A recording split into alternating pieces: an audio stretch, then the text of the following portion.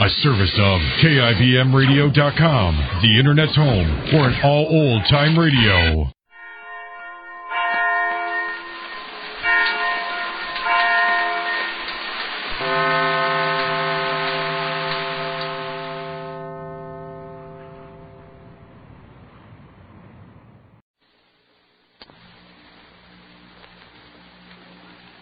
You? Is anybody? There's Molly, folks. That means your friends the Goldbergs are here. Brought to you by Does, the new kind of soap for everything in your wash. First, let's drop in on the Dozen family.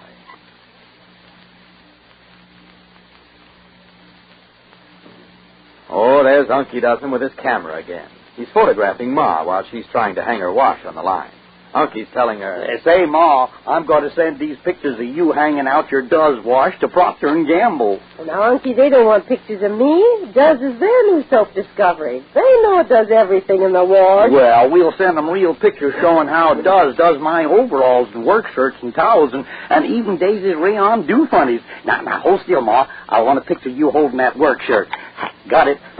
And me looking a sight. Well, them work shirts look mighty swell. They sure do, Unky. Does gets them clean easy. No hard scrubbing or fussing with a bar soap even. Why, Does gets dirt out all by itself. Yeah, that's right, Ma. Come on now. I want to get a shot of you and them towels. Steady. Got it. But, Unky, my hair's a mess. Well, them towels sure look nice dazzling in the sun. Sure. I always say, no soap made gets towels and linens whiter and Does. Now, hold it, Ma. I want to take a color shot of you posing with them rayon panties. Now, yeah. Oh, Unky, I take awful pictures. Oh, you look pretty, Ma. Oh. Yeah, and so do the colors in those nice things you does. Well, I don't need any pictures to see that colors stay bright longer with Does. Yet you can't beat it for getting out tough dirt. Now, Ma, you take a snap of me holding this big red box of Does, huh? Next, you'll be wanting your picture put right on the box. Well, I always say nothing's too good for Does. nothing's too good for you ladies on wash day. So try Does. Because compared to other leading granulated wash day soaps, Does gives longer life to colors, plus unsurpassed whiteness and real cleaning power for the dirtiest clothes. Does, D-U-Z, does everything in your wash.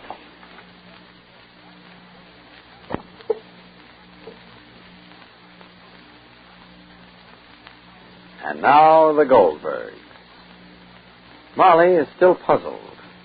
Since she's determined to solve the mystery of Anne Franklin's motives, she thought nothing of getting Dr. Cater, Jr. to come out for dinner. Cater was a famous psychiatrist when he went into the Army, and Molly is taking advantage of his leave for the purpose of meeting the crisis in the lives about her. Anne seems to be the kingpin toward which Florence's divorce is rolling. Anne encourages it, and yet seems to have no motive, and Molly is really concerned. So a big dinner is preparing, and so is Molly. Ma, how many places do you want me to sing? Well, count Rosalie. They don't understand me quickly. I forgot my nothing. I forgot. A towel, Rosalie, please. Come on, help burn yourself. Get me a towel. I wouldn't burn myself. Oh, please. To turn over my leg. Quickly, Nouvelle, Rosalie. Here, Ma. Here, Ma. Forgive me. I suppose you want me to change my shirt if Dr. Cater Jr. is coming for dinner. I'm assured, Jake, that you would want to change yourself if they're having a guest. A guest? Excuse me. Excuse. Rosalie, dear. Yes, Please, Ma. darling, sweetheart. Here, taste, darling. See if it's enough. See if it's enough salt, pepper. Too much. Too little. Enough. Blow. I am, Ma. No. Well? I think it's all right. Think it's all right? Think is not enough to think. Let me see. Why you think? It's wonderful. It's delicious. Marvelous. Think. Ma. Don't stand, darling. Sit. Ma, why is Dr. Cater coming? The first time Dr. Cater is here by me for supper. Ma. Rosalie, please, I have no time for questions and answers. You want Dr. Cater to meet Anne Franklin, huh? Rosalie, please. Papa told me why you went to Dr. Cater, Ma, and you're right. But you'll have to leave them alone. How can you manage that? I told everybody to leave the table when we're on our dessert. Ma, you're wonderful. Wonderful. You are, Ma, because you're modern. Thank you. You believe in new things. Which I should believe in old things. There's a reason deep down why Anne is pushing that divorce between Eugene and Florence. So why do you think I went to Dr. Cade? And there's a reason why she's lying and trying to prevent you from meeting Eugene. It's psychology. That's what I say.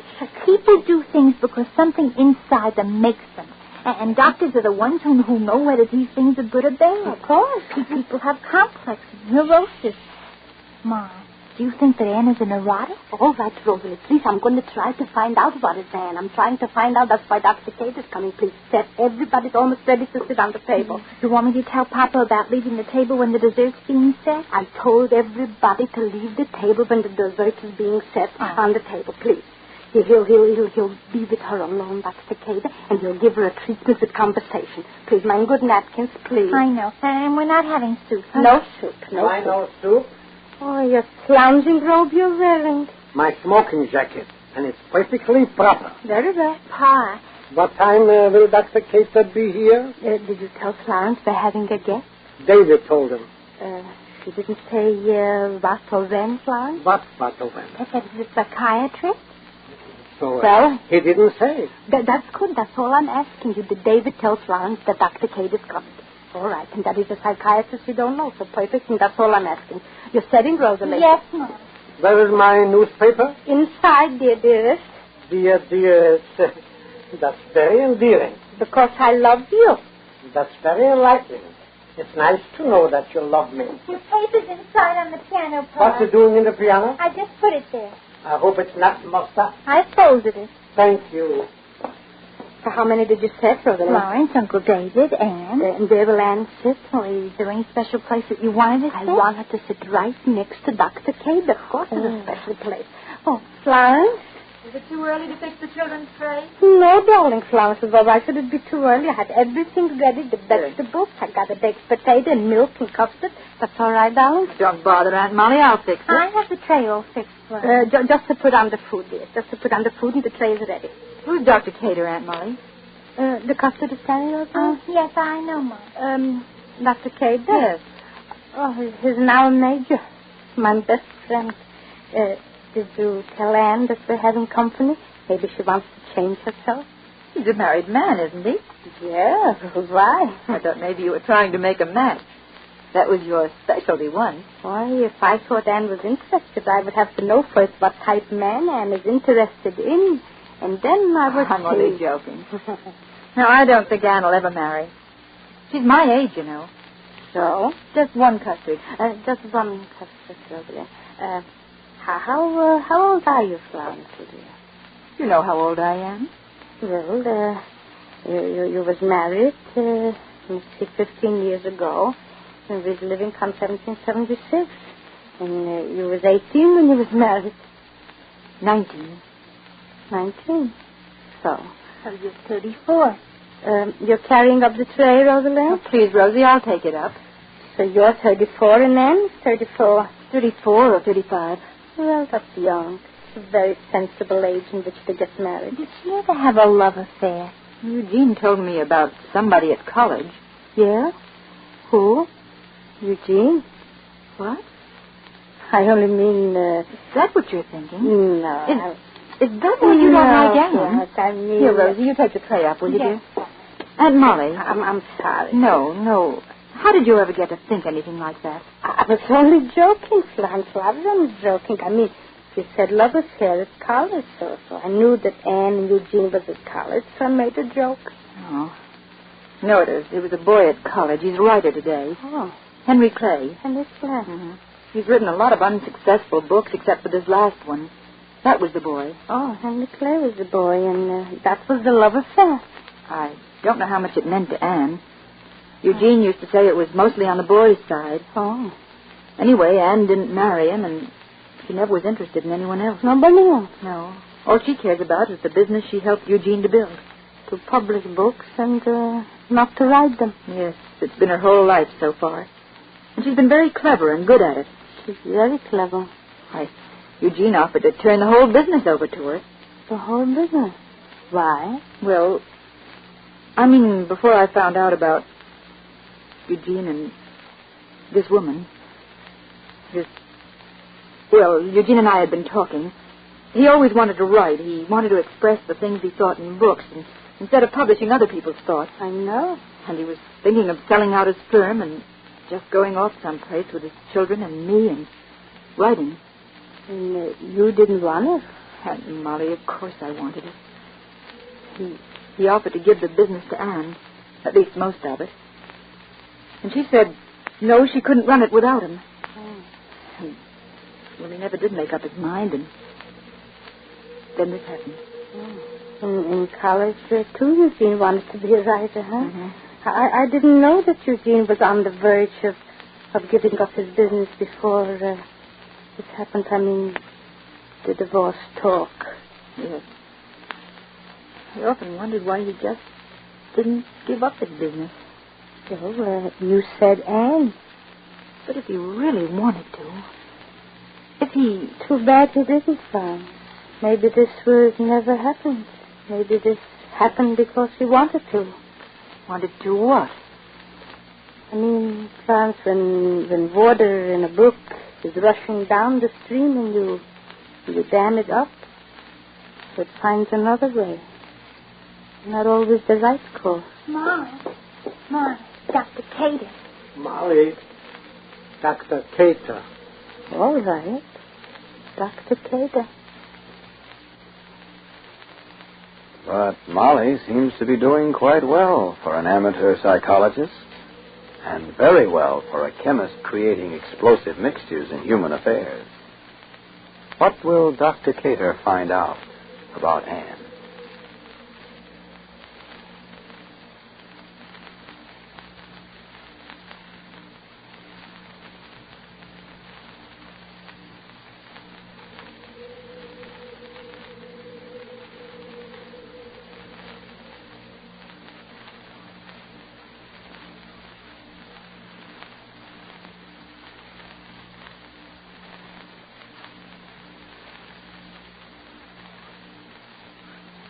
You know, if we try looking on the bright side, often something comes along that puts a new light on things. That's what happened to Daisy Dozen. She said, there I was, slaving away over the dishpan every night, when along comes this divine Does. Now, say, dishwashing's just a breeze. yes, Does has changed lots of ideas about dishwashing. Why, this new kind of soap does everything in the wash and has everything for dishes, too. Does is kinder to hands than any other leading granulated wash day soap. Yet it makes suds that stand up till the last dish is done and cuts grease like 60. Why, Does suds stand up even through greasy pans? You don't have to keep adding soap. And Does cuts tough grease without hard scouring. Yet it's kinder to hands. Try Does. It has everything for dishes. Now, if your dealer's out of Does, he'll have more soon. Meanwhile, don't waste Does. You know, soap contains vital war materials, so measure Does carefully into your dishpan. See that every bit of Does you use does more. Be sure to listen to the next episode of The Goldbergs. Suave, clever Dr. Cater, Jr. does a little guerrilla warfare on Anne's consciousness with assistance from Molly. This is Clayton Collier speaking for Procter & Gamble, the makers of Does, and reminding you to do as the dozens do. Let Does, the new kind of soap, do everything in your wash.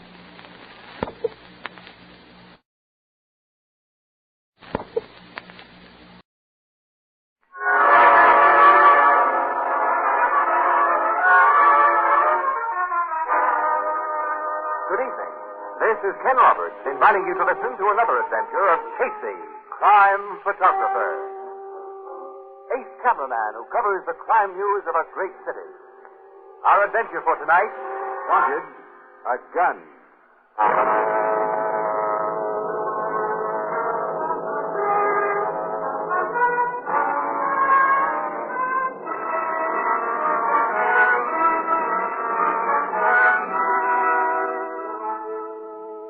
Early evening, a dingy little neighborhood pet shop.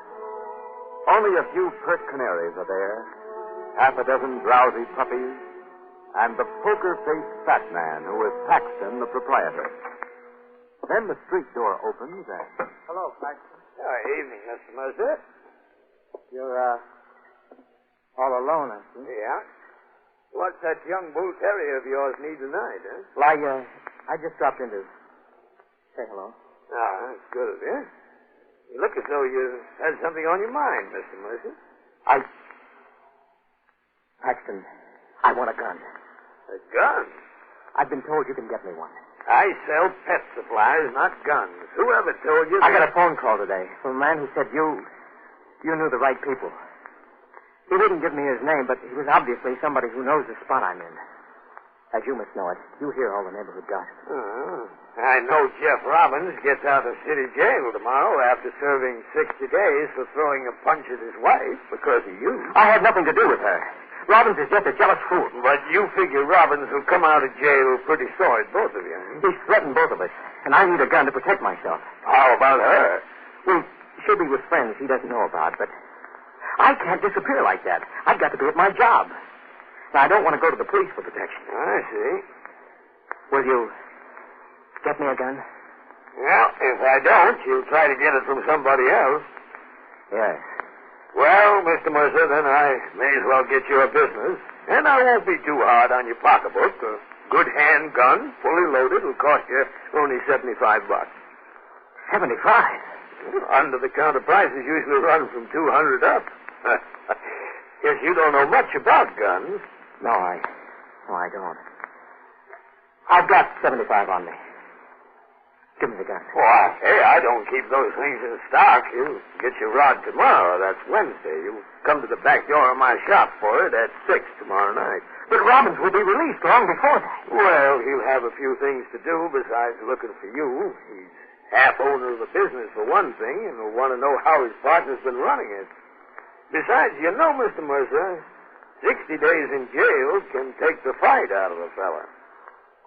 All right. I'll be at your back door for that gun at 6 tomorrow night.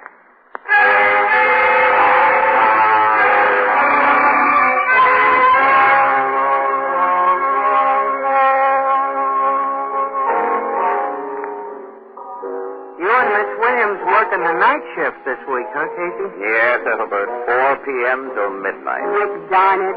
Made me miss out on passes for Wednesday matinee today. Working sure interferes with a person's relaxation. Well, there's one regular pleasure that I count on, boy, and I get it regardless, and that's putting on the old feed bag. Annie, it's 6:30. It's dinner time. Come on, let's find ourselves a table. Huh? I'm all for that, Casey. I can recommend our pig's knuckles and sauerkraut today if you like it. We don't. We don't. Then I suggest, and we're both like this, I know. Tell the waiter, see, to tell the chef. Oh, excuse me. Let the phone ring and tell us. What? Oh, you can't do that. Bruno Cafe, tell the chef, Ethelbert speaking. Yeah, they're here. Your city desk. Oh, it's that night. Hello, Bert. Hey, look, this is supposed to be our dinner out. Okay, where do we go? He puts on the old feed bag regardless. Yeah, we'll get up there right away, Bert. All right, so long. Now, what is it this time? Murder. Some guy named Jeff Robbins has been shot to death. Well, the delayed dinner problem is solved for him. Well, come on, Annie. Come on, let's go. Body was discovered in this dark alleyway at about 6:15, Miss Williams. A guy had been shot shortly before that. Shot point-blank range, too, Logan. His overcoat's thin. And with a 38, Casey. Twice, to make sure. And we have the slugs. The dead man's name, Captain, was Jeff Robbins? Yeah. And stuff in his pockets identified him immediately. He's a partner in a small chemical firm and just got out of jail. Just out of jail? For getting drunk and slugging his wife. He was crazy jealous of her. With reason, maybe. I'm told she's quite a dish. Now, off the record for the time being, Miss Robbins was especially green-eyed over a guy named Mercer. Well, that sounds like something. Of course, your men are looking for Mercer. Now, they're looking for everyone who had any connection with Robbins. Oh, Captain. Yes, Sergeant? Here's Miss Bantry, Captain. Bantry? The dead man's business. Oh, yes. You are Mr. I am Carl Bantry, Captain. Is that under the sheet? Is that Yes. I'd like you to look at the body, Miss Bantry. necessary? We need your supporting identification. Very well. Yes, yes. Oh, now, take it easy, Miss Bantry. I've known this man ever since. We went through college together and the war, and since then we've been business partners. I understand. Mr. Bantry, I've been told that many people, including his wife, found Robbins a difficult man to get along with. Well, Jess Robbins did drink too much, and he was subject to fits of wild temper and of unreasoning jealousy, but I liked him. He was a loyal friend and a brilliant chemist. You and he were in the chemical business, Mr. Bantry? Yes, Mr. Casey's my name, Morning Express. I'd like some pictures of you, if you don't mind. Oh, very well. Thank you. Well, just go on talking to Captain Logan. I'll get some unposed shots of you. Oh, there's one more question I'd like to ask you. First, Casey, you'll wait until I ask my question. Oh, all right. And now, Mr. Bantry, tell me what you know about Robbins' recent imprisonment for assault and battery and his attitude toward a man named Hugh Mercer. You've learned about Mercer? Yeah. The reporter was very bitter toward Mercer, wasn't he? He made threats of what he'd do to him after he got out of jail. Yes. You think that Mercer may have killed him in order to avoid fulfillment of those threats? I'm asking what you think. I know very little about Mercer. Now, what do you think? What do you know? He's a rather good-looking young fellow who's probably attractive to a certain type of woman. This is Robbins, Ted? The boys are bringing in Mercer now, Captain. Yeah? Hey, this I want. You fellas have got to believe me. You've got to believe me. This is Mercer, Captain. They picked him up as he tried to hop a bus 6 blocks from here. Oh, he did, huh? And they found this, Captain, a .38 revolver in his pocket, fully loaded, except for 2 slugs that have been recently fired. I've never fired that gun. I didn't know it had been fired. I bought that gun from Paxton tonight, the pet shop man. First, he swore he found it. I'm telling you the truth now. You've got to believe me. Tell me the truth, Mercer. Tell me all about this gun and Paxton's pet shop.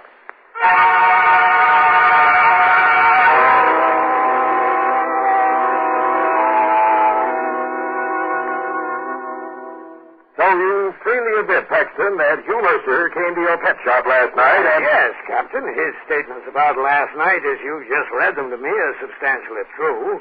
But his continued statement in which he claims that he received a gun from me tonight is altogether untrue. You deny that Mercer came to the back door of your shop at 6 tonight and paid you $75 in exchange for a loaded .38 revolver? Of course. Now, look, Captain, I've been in business at the same address for nearly 8 years. The neighborhood cops know me well. I definitely do not keep guns at my place or sell guns. Somebody told Mercer that you did. Well, we have only his word for that, Mr. Casey. Why should he have propositioned you? That part of his story isn't true. Well, frankly, I think it is true. I figure somebody told him he could buy a gun from me as a joke. I suppose you want us to believe that you strung along the joke with no idea of providing him with a gun. Well, I strung him along because by letting him think I'd get him an illegal gun and cheap, I figured he wouldn't shop elsewhere. And then if he'd come to my place tonight, I intended to talk him out of the gun idea. If that failed, well, I meant to notify the cops. Why didn't you notify the cops first? He'd have denied anything I said, and I'd prefer to keep out of other people's business. Because you delayed, Robbins was killed tonight by Mercer. You're sure Mercer did the job? The murder bullets were fired from the gun that was found on him. Oh, I see. Paxton, you knew Robbins, didn't you? Well, he came into my place occasionally to buy bird seed for a pair of finches I sold his wife several years ago. You know Mrs. Robbins better. She's been in my shop more often. We understand she's a fine-looking gal. Understand? You haven't seen her yet? She was a little hard to locate, but she's being brought here to headquarters now. Oh, I see. Now, that'll be all for now, Paxton. Go home. Don't discuss our conversations with anyone. And be back here at headquarters at 10 tomorrow morning. Oh, I'll be here, Captain. Good night. Good night. Logan, you figure that guy's in the clear so clean you can just let him walk away? Anyone with his excess blubber won't walk too far, Casey. And he tells a straight, believable story. You mean he was ready with a lot of good answers? Well, you don't think he's on the level, Casey? You know, this Mercer was a perfect sitting duck for a frame-up. He was scared of Robbins' threats, and a lot of people knew it. Paxton might have slipped him that gun, as Mercer claims, after it had been used to bump off Robbins. Well, that'd mean Paxton bumped off Robbins. Where's his motive? Well, don't forget there's a good-looking dame in his picture, Logan. You mean Paxton might be gone and Mrs. Robbins so gone he'd knock off her husband and frame her boyfriend? Well, that sort of thing has happened. No, you'll never sell that overstuffed bird seller to me as a guy who killed for love. No, to me either. Well, I'm afraid I agree with you, as a matter of fact. Paxton might take a big chance for big dough, but not for a dame. Mercer did the killing, Casey. Yeah, I guess so. Come in. Mrs. Robbins is here, Captain. This I want to see. You found her at a party, Sergeant? Yes, sir. Just as I phoned you. She left the friends Mercer told her she was staying with early this afternoon and went to another place. Afraid her husband might find her.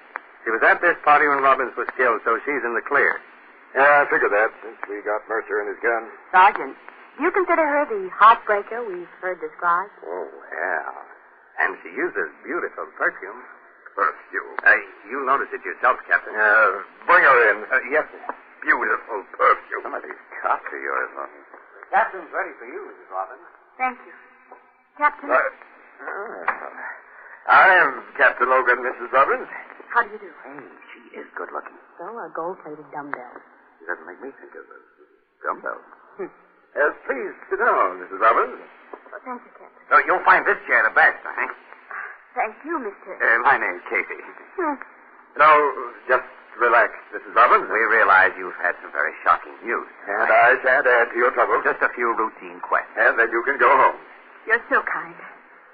May I have a drink of water? No, I'll get it. I'll get it. No, I got it. Casey! Well, Logan.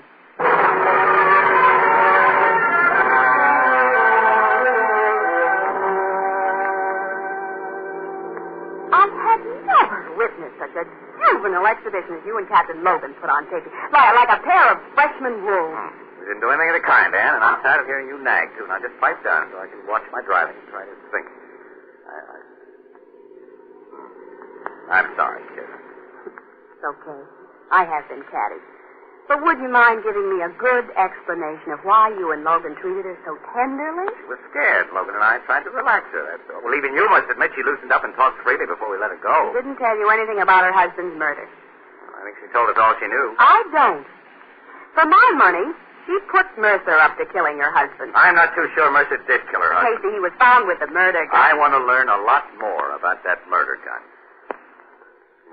For just that purpose, I'm driving to Paxton's apartment next to his pet shop just as soon as I drop you off at your place. You're driving to Paxton? Mm-hmm. My surprise visit might catch him off guard. I'll go to Paxton's with you. What? And nag me all the way? Oh, no, you won't. Oh. I'll promise not to say another word about your treatment of Mrs. Robbins. I'll even agree that she's beautiful, brainy, and uses fine perfume. Yeah? I can't ask all that. Just keep an open mind, kid. About her, and Mercer, and Paxton.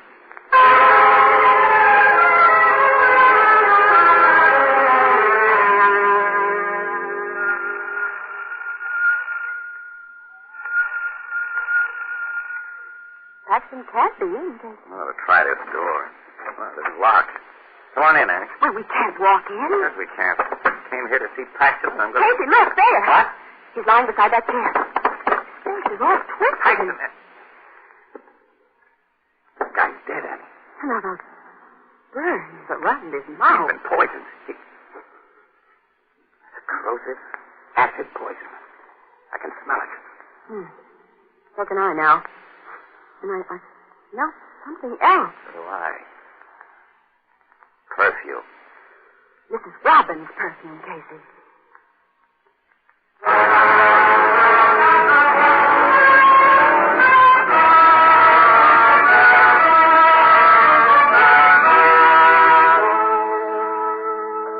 Well, Casey, with the scent of a very distinctive perfume floating in the air of this room, am I still supposed to keep an open mind about the fascinating Mrs. Robbins? But why should she have killed Paxton? Well, like Mercer, Paxton was in love with that woman. And she used both him and Mercer to rid herself of a jealous, brutal husband. Both Mercer and Paxton? Yes. Mrs. Robbins persuaded Mercer that he needed a gun to protect himself from her husband. She knew he couldn't be depended upon to kill anybody, even in self-defense. Paxton was made of stronger stuff. Last night, at her urging, Paxton got Mercer to come to him for a gun by means of that mysterious phone call. And tonight, Paxton shot Robbins a short time before Mercer was to call for the gun, and then gave him the murder weapon for the cops to find on him. Well, then you figure Mrs. Robbins wanted Paxton, her accomplice, out of the way. Yes.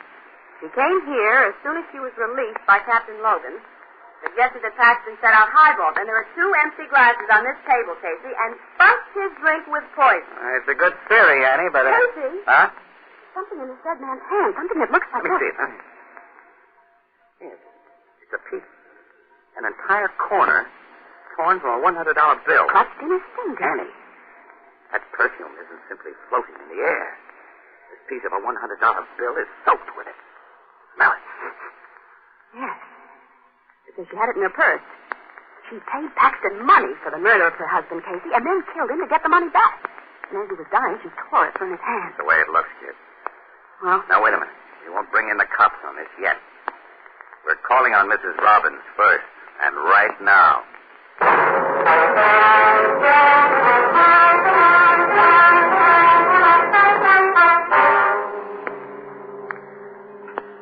Mr. Casey, why have you and Miss Williams come here? Haven't disturbed your sleep, Mrs. Robbins. After what has happened today, will you please tell me... Where did you go after Captain Logan told you might leave headquarters? Stay home. And you've been here ever since? Yes. You didn't go to Paxton's pet shop. I know. Why should I? Well, the point is, did you? Certainly not. Paxton has been... Now, wait a minute. Hmm? That handbag on your table that you carried when we met at headquarters, I believe, isn't it? Yes. Perfume. It was dropped after I came home, and a perfume flask inside was broken. What are you doing with my bag? I want to see what's in it. Give it to me. You want? Not only break a flask of perfume in your bag, but you leave a wad of $100 bills in it with a torn-off corner. It's perfect. Well, that's what you two are talking about. And I don't know where all that money came from. Some change in my bag. If I'd come home alone... If you... You killed Paxton. To tell how you contrived your husband. And the police won't say Now, wait a minute, then. Wait. Wait? Yes. Mr. Casey, you must believe me. You didn't come home alone, Mrs. Robbins? Somebody paid your cab fare? Yes, Mr. Bantry. Bantry? My husband's partner. He was waiting outside of police headquarters. Well, was he with you when you dropped your bag and broke that perfume flask? It was Mr. Bantry who dropped the bag and accidentally stepped on it. Oh, yeah? Who inherits your husband's share of the Robinson Bantry chemical firm? I do. Was your husband insured in favor of his partner? No. They talked about partnership insurance, but couldn't afford the premium. They planned to take it out after the formula was perfected and sold. The formula? It was something they've been very excited about. A secret chemical process that will improve the quality of cheap thin plastic. But Jeff said it would make us rich. Has Bantry discussed this formula with you? No. He knows how ignorant I am about such things. Mrs. Robbins, I want you to phone Bantry and ask him to come here right away. Come here? At this hour? Yeah, I've got an idea he's still awake, waiting for news about you rather than from you. Now, if you were to tell him that you've learned something about that formula, that it's been sold, for instance. Mr. Casey? Now, never mind. Wait a minute. I'll dope out a complete plan of action for you by the time he can get here. And then, I want you to offer him a drink. But why? We'll be here, out of sight. Casey. Annie, I'm playing a hunch.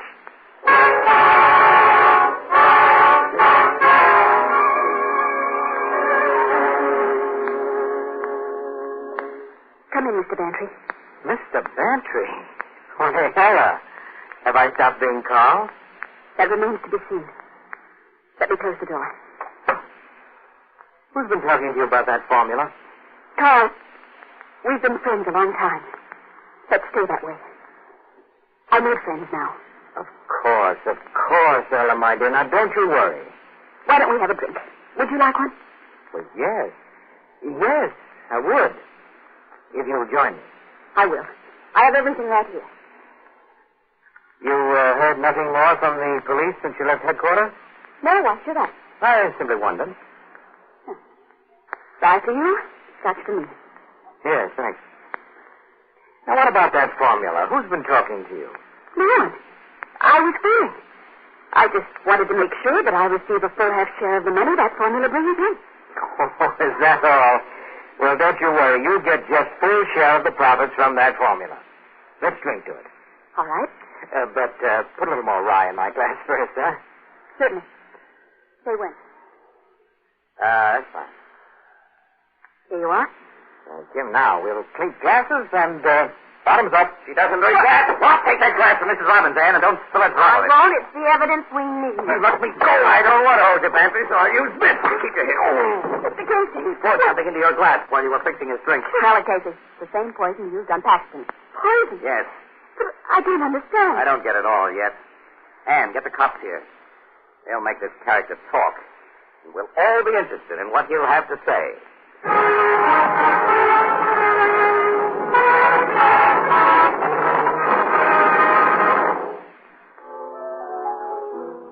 What did Bantry confess to the cops, Casey? Well, we have the full story now, and you can read it in the Morning Express, Ethelbert. I don't want to wait to read it. Well, okay, impatience, then, I'll tell you. That formula, a process to toughen cheap plastics, was perfected during Robin's stretch in jail. And it can be sold for at least $100,000. Bantry wanted all of it. With a promise of a few thousand, he persuaded Paxton to frame Mercer with that gun after Bantry killed his partner with it. Bantry shot Robin? Yeah, and passed the gun to Paxton. And then he poisoned Paxton and hung a pretty little frame around her. And he would have gotten away with it if our Mr. Casey... Oh, it's nothing at all. I just merely had an inspiration. If our Mr. Casey wasn't so pig-headed as to think a good-looking gal can do no wrong. My great gift for character reading gets no respect from certain people, Elizabeth. I'd like to meet Mrs. Robbins, Casey. You say she's a blonde? Mm-hmm. Blonde. Wow. Yo, I mean, Blue Note Cafe, Ethelbert speaking.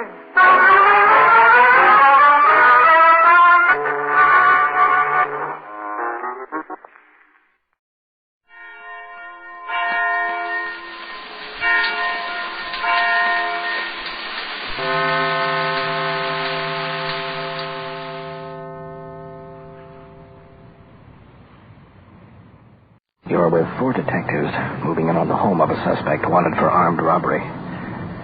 2 to the rear. We'll go to the front. Oddly enough, both of those officers had their partners killed on deals like this. The suspect is listed as about 16, 18 years.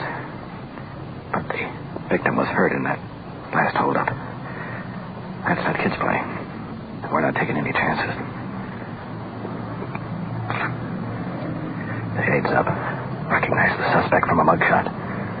Sitting in a chair with his back to the door. Open, Kurt. Let's take him. Place officer, stay there. How are you? What? Never mind. Put your hands up. You want to shake him, Kurt? This is Don Reed, a police recorder. Put your hands up. You're on an armed robbery investigation with Detective Unit 5-6 on the night watch. Crew, Sergeant Ron Perkins. Partner, Sergeant Kurt Walter. Robbery detail. I'll record this as it happens. But where we go from here, your guess is as good as mine. But remember, the people you meet are not actors. This is it. This is real. This is Night Watch. Aren't you curious why we're picking you up? No. Want to get a coat for him, Walter? He may not be back for a while. All right, let's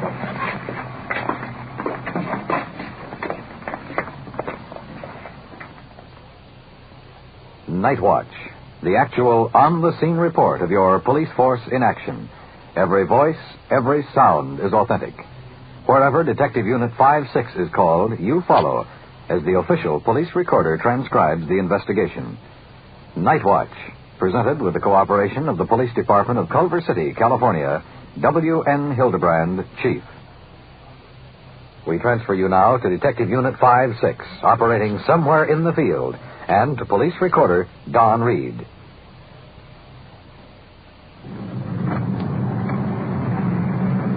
Well, at the moment we're bouncing down an alley. We're going to flip around the block because we just spotted 2 juveniles coming out from behind a building on the boulevard. Both of them with their arms loaded down with something or other. Actually, we're en route to the station with a robbery suspect in custody in the back seat, but we couldn't pass up this situation that sort of aroused our suspicions. Now we're going around the corner. Or the hard way. Now we're okay. And there's our 2 young suspects. Young fellows there stepping out of the shadows, both with their arms full.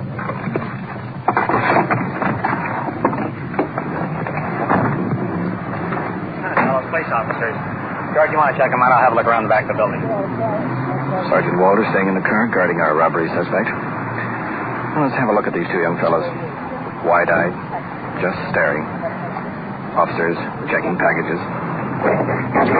Careful. Trying to do our first good deed and we get hauled in. Caught. First good deed?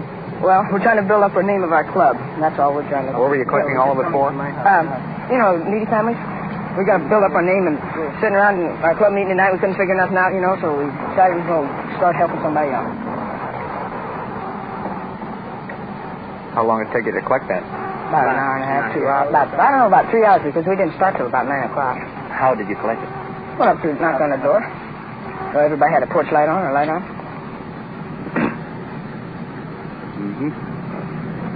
How are you going to determine what families are needy enough? School had a school. Phone in school. No, hand them in to them in the morning. You know, if we can't take them, we'll deliver them. What class are you boys doing? All in the same class over there? All they can.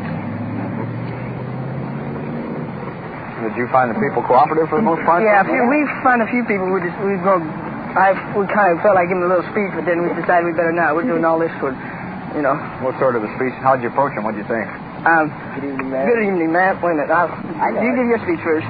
We're collecting food for needy families, like packages for school. We wonder if you had any cans. Yeah, if you can, go make it look, business-like and everything. And then you'd say something after that, is that right? No, he goes him, and then I go him. See, and then I make my speech, and then he'd carry the food. And then whoever's carrying don't have to do no You would make the speech, and he would carry all the food. Yeah, or I carry it, and he made the speech. Sounds like a good deal for him.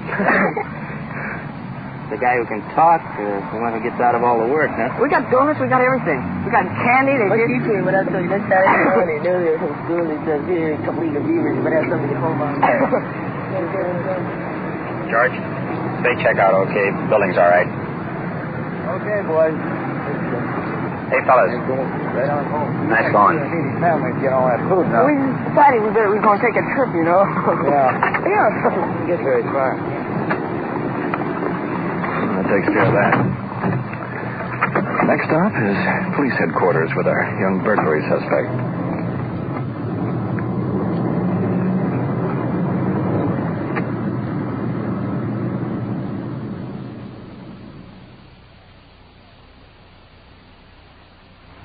You're in the Detective Bureau. Sitting in the chair, a robbery suspect we picked up a short while ago. Briefly, this is the layout. Last night, 3 young men held up a liquor store, slugged the owner over the head with a bottle of whiskey, escaped. A partial license number of the getaway car, a couple of good witnesses, and a lot of legwork, and we came up with a mugshot of one of the suspects. Just after He was identified. That's him sitting in front of us. Completely knocked out. Sergeants Walter Perkins questioning. Ran to the door and saw you drive away. Suspect's unconcerned. Slouched in the chair. Cigarette. Out in front of the place. Blowing smoke rings. To him at the time. I don't know anything about that. Mm-hmm. Well, you can stick to that story if you like. But can't you just see the expression on a judge or a jury's face when 2 people, one witness and the other one the victim in this deal, the fellow was hit over the head with a whiskey bottle? Can't you see those 2 people getting up on a witness stand and saying, that's the boy that was in my store? That's the boy that stuck me up? What would, if you were the judge or the jury, what would you say in a case like that? I don't know. So I know what they tell you when you get in these local jails, in the county jail, and maybe even in the forestry camps. They tell you the police don't know anything. Don't tell them nothing. Because until you start talking, they're helpless. No, I know that. You'd be surprised how many people in San Quentin still keep telling themselves that they're still in San Quentin. Yeah, I know that they're a lot smarter than I am. Because I got caught for that. For everything I did. Mm-hmm. Well, how about this deal? Let's get it squared away. Get it over. I don't know nothing about this. We make a practice to watch fellows when we arrest them. And we consider that in court as admissions or confessions, just the very first statement they make whenever we tell them that they're under arrest. I know you'll remember today when we told you that we want to bring you to Culver City for questioning. An innocent man would have said, where do you want to take me?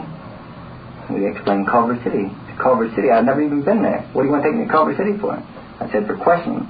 You said, for questioning about what?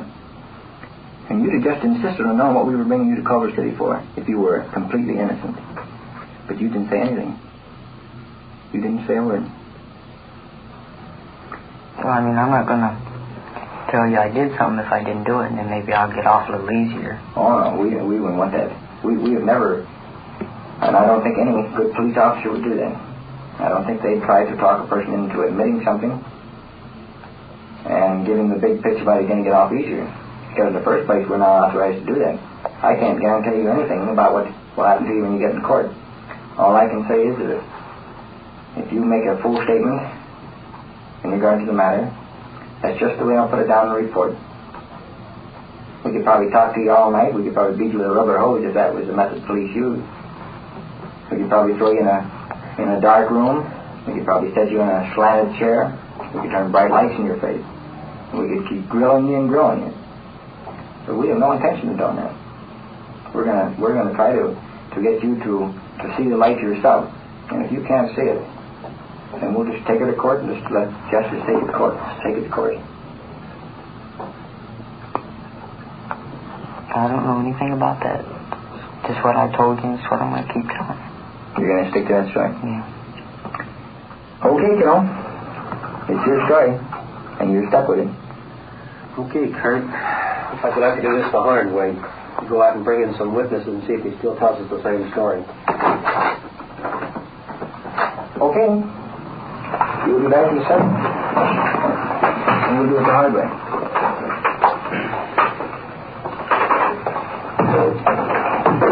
Follow him right after. I brought the lock out and put it in the box.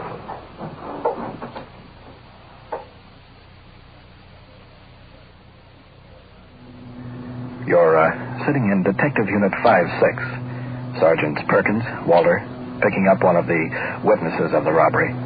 Attempt to make another identification of the suspect. You want to wait in here? Let's just go and read our police recorder. All right. I'll be back in a few minutes. What happened on this deal last night? Well, I walked in the liquor store about 4 minutes to 2. And went back to the icebox and got myself some beer, and there was another customer in the store at the time. And I walked up there. I was waiting for the fellow to wait on me. But he was having trouble with the cash register, waiting on another customer. He was punching keys all over the place. And he said, well, the boss is out. He went out on delivery, and I'm his new delivery boy. He showed me how to operate the cash register, but I don't know how. So the fellow and I both wanted to get our beer and get out of there before 2 o'clock. And so he says, do you know how to operate the cash register? Well, I'd worked for this other liquor store, and so I knew how to operate it. So I said, surely, I'll clear it for you. So I went back there and cleared the cash register for him. And he had some keys stuck. In the meantime, he's picking up the store. Yeah, and I didn't know it. He got my head blown off. So I showed him how to clear the cash register, and he made an overring on it, which the detective will tell you was 211. 211. Yeah. Which is penal code for armed robbery. Yeah, I cleared it, and I showed him how to make out the overring. I just explained to him how you made the overring. He said, all right. And so I just took my beer and went out. And you didn't know the place was getting stuck up? No, heck no, I didn't. You live dangerously. I do. Hey, that again. I'm one day, it's John. No kidding. We'd like for you to pick out the suspect that you saw in the bar, and if you're positive that he is the man, just say in a loud voice, that's the man that waited on me in the liquor store. That's the man that was behind the cash register, got the keys stuck, and I went around and helped him. And don't say anything else. Now, if you're not positive it's the man, then don't say anything, and just walk away. Well, let's get back to the station, see what happens.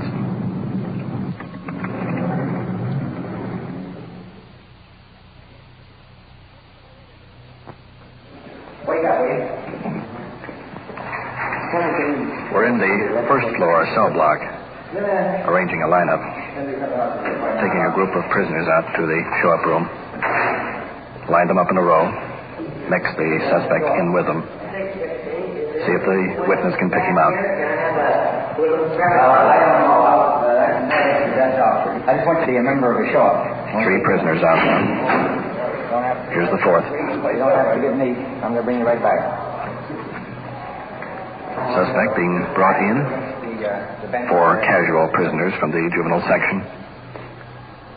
2 in shirt sleeves, 2 with coats on. Our suspect, the only one with a jacket. Placing him on the right.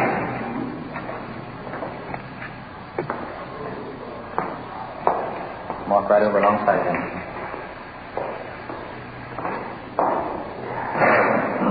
Witness coming in. Standing behind plate glass window. He can see the lineup. But they can't see him. And see if you can recognize him. Witness. Pointing to the one on the right. Would you like for me to ask him anything? Do you want him to make any statements? Turn around or anything like that? How about making the statement that the boss is out, I'm the delivery boy, I'm taking over for a little while. Make that statement. The boss is out, I'm the delivery boy. Make a statement. He showed me how to operate this cash register, but I got it stuck. He showed me how to operate this cash register. Put your hand straight down to the side and make a left turn. Turn around to your left, slowly, all the way around. All the way around. Okay, round again. Okay. Hooker. One over there. The one on the right. The one in the jacket. Okay. Okay, you can go back and tell you where. Bill, you want to put these other prisoners back? We want to talk this boy again. Escorting the young suspect into a small interrogation room.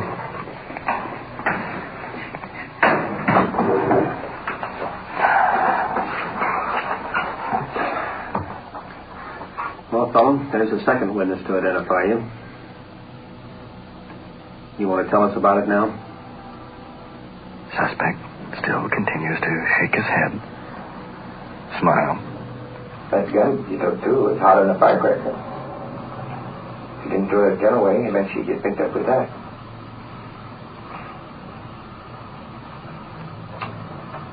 You know if your buddy's got the gun? I don't know. Well, you know if you have it. I don't have any gun. Never did. But who had this gun in the robbery? You guys ain't gonna bluff me into telling that by little things like that.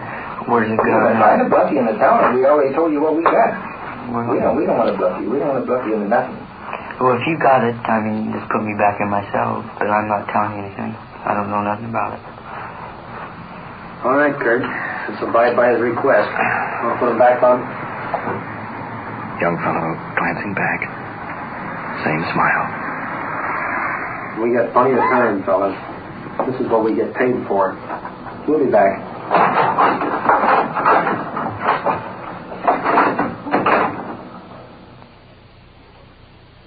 You are listening to Night Watch and following the activities of Detective Unit 5-6 on its tour of duty. Remember, the people and sounds you are hearing are real, and the investigations are recorded in the field as they actually occur. America profits when you buy United States savings bonds. You profit, too. Your government has working capital, and you have capital working for you, earning interest every day. Buy United States savings bonds regularly for your own security and America's. And now, back to Night Watch, as we return you to headquarters where an investigation is underway, and your official police recorder, Don Reed. Here's my gun, Jim. Here's the other one. Going into the cell block. Leaving all the weapons behind. Right now, we're in the juvenile section of the jail. It took us better than an hour to locate our next witness. We found him in a neighborhood theater. Now, this gentleman got a good look at the three suspects that robbed the liquor store. In fact, the suspect carrying the box of money and the gun ran right into him.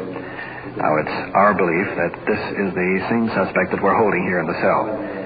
Sergeant Perkins instructing the witness. Breathing hard.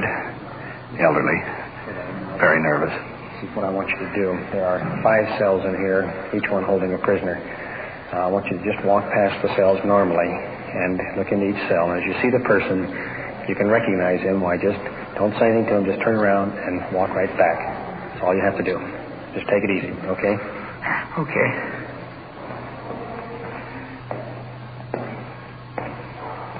Suspect is located in number 3 cell. Witness walking slowly Checking the first one. Taking a good look. No soap. Moving on to number 2 cell. Staring through the bars. Glancing back. Shaking his head. Moving on to number 3. Witness stop. Straightening up. Turning on his heel. Trace of excitement on his face. Eyes darting from officer to officer. Well? That's the boy, I'm positive. Okay, well, thank you very much. We appreciate your cooperation. I'll have a radio car take you home. Bob, will you show him out, please?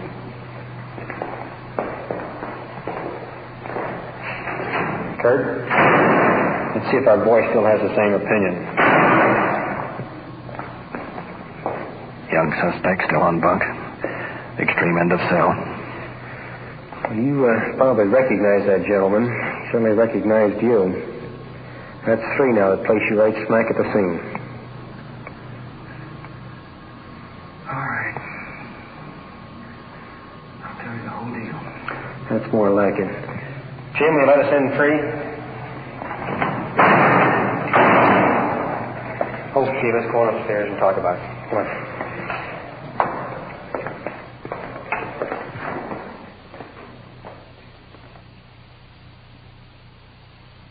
Son, how old are you? I'm 16. 16. You know that we have identified you and made you on this robbery at this liquor store.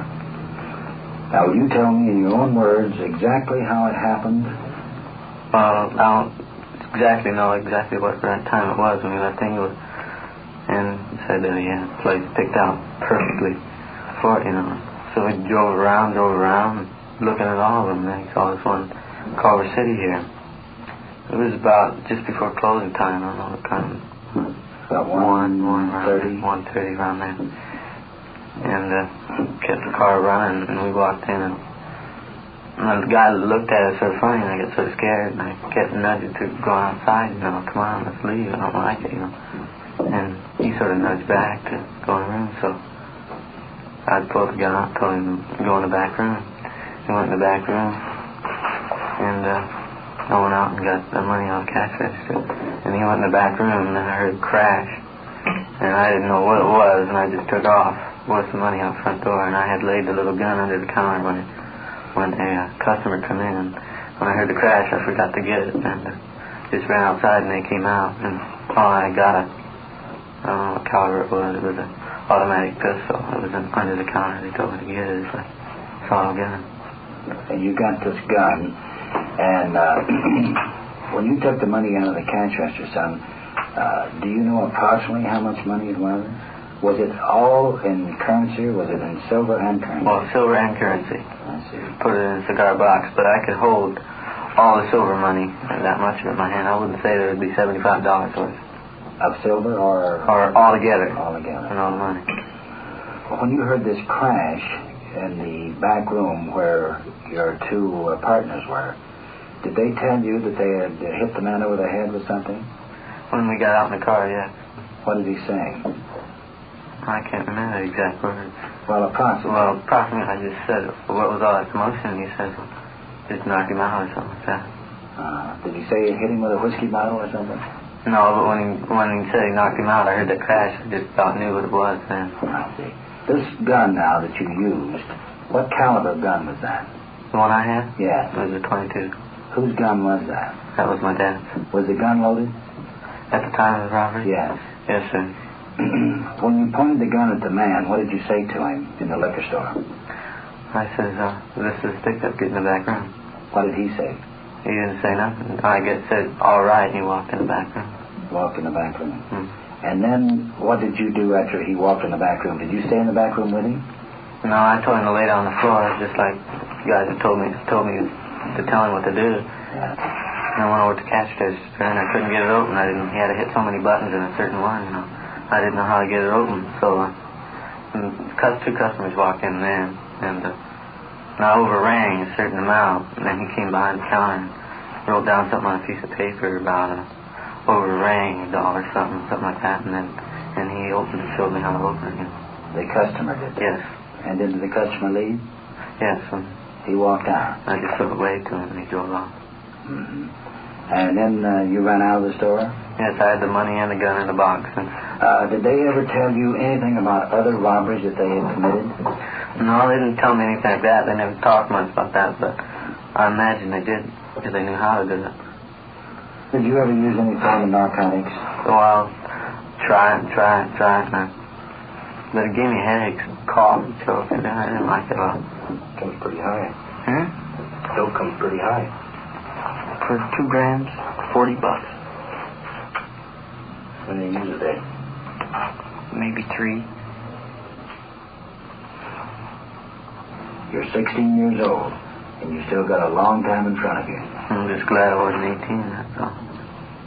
Yeah, at 18, you'd be on your way to San Quentin.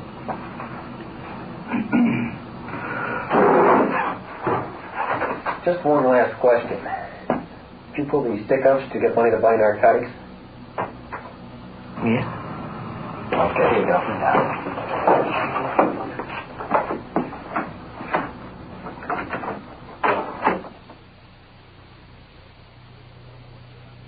What you have just heard is real, recorded as it actually happened on The Night Watch.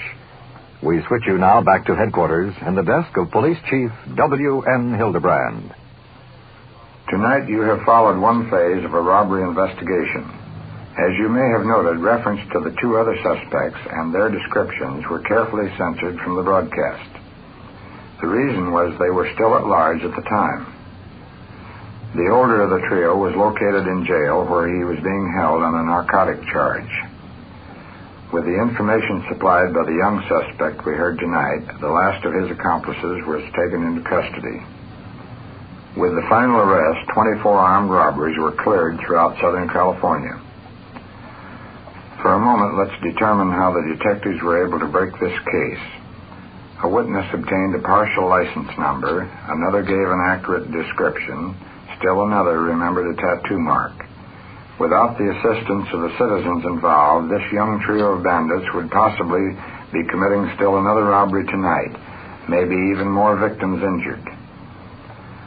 This is what your local law enforcement agency means when they say no department can be effective without the cooperation of the citizens.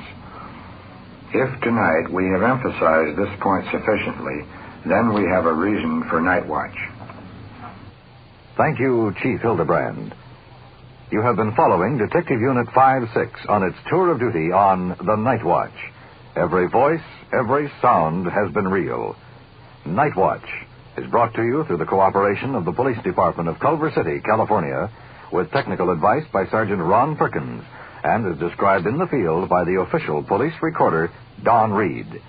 Night Watch is produced by Sterling Tracy and Jim Hadlock.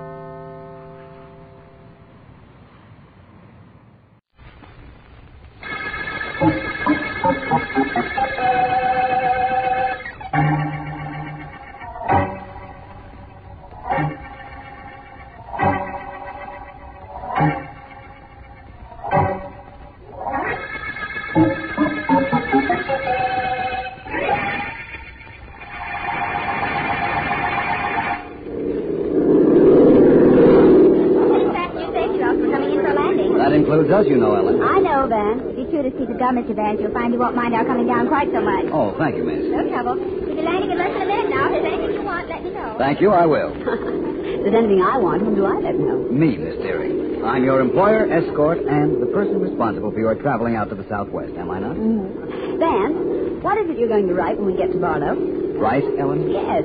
I'm not going to write anything. We're going out there because there was a murder at the Billings Feud Ranch this morning. Oh. And the owner of the ranch, an old friend of mine, wired me. Wants you to clean up the case, eh? So the ranch doesn't have a bad name. Uh-huh. Why didn't you tell me that before we left? There was no reason to. District Attorney Markham saw us off, and he would have felt a little slighted, I imagine, if I were working on a case outside his jurisdiction. Oh, so because the DA couldn't come, you brought me. Well, as long as I couldn't make the varsity, at least I'm the number 1 substitute. Well, we've landed, Ellen. And in a moment or so, we'll be on our way out to the Billings Ranch. Suits me fine. Well, this is it. Get that bag for me, Vance. Telegram here for Mr. Philo Vance. Telegram for Philo Vance. I'm Vance, young man. Oh, here's a telegram we've been holding for you, Mr. Vance. Thank you very much. Not at all. I know bosses who let their secretaries open their communications. I'm saving you the trouble, Miss Deering. What is it, Vance? Something wrong? I don't know. It's from Billings, the owner of the Jude Ranch. Oh, the man who got us all the way out here because of the murder on his place? What does he say? I'll read you the message.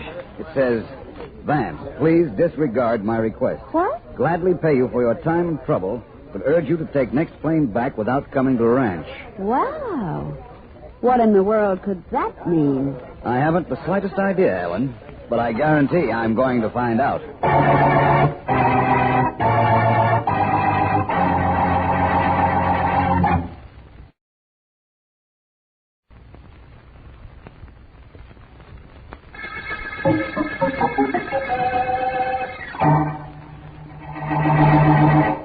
Now, look, everybody, let's all relax around the campfire and do some community singing.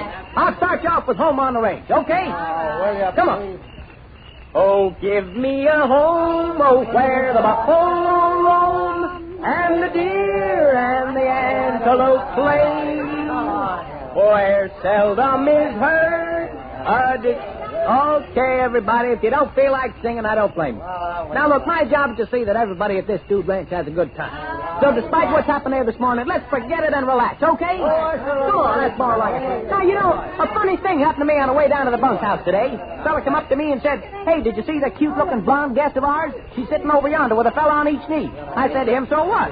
A gal comes out to a Dude Ranch, she wants to be a cowboy, so she winds up with a pair of chaps. Hey, all leaving me, huh? Well, as the fella said when he saw the price of a nightgown was $100, good nighty. Danny? Oh, yeah, Miss Billy. You been here all this while? Yeah, you haven't done a very good job of entertaining my guests, Danny. You mean making them laugh? How are you going to make them laugh? They're all worried about that murder this morning. After all, one of the guests was knocked off. What do you expect me to do? Have them rolling over and laugh after that? Well, you've got to get their minds off it. I can't have everybody leave here just because Bob Anderson was shot. It isn't that he was shot, Mr. Billings. It's why. Nobody knows why, and everybody's jittery for fear a crazy murder is loose. Danny, did you ever hear of Philo Vance? Vance? Sure. Who asked? Why? I called him right after Anderson's body was found and asked him to fly out here. I just sent him a telegram asking him to go right back. Hey, you're a little mixed up, aren't you, Mr. B? No. Now, if you can relax the guests, we'll be in good shape. And with Vance here, there'll be investigations. The reporters will come out here. All the publicity will ruin me. That's why I asked him to go back. First you asked him to come, then you asked him to hop home without even dropping in to say hello. Well, I guess I can understand what's on your mind. First you wanted help, then you figured Vance being here would only stretch out the bad publicity. That's right. Mr. Billings, who do you figure killed this Anderson? I wish I had an idea about that. I didn't know anything about him. He was a guest, the same as any guest. And early this morning, he rode out to the hills before breakfast. An hour later, we found him shot to death. Oh, Vance is going to like that. No reason for killing him, no clues, no nothing. Why do you say Vance is going to like it? I told you I asked him to turn back, didn't I? Oh, sure, but you know Vance, maybe better than I. I only read about it. And if there's a murder case around, you don't think he's going to duck it, do you? No, Danny, to be perfectly honest with you, I don't. I'm sure Vance will be here very soon. I'm very sorry to say.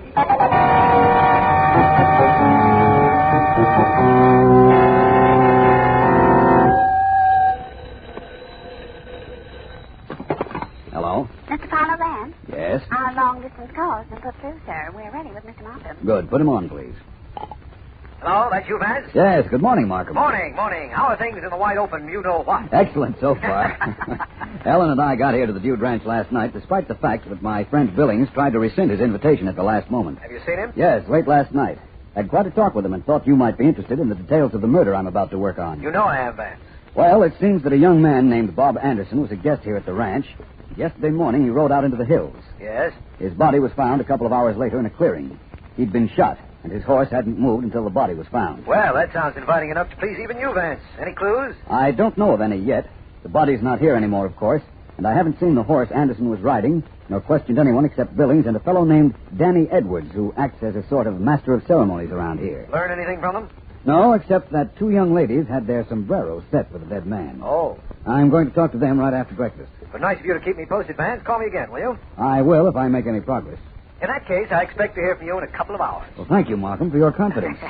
Right at the moment, I wish I was as sure as you.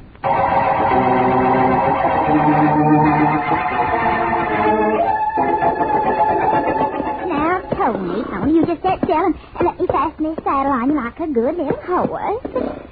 Well, that's a good fella. Don't do bad with men, but you have trouble with horses, don't you, Mary Lou? Well, Carol, good morning. Good morning. Oh, brother, that southern accent of yours is as phony as your blonde hair. I declare, I never heard talk like that in my life before. On the old plantation? Never you mind about me. Why don't you run off somewhere before somebody finds out a few things about you? I hope you don't know what you're talking about, for your sake. Look, Mary Lou, maybe if Bob was still alive, I'd have reason to dislike you. You'd have a very good reason. I was taking him away from you. Not that that was too hard. Kind of upset your plans a little, didn't it? Yes, as a matter of fact, it did. I came out to this ranch because Bob was here, and I thought I could get him to propose. You didn't forgive him very nicely when he didn't. Firing a shot into him. I didn't kill him, but you might have. Me, honey, Charles? Why would I kill him? He's in love with me. He had no intention of marrying you either, and you know it. You've got no right to say things like that about that poor dead boy. No? No. Listen and let's understand each other. All right. Bob's death is being investigated. A fellow named Philo Vance got here late last night. Philo Vance? Who's he? You know who he is, all right. He's a friend of Billy, who owns his setup. And he came out to try to find out who killed Anderson. Well, I don't see how that could possibly concern me. No? No. Then why were you outside Billings' office when Vance arrived, eavesdropping on everything Billings was telling Vance about the murder?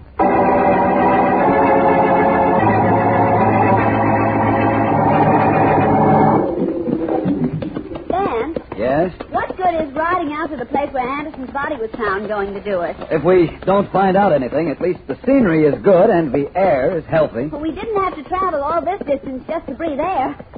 It isn't bad back home either. Let's say the scenery's good, then. What scenery? A couple of hills, a lot of abandoned oil wells, and a mess of cactus. Is that good?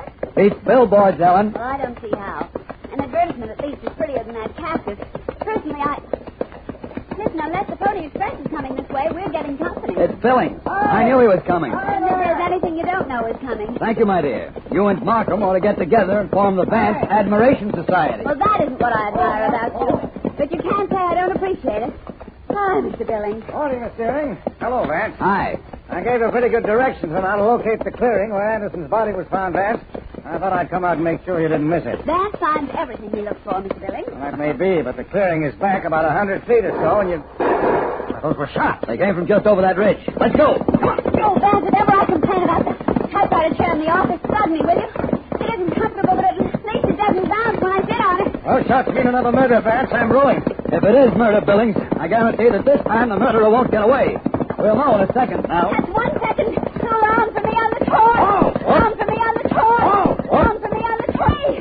Where's the emergency brake on the bottom? Oh, boy. Oh. Well, Billings, there's your murder. Huh.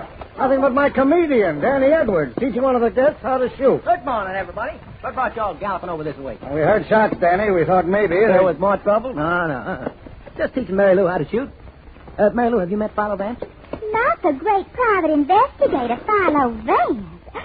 Well, I certainly am proud to meet up with you, sir. I'm Mary Lou Bard of the Virginia Bar. How do you do? This is Ellen Deering. Well, I'm pretty pleased to meet you, too, man. Yeah, just bet, honey. I hope our shooting didn't scare you people. Mary Lou wanted to learn how to handle a gun, and I've been showing her. She's pretty good for a beginner, too. Oh, is she? Yeah. Billings, young Anderson was shot while on his horse right near here, wasn't he? More than 100 yards away is where we found his body. Where's the horse he was riding? Stable. Why? Why? Well, that's easy, Mr. Billings. Vance wanted to question the horse. Ain't you heard? Horses carry tails. Vance,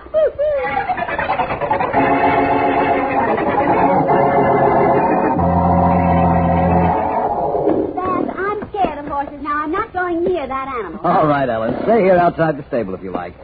I'm not going to look at him either, if the truth has to come out. I want to see this saddle. Why? It does look like a saddle to me. It's the saddle Anderson was riding when he was shot. Ellen, come here. How close can I get? This will do. Take a look at the middle of this saddle. I'd rather look at it than be in it. What do you want me to look at? That scratch in the leather? Yes. How could a scratch get in the middle of a leather saddle? A scratch that was made only recently. You can tell by the color. How could a scratch get there? I haven't the slightest idea. I think I know. Well, that's fine. Only what does it mean? It means that Anderson was not killed in the clearing where his body was found. Oh, no, Vance. Now, don't tell me a scratch tells you that. I don't believe it. Our murderer won't want to believe it either, Ellen. Believe me.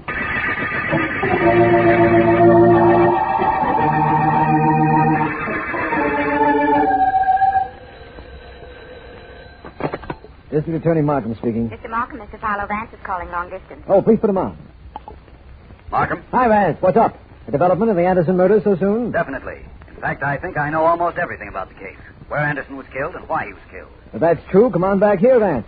I'll have a new murder all ready when you arrive. I know everything about the case except one thing, Markham.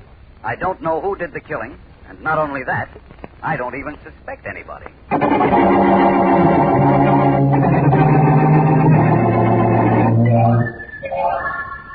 Hey, Danny, wait a minute. Me, Carol?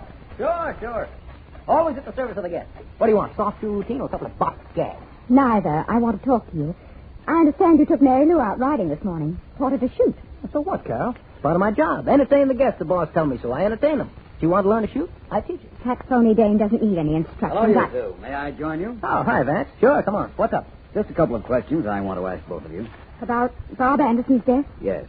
I might as well tell you, Vance. I knew him in the city, and I... Followed him out here thinking perhaps he'd propose in so romantic a setting. Mary Lou? Yes, she told me that a little while ago. She, Hey, Vance. Oh, my secretary, Miss Deering. Over here, Ellen. Come over. Not a bad-looking girl. You're so right. Vance. Oh, Vance, I've really got something to tell you.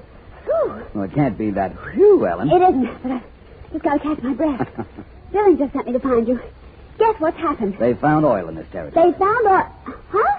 How did you know that? I reasoned it, Ellen. In fact, unless I'm very much mistaken, it's the motive for Anderson's murder. What does that mean, Vance? You'll find out soon enough, Carol. Perhaps too soon to suit you.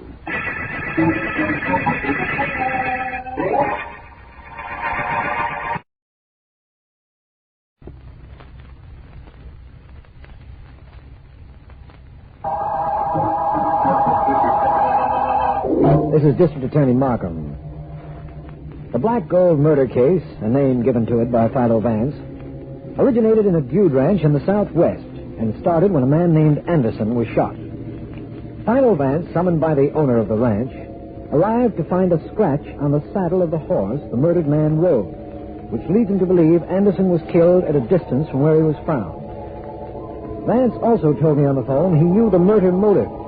And when oil was discovered in the vicinity of the ranch, that confirmed Vance's theory. Vance is still away, but is reporting the progress of the case to me on the phone. He said that Honey, child, Danny boy, I'm getting kind of scared. Stop the dialect, Mary Lou. We're alone. What are you scared about?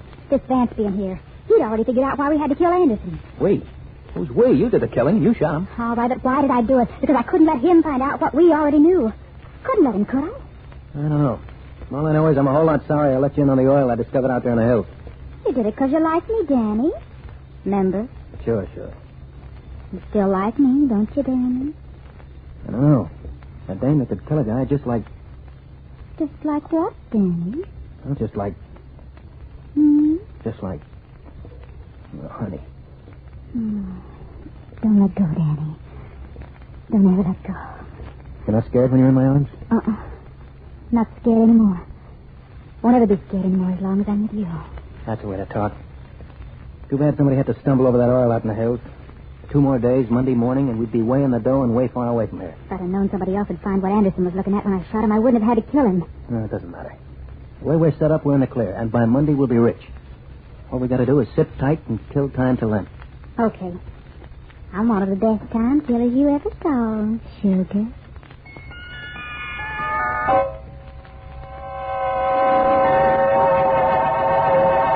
Are you listening, Markham? Go ahead, Vance. I can hear you. Good. I'll bring you right up to date then. All right. Here's what happened in this case. Yes? Somebody, Billings, the ranch owner, or one of his guests, or somebody who worked for him, found oil in this territory during the past week. Oil? Oh, so that's why you said this was the Black Gold murder case. But how come oil in that area, Vance? This is oil country, Markham. In fact, there are a lot of wells in the territory which were started and then abandoned. Oh. Apparently, one of them was fertile, and somebody found it out early in the week. And this Anderson fellow rode out there and also discovered it, only he was seen and killed by somebody who wanted to keep the oil a secret for a while. Right, and I know why it was to be kept secret. Why? That is, I think I know.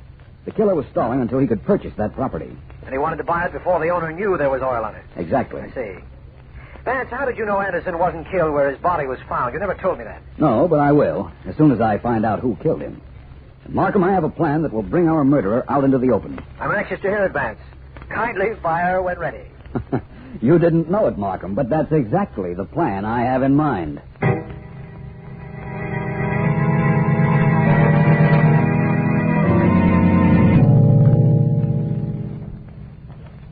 A little more of this gas gasoline around. I'll see what And what, Mr. Billings? Carol. That's right, Carol. What's going on out here? Gasoline, matches, fuse? What are you trying to burn? Go on back to the ranch house, Carol. This doesn't concern you. It didn't, but it does now. Looks to me like you were going to set this old oil well on fire. And I think I can figure out why. Figuring isn't going to do you any good. I've got to keep you quiet. No, I'm going back and tell everybody what you're doing. I can't let you do that. Carol, come back. Come back, I say. Carol, don't go back to the ranch house. Keep away from me. I can't let you get back. That'll spoil everything. Keep your hands off me. Don't touch me. I'm sorry, Carol. This is something I'm mighty sorry I have to do.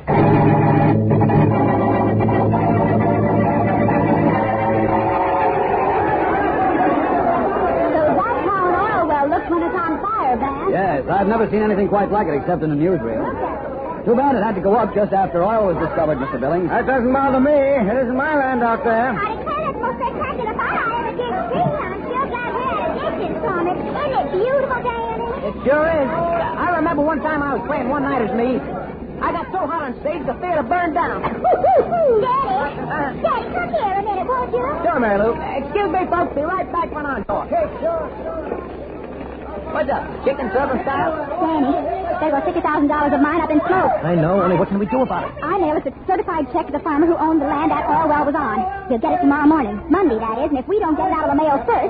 100 miles from here where the guy lives, Mary Lou. It'll be tough for me to get away. You've got to. I'll see to it.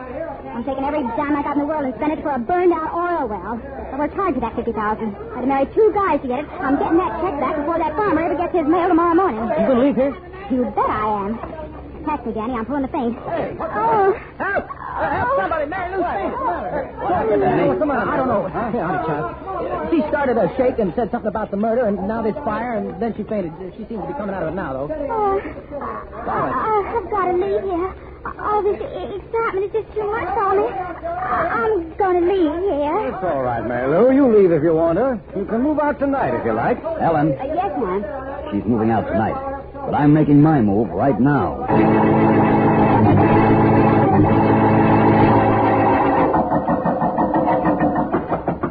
Come in. Oh, hi, Ellen. Hi, Vance. Well, I've got all the dope. I called the county seat, found out the clerk's name, got him at home, and got the information you wanted. Bertram J. Parker, 36 Linwood Road. Do we go? No, we don't. But I do. There's liable to be trouble, Ellen. You don't know how much trouble I'm going to make if you don't take me. Sorry, you might get hurt. And I wouldn't want that to happen. You really wouldn't, Vance? No. Why, that's the first friendly remark you've made to me all week. You know I wouldn't want you to get hurt, Ellen. After all, we've got a lot of work to do when we get back to the office.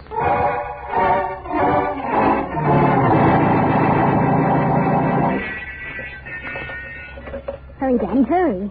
This mailbox is no cinch to open with a screwdriver. Take it easy, Mary Lou, will you? Okay, but hurry. I want this to go haywire. Pulling that faint last night and getting Billings to make you take me home was too good to waste. Gave you the excuse you needed to leave the ranch so you could come here with me. I know, but I don't have to hurry. Nobody will see us. Don't worry. Nobody will see us if you hurry. We saw that RSC mailman leave a couple of letters in this Bertram J. Parker's mailbox. One of them must be the one I sent with a certified check in it. Now hurry up, will you? Stop heckling me, will you? Doing the best I can. I think I got it. Oh, there. Good. Now give me the letters fast. There you are. Uh-huh. This is it. Here, put the other one back and give me a match. Okay. I'm going to burn this note of mine in I'll one... take that letter, Mary Lou. Vance, where'd you come from? The side of the road. I've been watching you both for a half hour. Now you're coming with me. Danny, don't just stand there. Do something. You bet I will. Oh, well, funny man, let's see you laugh when I hit. Turn him around this way. Turn him around, Danny, so I can shoot. I can't. I'm trying, but I can't. You've got to. We've got to kill him or we'll never get out of this. Hold him right there now. Hold him just 1 second, Danny. Oh. Danny. Yes, Mary Lou. You hit Danny. Now I'll take that gun. I'll never get it to you. I've got to take it from you.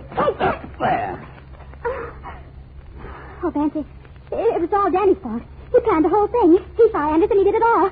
I just advanced the money. That's all I did. The whole thing was his idea. He found the oil. Excuse me for interrupting you, Mary Lou. The story you're telling, you'd better tell the local sheriff. Perhaps he'll believe you. Personally, I can't.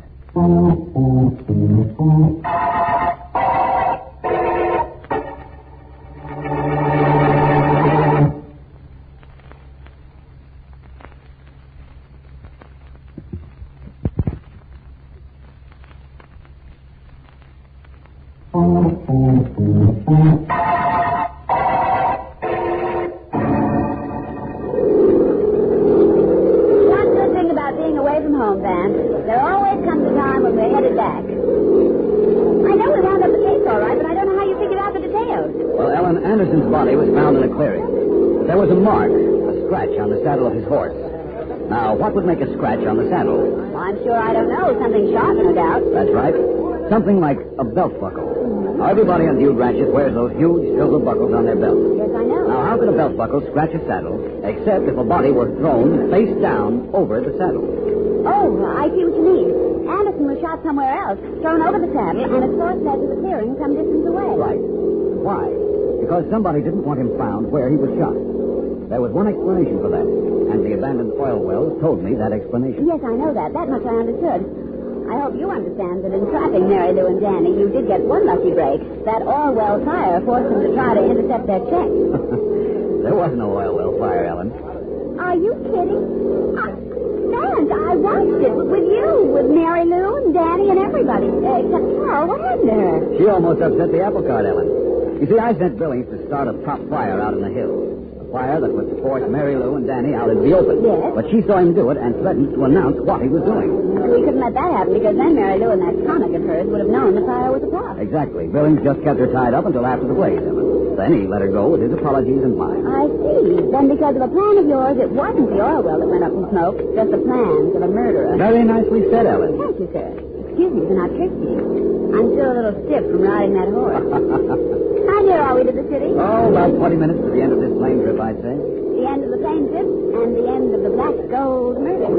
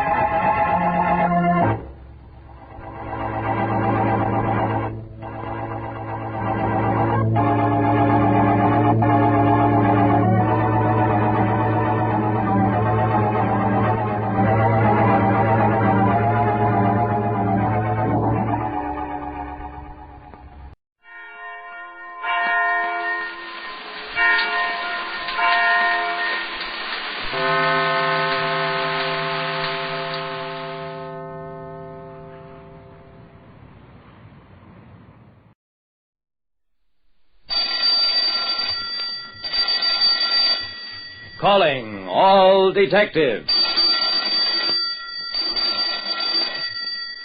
There's an old joke about a restaurant owner going out to eat.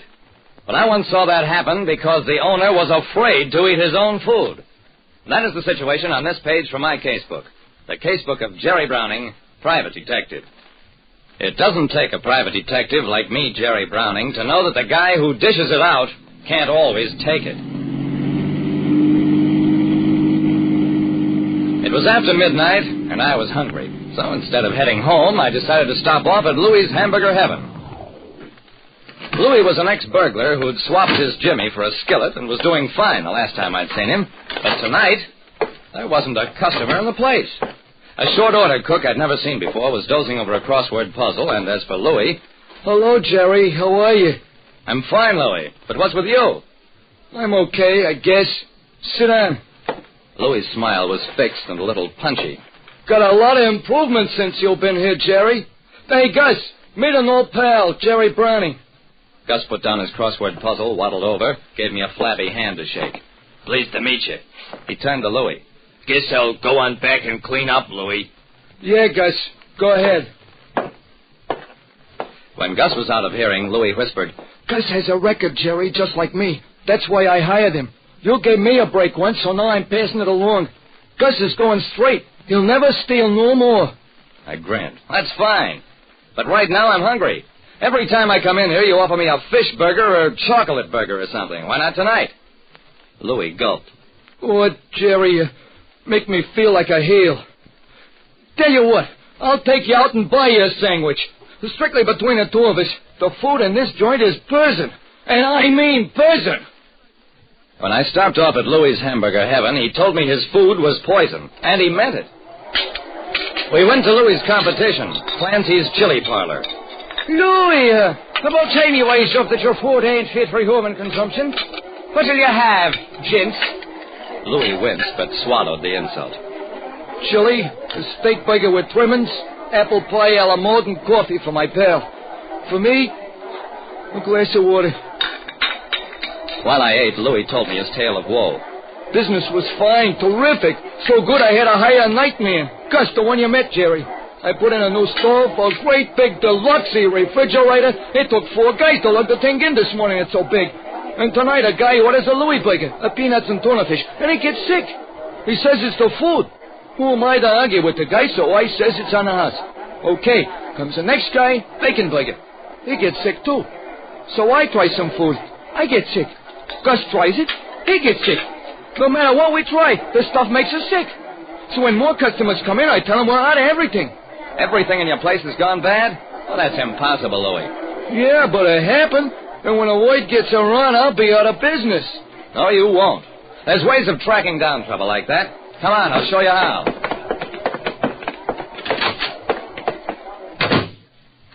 Back at Louie's place, we found Gus the nightman down on all fours trying to get a mop stick behind the big gleaming refrigerator.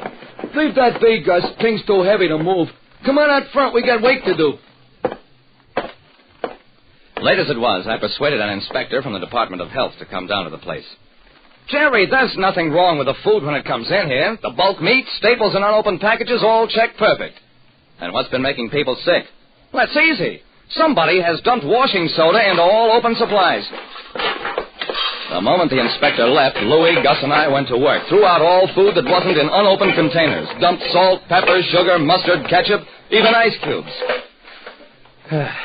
Well, Louie, that does it. I'm going home for some sleep. Tomorrow we'll try to figure out who did this to you and why. Good night.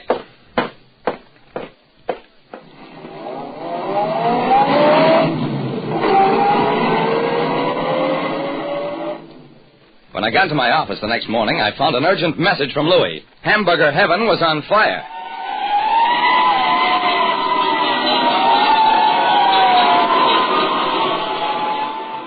The excitement was over by the time I got to Louie's place. Charlie, my dayman, discovered a fire, Jerry. Started in all them boxes and junk we turned out last night. Charlie nodded confirmation. A good thing they found it before it got going good or the joint would have burned down. Looked to me like somebody flipped a cigarette in there. Louis scowled. That Clancy who runs a chili parlor, he smokes lots of cigarettes, Jerry, lots of cigarettes. Take it easy, Louis. Don't go making any hasty accusations. You've got no proof against Clancy. I patted his shoulder, promised to come back that evening after I'd finished up on another case.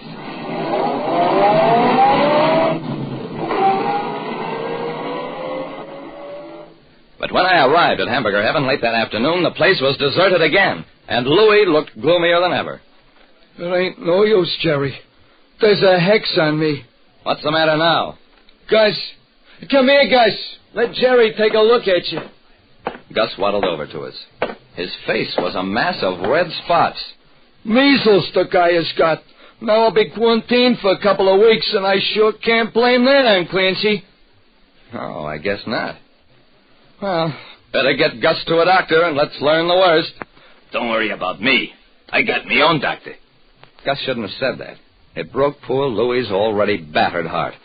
Gus, you stuck with me through all this trouble. What kind of a guy you think I am, not taking care of you when you get sick? Sure, I'll take you to a doctor the best in time. I said I'll go to my own doctor. Now leave me alone. Louie looked surprised and hurt. Okay. If that's how you feel about it. I put my hand against the cook's chest. It may be okay with Louie, but it's not okay with me, Gus. You're going to a doctor, and with us. Gus tried to knock my hand away, then swung on me. I countered, slapped his face lightly. My hand came away, smeared with red.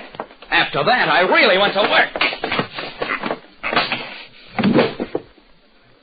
Sure, he faked the measles. With red ink. Gus tried that after his 2 other attempts to close up the place failed. He had to close up Louie's place, all because of that big new refrigerator. Gus wasn't around when it was installed. And when he got there that evening, he found the huge machine standing directly in front of the wall baseboard where he'd concealed some stolen jewelry. Yeah, Gus was one crook who hadn't reformed. He was using Louie's place as a front and as a cache for his loot. He couldn't move the big refrigerator to get at his stuff while Louie and a dayman were around, so he tried to close up the place. There was a nice reward for recovering the jewels. Louie got that and spent it on electric dishwashers. As for Gus, he got 10 years. Like I said, when you cook up trouble for somebody else, be careful, or you may wind up in the soup. Listen next time to Calling All Detectives. Mystery drama, mystery quiz, and a chance for you to match wits with yours truly, Jerry Browning, Private Detective.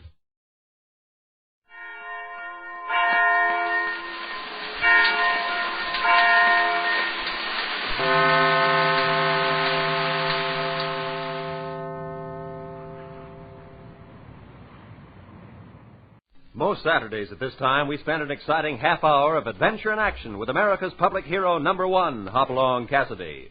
Well, even two-fisted cowboys take summer vacations when they can, and Hoppy is no exception. But Hopalong and Topper will be back with us riding the CBS air trails again 2 weeks from tonight, September 22nd. Get this and get it straight. Crime is a sucker's road, and those who travel it wind up in the gut of the prison of the grave. There's no other end. But they never learn. From the pen of Raymond Chandler, outstanding author of crime fiction, comes his most famous character in The Adventures of Philip Marlowe.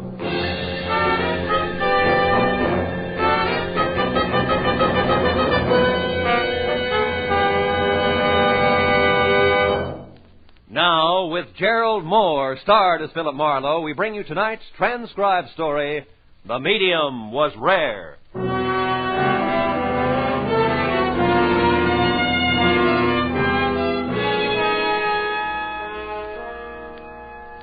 Let me out of here. I've got to get away. This is the time. The time when all I can think of is trout streams, trails through tall mountains, where every man is Hopalong Cassidy. I was sitting in my favorite restaurant telling Mary, my favorite hash slinger, all about it. Oh, it all sounds so wonderful, Phil. Yeah, but that's not the half of it. There are waterfalls so high it seems the cascade comes from heaven itself. Going alone, Phil? You bet your sweet life I'm going alone. In the words of the poet, I'm going to commune with nature. I'm the most natural thing you ever saw. Darling, you're beautiful. Your charms are many, but you want me to be honest? Yeah. You don't compare to a trout. Why, you worm. Don't get mad, baby. It's the season. Season or out, I don't like being compared to a fish. Not a fish, baby. The queen of them all. A mountain trout. Did you ever hear the Feather River country, Mary? If it's out of Los Angeles County, I've never been there. It's in Northern California. Northern fringe of the Mother Lode. Here's your coffee. Mother who? Hey, you know something? If I started right now, I could make it before morning. A quick cup of coffee, huh, doll? I'll drop everything. Well, if it ain't the clean living type. Hi, Marlowe. Hiya, Cookie. I thought they had you stashed away. Not no more. I got parole last week. No kidding. Yeah, no kidding. It was a bum rap. It sure was, if you're out this soon. Anything else? Yeah. When do you get off? A lot later than you do, because you're getting off now. Touche, girl. Yeah? What kind of a crack is that? That's French for I'm on your team. Ah. Dames. You try to say something nice to him, and where does it get you? Yeah, well, I gotta go, Cookie. I'm sorry to see you. Wait. I'll go with you. Thanks, Mary. Yeah, you bet, Bill. Give my regards to the fish. I'll leave you a nickel, doll. Better keep it. The other buffalo will miss you. Oh, well, yeah, well, shit. You gotta face it, Cookie. She's crazy about you. You think so? No. Well, my car's in the lot here. I'm in a hurry, yeah, so... well, mine's in the lot, too. Listen, Marlowe, I was just wondering. You get around. You got any idea where Cesano is? Cesano? Yeah. Don't you know any decent people? What? Hey, Cesano's my pal. He's as decent as I am. You made the point, Cookie. Well, seems to me there was talk he had something to do with you taking that rap in the first place, huh? Listen, you don't think I'm trying to find him to knock him off or anything like that? Could be. You're about that bright. But it doesn't really matter. I don't know where he is. I don't care. I don't want to know where you are, either. Well, that suits me good. Only I don't know what you're so kissed off about. I done nothing to you. Neither is Cesano. You make my taxes higher. Yeah, how? Never mind. Oh, you'll kill me, Marlowe. You talk about taxes. How'd you like to pay taxes on this job? This your heap? Yeah. One of them foreign things. Right-hand drive. Baby blue yet? It matches my eye. What'd you do at San Quentin? Learn a trade? Sure. And a good one. You decent people go right on paying taxes, Marlowe. Us third-rate punks will get along. I watched Cookie's baby blue convertible cut out into the traffic. Got in my own car and drove away in the opposite direction. Yeah, Cookie cinched it. I was going to knock off for a while, head for the Feather River country. Well, by the time I reached my apartment, I could almost smell the pine trees. And while I tossed a few things into a bag, I saw myself every inch a modern Isaac Walton. Oh. You're Philip Marlowe. That's right. Oh, I'm so glad you're here. I've been calling you. Oh, I'm Lillian Collins. How are you? Well, I told Pat not to wait. Who's Pat? The taxi driver. Oh, him. May I come in? Well, yeah, I guess so. Thank you. Oh, you're packing. Or are you unpacking? No, I'm packing. I'm going to the Feather River but you country. Can't. What? You can't be going anywhere. I need your help, Mr. Marlowe. I really do desperately. Yeah, well, I just thought I'd take a few days off. Can't it work? I'll pay you, whatever's customary. I just don't know where to turn. And somehow we've got to locate them quickly. Leonard should be home within a week. Wait a minute. Sit down. Mrs. Collins, is it? Yes, Lillian. Oh. Leonard's my husband. He's back east on business. Well, just what do we have to locate quickly? My jewelry. It was stolen last night. Oh, well, stolen jewelry's out of my line, Mrs. Collins. That's a police job. Oh, no. Oh, that is it. It can't be. Why? I thought about the police right away, of course, but I can't call them in. Leonard would hear about it, I know. It would be in the papers, and... But you understand, don't you?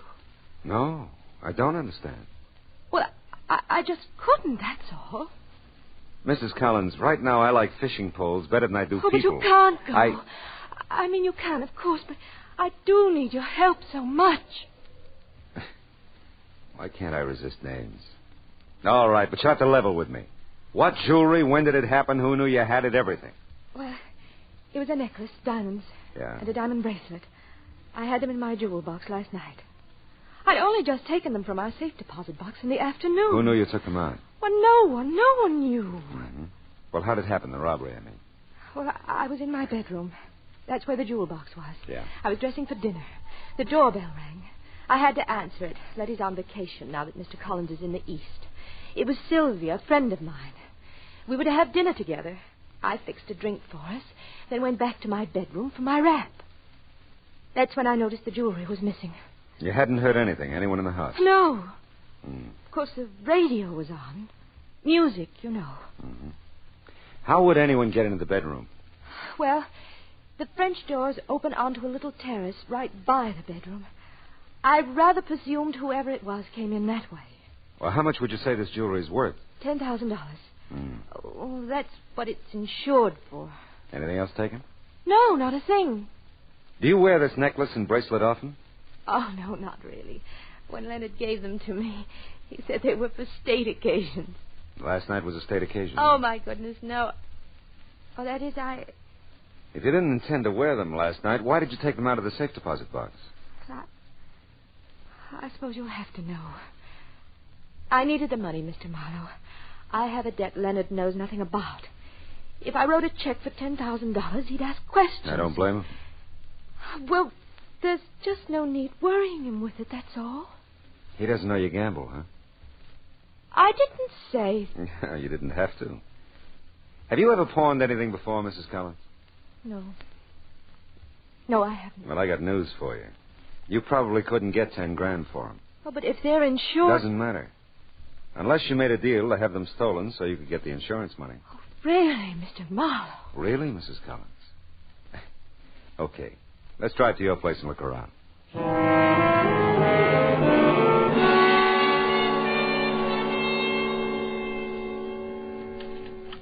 Yeah, these doors have been jimmied, all right.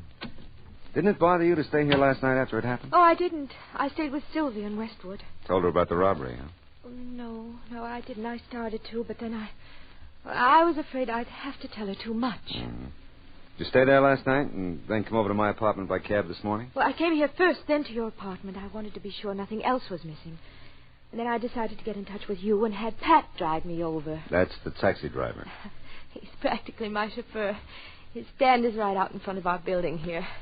I'm one of those native-born New Yorkers who never learned to drive. Mrs. Collins, are you sure that you're telling me everything you know about this? Oh, believe me, I am, Mr. Marlowe. Why, it would be so stupid of me not to. Yes, it would. I've got to have that jewelry back before Leonard comes. He'll just never understand the gambling and all. Well, he's gone so much, and we have no children. There just wasn't anything else to do. Can you understand that, Mr. Marlowe? No, but I'll try, Mrs. Collins.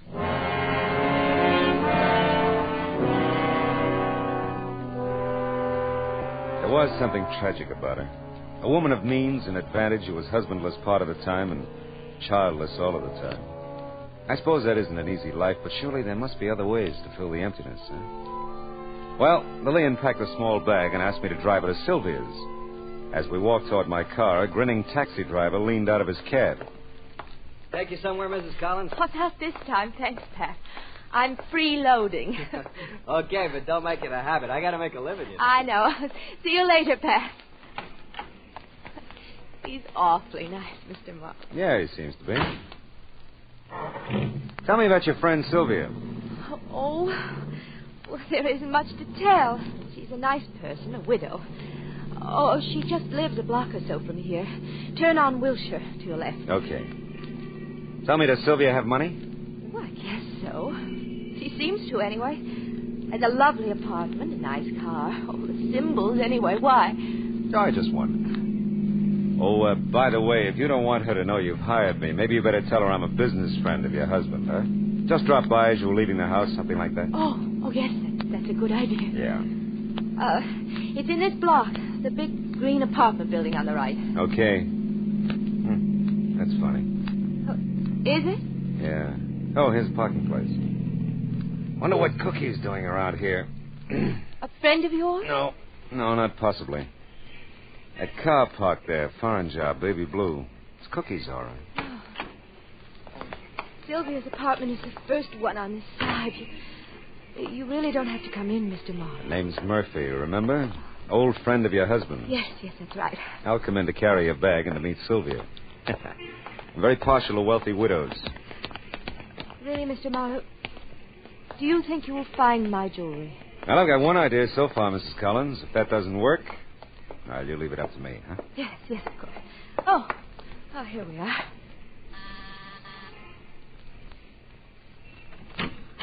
Oh, Lil, darling, I'm so glad you're back.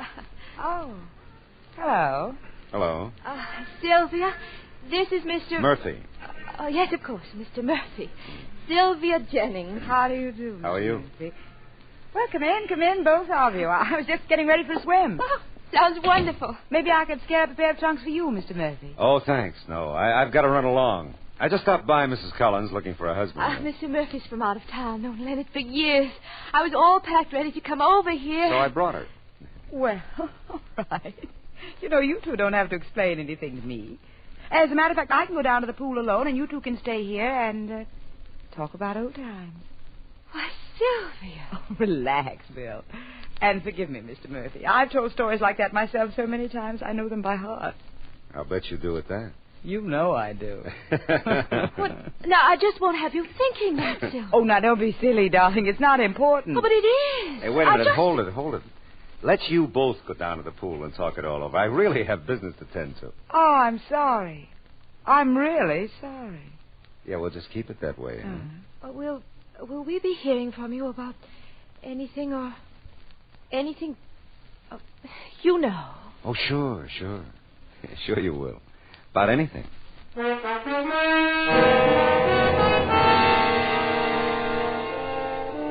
About that Sylvia. Well, the case is beginning to have its compensations. But I didn't figure Lillian Collins at all.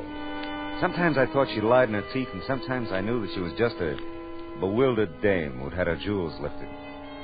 I passed Cookie's car again as I left, and still no sign of him. I had told Lillian I had one idea. He was still at the taxi stand in front of her apartment. You really Philip Marlowe? Yeah, I really am. Need proof? No, that's okay. Mrs. Collins wouldn't have been with you if you weren't the right guy. You say I can help? Yeah, maybe so. Now, look, you drive her almost everywhere she goes. Now, how about telling me just where she goes, huh? Regulation places, Sax's, Magnan's, places for lunch, stuff like that. Mm-hmm. This morning I took her over to a Hollywood address. Oh, that was me. Oh, well, hey, there is one place she goes a couple of times a week for the last 3 or 4 weeks. A place on top of one of the hills up off of Coldwater Canyon. Friend of hers? Well, maybe. She usually asks me to wait, though, between 15 minutes and a half hour. That's all the longer she stays. When was the last time you took her there? Let me see. Day before yesterday, I think. Yeah, it was day before yesterday.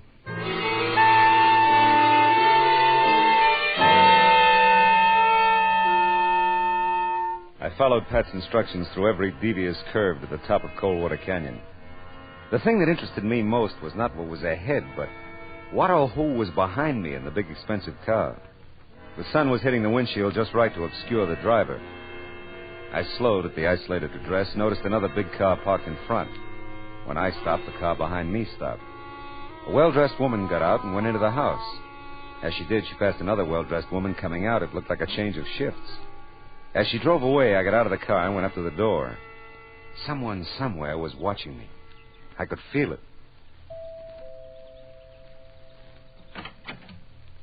Yes?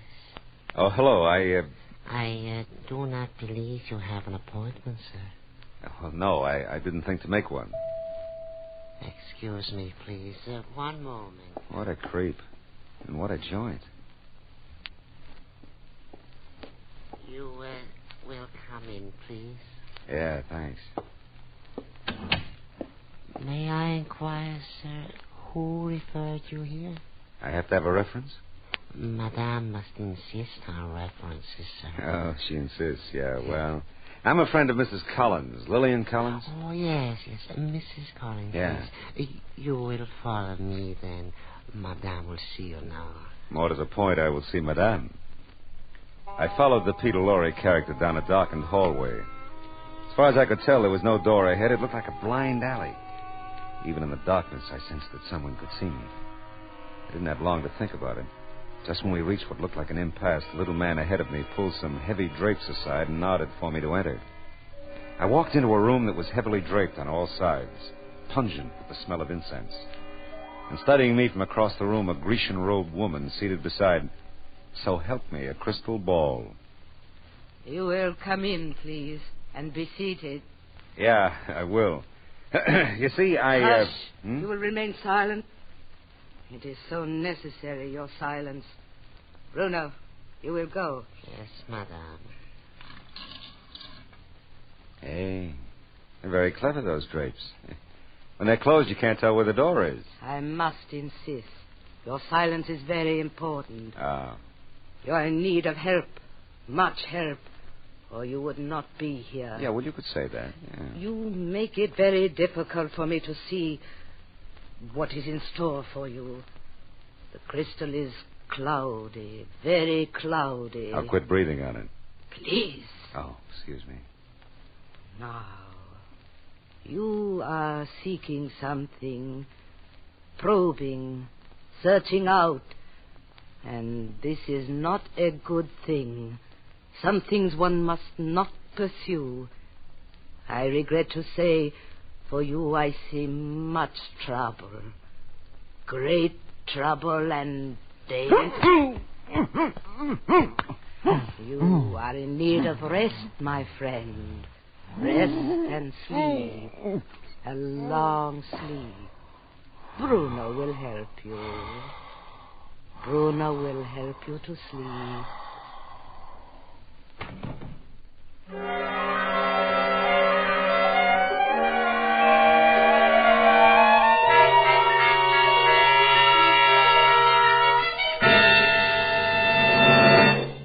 In just a moment, we will return to the second act of Philip Marlowe. But first, Through the years, Red Cross has helped the victims of disaster, brought comfort to servicemen in camps and hospitals and to their families.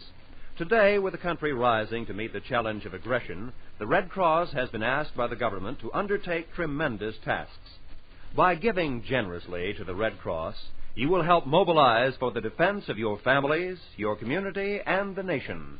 Give as much as you can.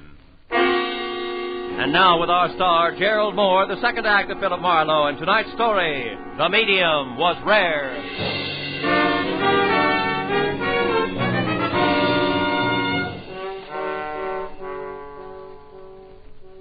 Madam's prediction was suffocatingly accurate. Bruno helped me sleep all right with a strong assist from a sponge full of ether.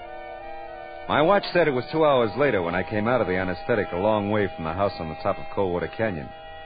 I was in my own car parked on a strand of beach north of Santa Monica.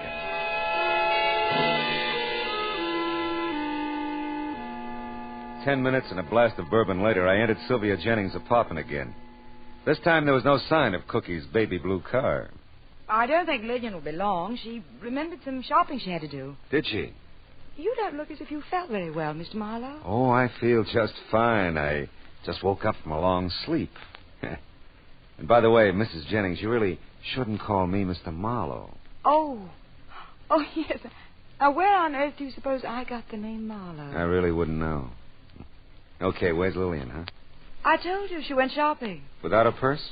Well, what... That blue bag there. She was carrying it when I brought her here. Now, isn't that odd? Yes, isn't it? Oh, the door. Do excuse me. Sure. Yes? I want to see Cesano. Well, you must be mistaken. There's no one here by that name. He was here, doll. I seen him. What? I'll just wait for him. No, you can't come in here. Oh, Cookie, hello. Here. What is this, Marlowe? Well, it's one of those happy coincidences, Cookie. For the first time in my life, I'm glad to see you. Oh, close the door, Mrs. Jennings. Make yourself at home. I'm afraid I don't understand this, Mr. Marlowe. Yeah, well, I was afraid I wouldn't for a while, but stick around. I think things are going to clear up in a hurry. Listen, Marlowe, what's the pitch here? You noticed him? Not as well as I'm going to. You sure you saw Cesano here, Cookie? Yeah, I'm sure. He leave here about an hour ago with another dame. Listen, you Brunette, keep quiet. Cookie, blue and white dress? Yeah. And she didn't seem too happy about going with Cesano. Did you tell him? Sure. To a house up at the top of Coldwater Canyon. That's fine, Cookie. Then what happened? You wouldn't believe it. I'm all set to move in, talk to Cesano, when some jerk jumps me and stuffs my face full of a sponge thing. It was loaded. You passed out? Yeah, for a while. When I wake up, I'm sitting in my car, big as you please, down at the bottom of the canyon. I figured Cesano started from here. He'd be coming back, so I come back. And here you are. Interesting story, isn't it, Mrs. Jennings? None of it's true. Of course not. How'd you get a line on Cesano, Cookie? There's talk in town. He's got a new racket. Got something to do with a rich doll. You know who this dame is? Tell me. She's right out of the Blue Book, that's who. I don't figure her with Cesano. Except, I gotta believe what I see. Yeah, Cookie, me too. Then maybe you two will believe this gun if you see it. What? Stay where you are and keep the hands up. I knew I'd get to know you better, Mrs. Jennings. Stop me if I'm wrong. You set up suckers, wealthy females, con them into visiting Madame who tells fortunes based on what you've told her. You're crazy and you're in no position to talk. Maybe then the Madame predicts some trouble for him, huh? Warns him of dangers ahead. Shut up. Like maybe your jewelry isn't safe where it is. Take it out of the bank, keep it at home where you can watch it, Lillian. And when the poor stoop does that, you come in the front door and Cesano goes in the back to cop the jewelry. I said shut up. Hey, Marlowe, you think that's the deal? I think that's the deal, Cookie. You're breaking my arm. Only if I have to, baby. Get the gun. Sure. And bring Mrs. Jennings along, Cookie. The three of us are going to have our fortunes told.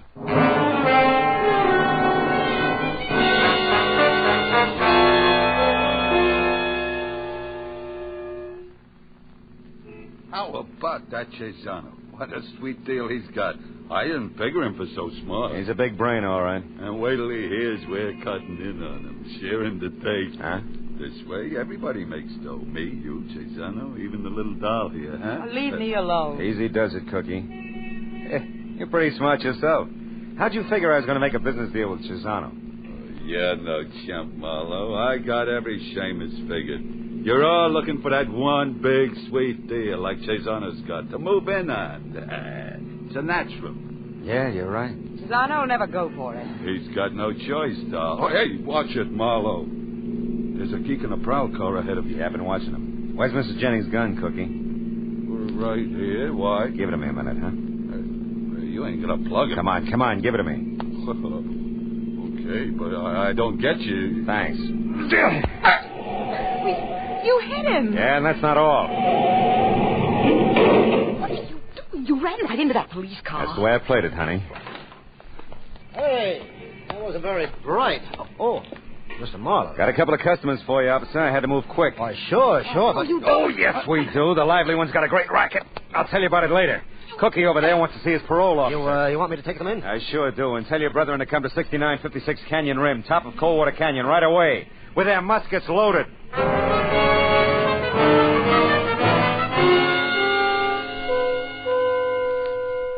The house at the top of the canyon had the empty look that only occupied houses can have. Cookie had tipped his hand just in time. I was better off traveling light. I knew I'd have no trouble getting in. Cesano was probably expecting me. I was so right. You're late, Marlowe. Well, some days it takes me longer to come out of ether than others. You must have done a good job, Bruno. I always try, Mr. Cesano. Oh, believe me, Cesano, he's earned a promotion. Get the business over with. Well, madame, I didn't recognize you without your crystal ball. Never mind that, Marlowe. Okay, I won't. Where's Lillian? She's arresting. Oh. Look, Cesano, your nasty little racket here is one thing, but kidnapping is another. Huh? Yeah. And murder is something else again. You forced us, Mr. Marlowe. I warned you not to probe. Cesano, listen. I'm not kidding. If you've done anything to Lillian, I'll take you... She's perfectly safe. She's not been harmed yet. That's right. Not yet. She better not be. Oh, there you are, Lillian. She can't be. There's no one there. It's an old gag, Cesano. Gives me a chance at my gun. Now, the three of you stand over there by the windows. Now, look, Marlowe. No, you look. You and Bruno and Madame take a good look out the window and let me know when the law arrives. You know, Madame, even without your crystal ball, I can see trouble for you. Much trouble.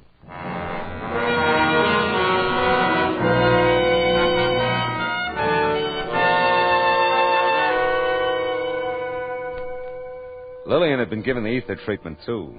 We found her when the police arrived. She was okay, just thoroughly frightened. She wasn't all we found when we searched the place. Cesano hadn't fenced the jewelry as fast as he stole it. And the parade of women who came to claim it all later read like the social register. Social register. The elite. The 400. Yeah, well, I know a place where the 400 give way to 4,000 luscious, lovely mountain trouts.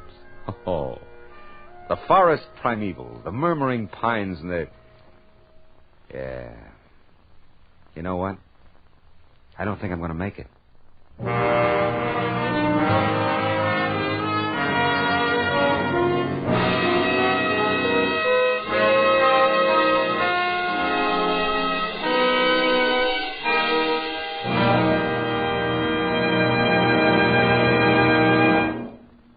The Adventures of Philip Marlowe, bringing you Raymond Chandler's most famous character, star Gerald Moore, was produced and transcribed tonight by Cliff Howell and written for radio by Kathleen Height.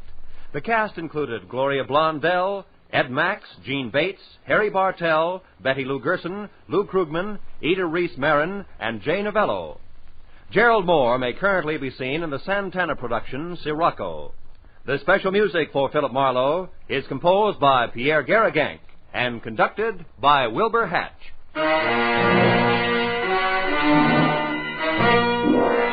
Be sure to listen again next week at the same time when Philip Marlowe says... This time, strange sounds came from a bungalow court. Or did they? An old woman thought so, but she had quite an imagination. A crack in the wall held the secret. A couple of guys held guns. And a nice guy held on. For dear life.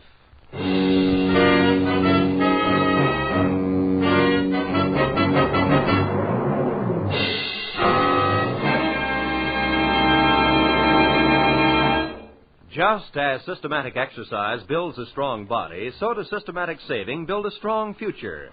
Save systematically for your future and for your country's future with United States Defense Bonds. Defense bonds are Series E bonds, safe, sure, profitable. The systematic, easy way to buy defense bonds is through the payroll savings plan where you work. So for the defense of your future, for the defense of your country's future, buy your full share regularly, systematically, of United States defense bonds.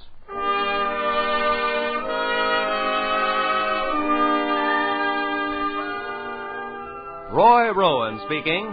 This is the CBS Radio Network.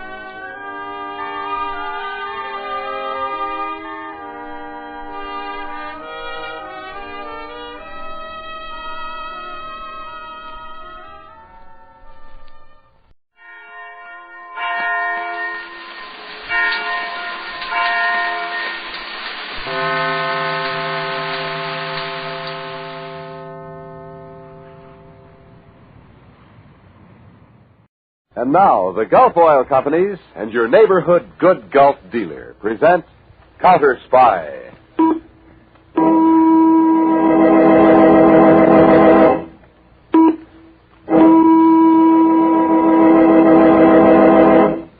Washington, calling David Harding, Counterspy.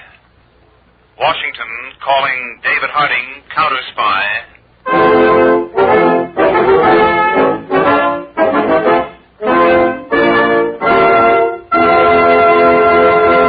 The Gulf Oil Companies and your neighborhood good Gulf dealer are proud to present Counterspy, a program especially designed to help investigate and combat the enemies of our country, both at home and abroad.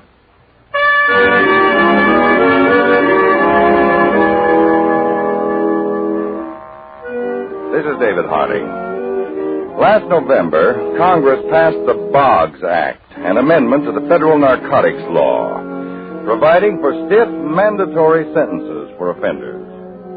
To implement this act, a special squad of 400 agents was carefully trained and assigned to narcotics duty. A series of nationwide mass arrests followed. The specific case you're about to hear has been selected from among hundreds because of its unusual nature. In the late afternoon of January 3rd this year, a young woman, worry stamped heavily on her face, walked across the dingy lobby of a cheap hotel in Washington's Skid Row section.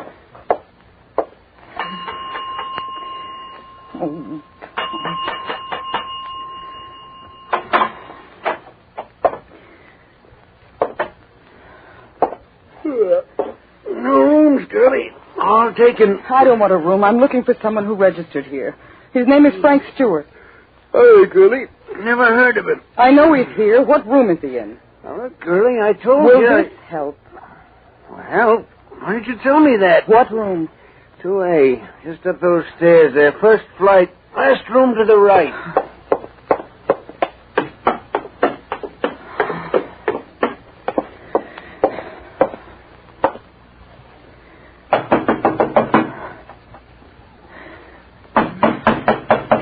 Frank! Frank! Frank, I know you're in there. Please let me in. Go away. It's Elaine. Let me in, Frank. No, I don't want to see you. Open this door. I've got to talk to you. It's no use. Go away, please. Frank, I'm staying right here until you let me in.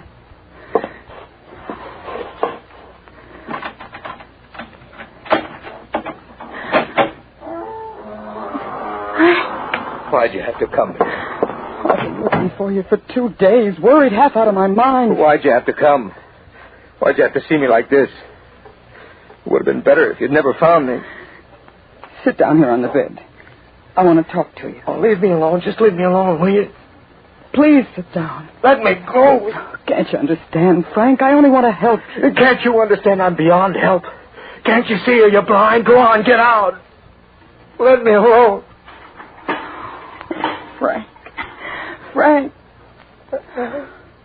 I'm so sick. You're going to get better now. No, it's hopeless. I'll get help. Oh, it's too late. 3 months ago, maybe even 2. But not now. I've already spoken to a doctor. He said you can't... You only hurt yourself doing that. It must look fine, a woman with the kind of job you have, with a brother like me. You only shamed yourself. There's nothing to be ashamed of, Frank. Any more than any other illness. Now, come on. I'm going to take you home. I can't. The doctor will tell us what to do. I'll take care of you. Don't you see, Frank? Everybody will want to help you. But I don't want to help myself. You will. Don't you think I've tried? It didn't work. It's no use. Frank, you're going to get well. You're going back and live a normal, healthy life. You're going to get well. You understand that? What I've put you through, Elaine. Oh, that's all past. I'm going to be proud of you, Frank. Very proud. Now you get dressed and wash. Do as I say. I'm going down to get you a container of coffee. I'll be back in a few minutes. Now you be ready. I'll be ready. Oh.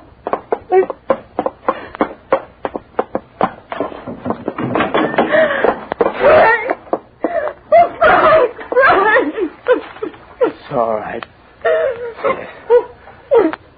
It didn't have to end this way. It could have been so different. No, sis. It couldn't. There wasn't any other way to stop.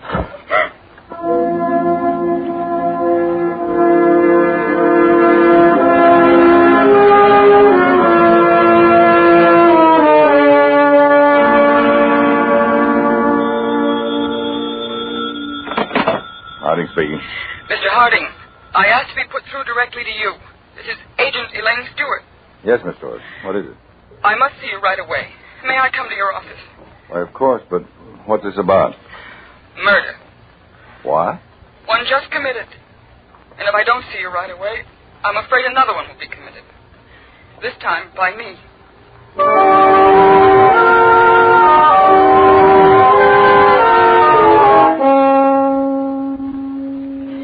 It's no different, Mr. Harding. It's the same as if my brother Frank was murdered. A little more water, Miss Stewart? No, Mr. Peters. I'm all right now, thanks. Sorry I made such a fool of myself, Mr. Harding. Oh, you didn't at all. I don't know what I would have done if you didn't see me right away. It's peculiar, isn't it? As an agent, I've worked on many cases, all kinds. But when you're personally involved, things are kind of different. Well, I've known you long enough, Miss Stewart, to know you do nothing wrong, no matter what. A cigarette, Miss Stewart? I would like one, yes.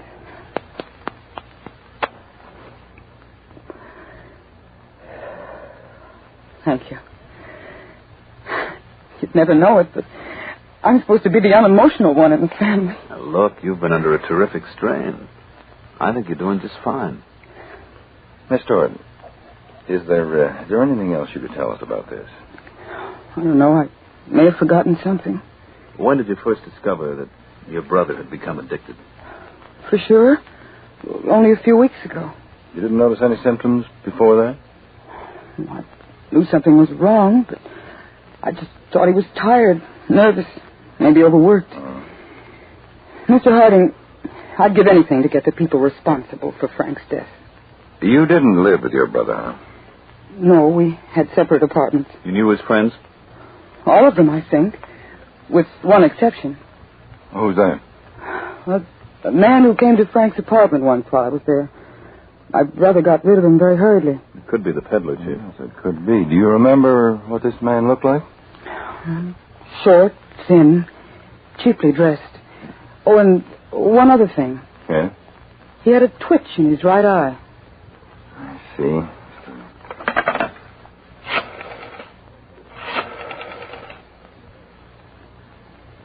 Fergus, this is Harding. Agent Stewart will be down there to identification in a few moments. Have the narcotics file ready for her to go through. All right, Fergus, thank you. Look, if you want, Miss Stewart, you can rest here a while and then go down to IDAN. No, I'd rather go right away. Fine. Well, Peters and I should be back in about an hour, and while you're going through the photo file, we'll see what we can dig up in your brother's apartment.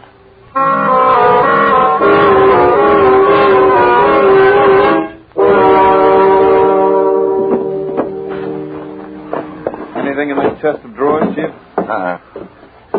Come on, Peters. Let's take the clothes closet.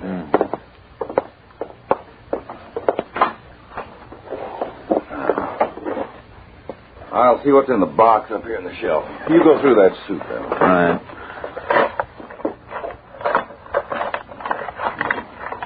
What's in the box, Chief? Well, dropper, syringe, empty bottle, small burner. Meant he was a mainliner? Yeah. Gone as far as he could, I suppose. Anything in that suit? Nothing. One suit left. Sold himself out completely. In all ways. Oh, wait a minute. His hat. Anything in it? Yeah. Here, pasted inside the band. Phone number. Equator 26843. Peddler's number, you think? Well, it must be if he went through the trouble of hiding it. I'll run it down. Do that right away. Then meet me back at the office.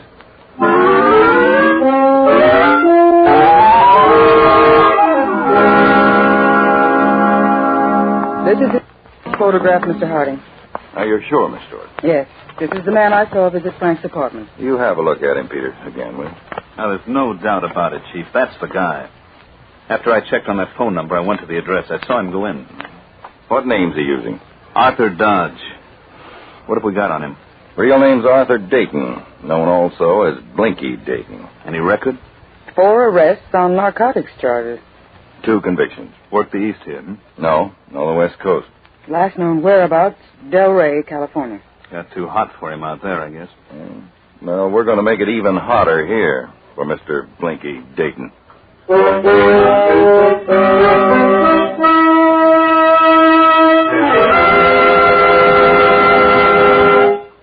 Say, on these cold winter mornings, have you noticed the peace and quiet broken by sounds like this?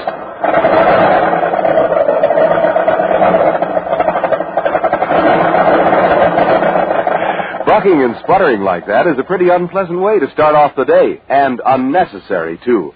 You see, there's a gasoline that's made to give you quick starts and fast warm-up, even on the coldest mornings.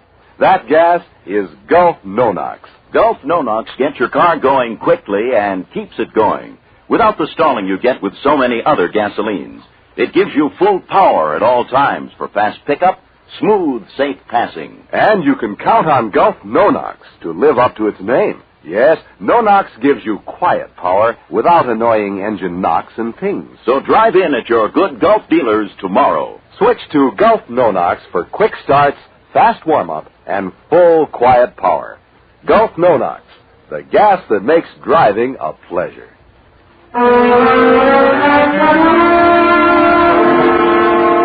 Now back to Counterspy.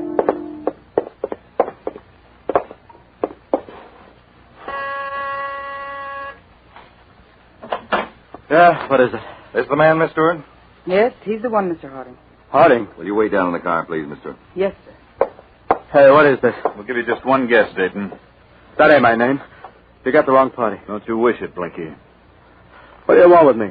What was that dame fingering me for? We'll talk about that inside. What do you want with me, anyway? We'd like to book you for murder. Murder? Yes. We'd like to, but we can't. Look, what you got against me? Officially, peddling narcotics.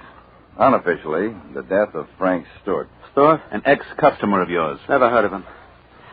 Look, you got me all wrong. I ain't peddling this stuff anymore. Gave it up, That's right. You expect us to believe that? You can, I swear. We don't believe you. You got the stuff here in the room? I told you I'm out of the business. Where's it hidden? The mattress, under the floor, or where? I told you I'm out of the business. Where's the stuff? I don't know what you're talking about. I'll rip open the mattress. All right, Peter. That's as good a place as any to start. Wait.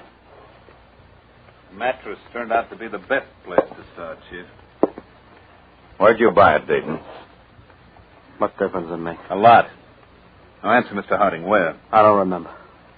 We may have a way of curing your memory. I don't remember. You ever hear of the Boggs Act, Dayton? I don't remember where I bought it. The Act makes it tough on characters like you. The penalties for illegal sale of narcotics under the Act are increased to 2 to 5 years for a first offender only. And you, Dayton, already have 2 counts against you. For a second offender, 5 to 10 years. Third offender gets hit even harder, 10 to 20. 10 to 20. Think about that, Dayton. Think hard. 10 to 20 for you. 10 to 20. Sort of makes the peddling business real risky, doesn't it? 20 years. Who did you buy it from, Dayton? Do I get any kind of break if I tell? I'm not promising you anything. Figure it out, Dayton. Can you be worse off if you tell? Well, Dayton? Okay, all right. We're listening.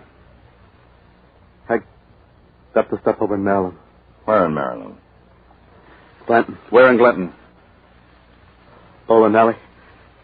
Crystal Bowling Alley is the name of the place. Make a trip over there every month to pick up. Pick up from whom? Guy. What guy? Come on, Dayton. I don't know his name. That's so? Dealing with him for how long?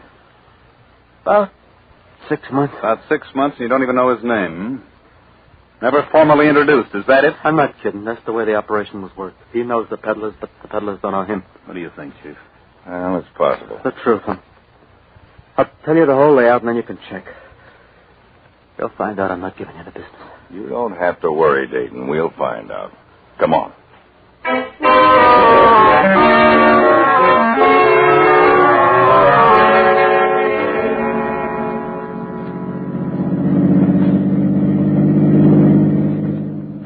So you see, Miss Stewart, our next job is to find out who the seller is.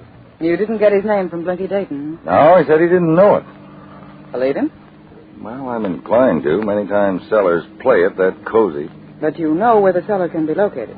Or if Dayton told us the truth, yes. Bowling alley over in Glenton. Uh-huh. That's where he made his purchase once a month. On the third Monday.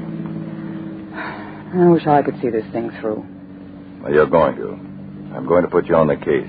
Good. But first, you've got just 10 days for a rapid training course in narcotics duty. All right. And then what are your plans after that? Well, on the appointed day, Miss Stewart, you'll visit that bowling alley as Blinky Dayton's girlfriend.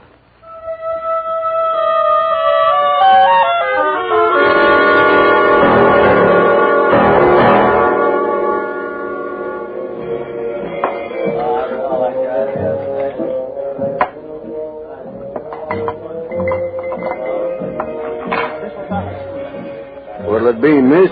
Just ginger ale. One ginger. Okay. Not many bowling tonight, huh? Who fills up late here, 11, 12 o'clock, the joint's jumping. Here's your ginger. Straight. Don't be fresh. Just being friendly. Well, just mop your bar and mind your own business.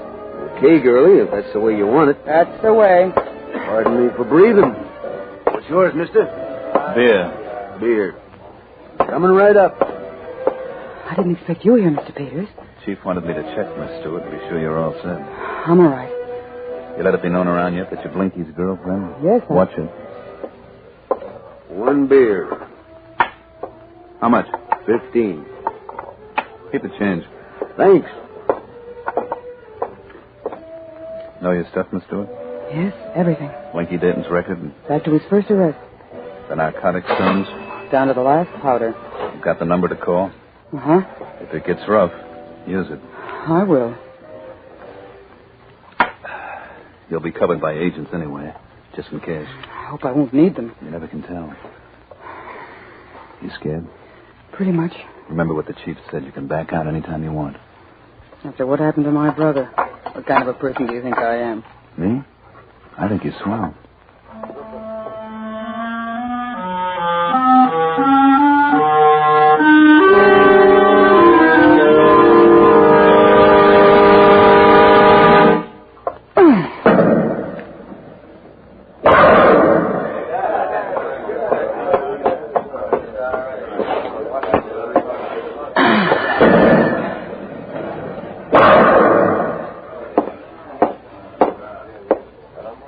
Nice bowling. 2 strikes in a row. I said nice bowling. So I heard you.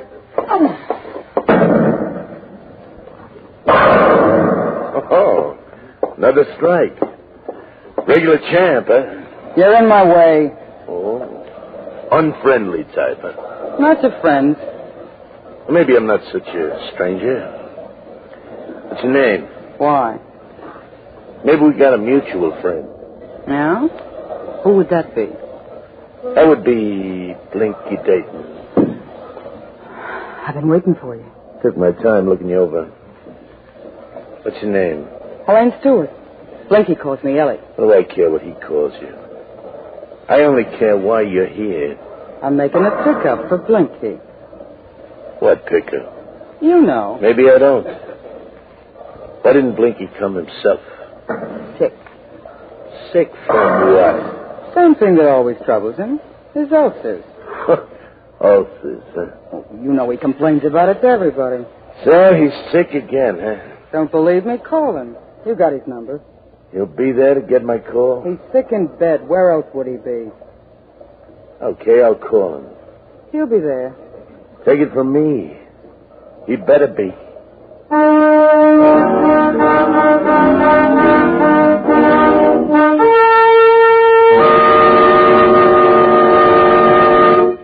Gulf Pride HD, the new motor oil that cuts engine wear as much as 80% in the day-to-day short trip driving that most of us do. Short trip driving, taking the children to school, running errands to the store. That's the kind of driving most of us do.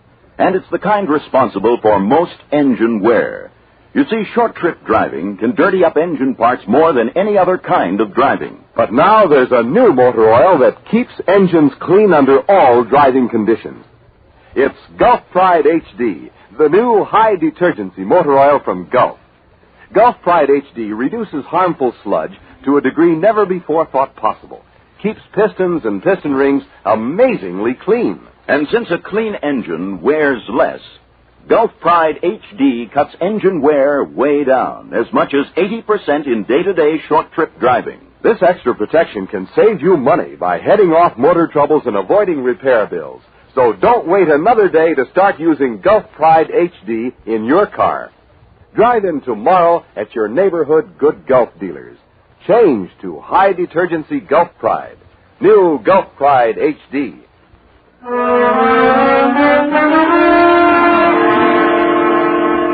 Now back to Counterspy. Hello? Hello, Stewart, Mr. Harding. I'm in a drugstore phone booth down the street from the bowling alley. Yes, I know. Agent Conway's in a car just down the block. He radioed the information to me. Did you make out all right? Yes, your plan worked to the letter. He said he called Blinky, and Blinky told him he was sick. Yes, we saw to that, too. I haven't been able to get our contact's name yet. Well, Peter spotted him talking to you in the bowling alley. He recognized him as Charlie Vincent. We have a mile-long record on him. Now, what's your next step? I'm to meet him in an hour. Where? The basement of an apartment house, 22 Elm Street, the boiler room. He'll turn the stuff over to you then? Said he would. All right. That brings us up close to the finish.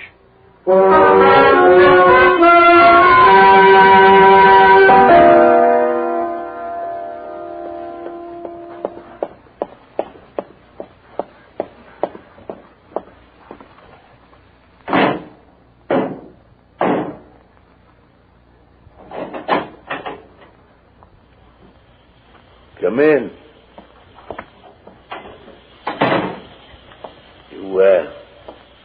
You got the money?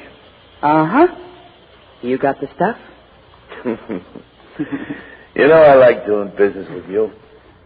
Better than with ugly Blinky, huh? Blinky's expecting me back in Washington tonight. What's your hurry? Well, next time I won't be in such a hurry. And I can look forward to a return visit, huh? Mm-hmm. You'll see me again. I'm sure. That a promise? It is. Now, how about the stuff? Got them right here.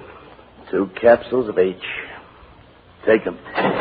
Suppose we take them, Vincent. There's only one exit from this boiler room, Vincent. Come on if you want to try a break. Cops. You can wait outside, Miss Stewart. All right, Mr. Harding. She's with you. Just one of us. Get those capsule feeders. That's all the evidence we'll need to wrap him up. You're not going to get any... Quick, Peter. Come on, you cough him up. Too late, Chief. He swallowed it. That's right, Chief. Too late. Now what are you going to do, huh, Chief? We have ways, friend. Who are you trying to kid, friend? I read the papers. Supreme Court threw out a case last month because the cops got their evidence that way. The Supreme Court is on my side. Could I ask for anything better? You might be asking for a lot more before we're finished with you. Who are you trying to scare? I know my constitutional rights. What can you do? We can hold you for 24 hours. So hold me. So what? You take it from me, Vincent. They could turn out to be the worst hours of your life. Let's go.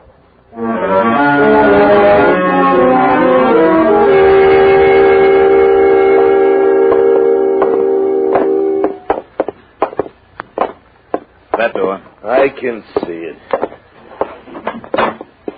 Inside. Here he is, Mr. Harding. All right, Peters. Now you can ask Dr. Wheeler to step in.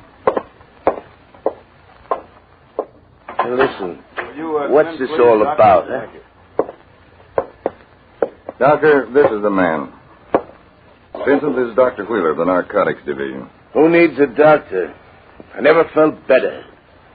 Vincent, you've been held here for 6 hours so far. Who's complaining? I can wait the rest easy. Now, before Dr. Wheeler speaks with you, I want you to realize that he's under oath as a medical man to tell you only the absolute truth. Truth about what? Doctor?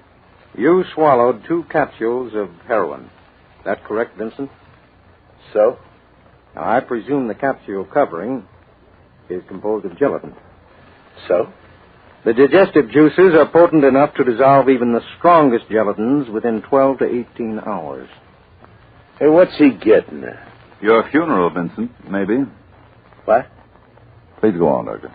2 capsules of heroin, even if the narcotic is only of 25% strength, are enough to kill a dozen men. What? A dozen. Not just one, Vincent. Now, I can safely say that if the capsules remain in your system, in a very short time, they'll prove fatal. He means you'll be dead, Vincent. Dead?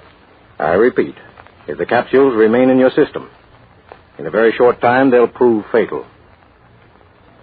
Thank you, Doctor. You're welcome, Mr. Harding. Well, Doc, wait. What is it, Vincent? You can't let me die. It's not up to us. Doc, you can't let me die. Now, you got to save me. He has to have your permission, Vincent. That's the law, Vincent. You're a stickler for the law. Must have your permission. He's got it. He's got it for the love.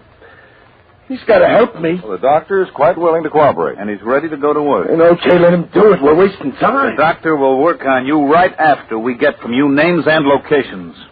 Names? Of everyone you sell to and the people you buy from. What's the matter with you? We can't waste time. You're the one who's wasting time, Vincent. It's up to you. All right. I'll tell you everything you want to know, but let's get it over with fast. Start the recorder, Peters. Right. All right, Vincent, go ahead. Into this microphone. Start talking.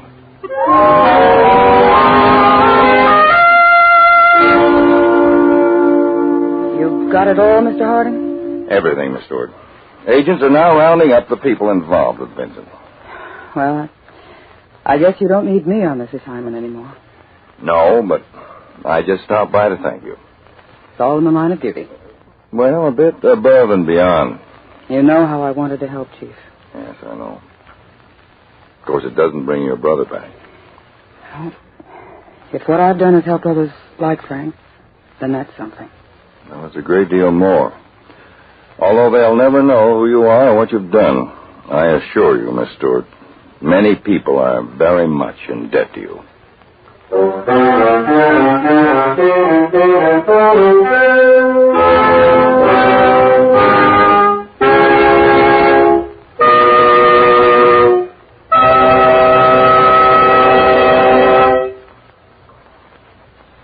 For safety, have your good Gulf dealer check your car's lights.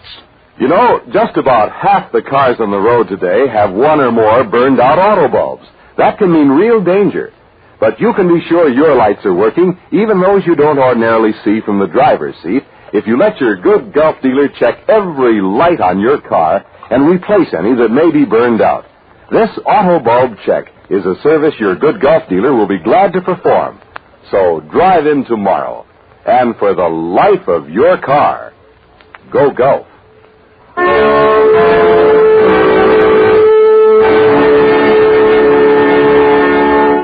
Tune in next week, same time, same station, to another exciting Counterspy report to the American people. Next week, Case of the Captain on the Spot. In the relentless fight against the underworld combination which rules the criminal elements of this country, there are many methods of attack used by your law enforcement officers. one of the most successful is chipping away at the syndicate structure in as many different places as possible. Be sure to tune in next week for the never-before-revealed facts in case of the Captain on the Spot on Counterspy. Tonight's Counterspy program was directed by Marks B. Loeb and featured Don McLaughlin and Mandel Kramer with the Oscar Bradley Orchestra. Bill Rogers speaking. Counterspy is a Phillips H. Lloyd production for the Gulf Oil Companies and your neighborhood good Gulf dealer.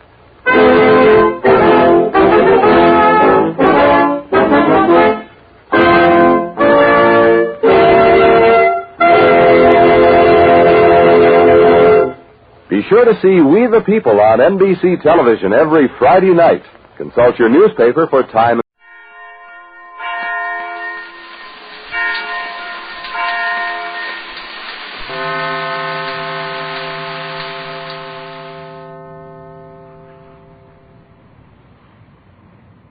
In the back booth of a dingy bar in the slum district, a well-dressed young man takes a thick package of banknotes from his pocket and passes it across the cigarette-scarred table to the shifty-eyed little man who sits across from him. That's every cent I have in the world, Whitey. $6,000. I said 10. Where's the other $4,000? I couldn't get any more. You better get it. Remember that letter I told you about? If anything happens to me, that'll be in the hands of the DA within 24 hours. That'll be the end of you. But why? I'll meet you here tomorrow night, and you... I can't come here again, Whitey. If anyone should... Okay. I'll phone you at the office. Tell you where to bring it. But why do I get the other $4,000 tomorrow night? Or I go to the cops. And you go to the electric chair. For murder.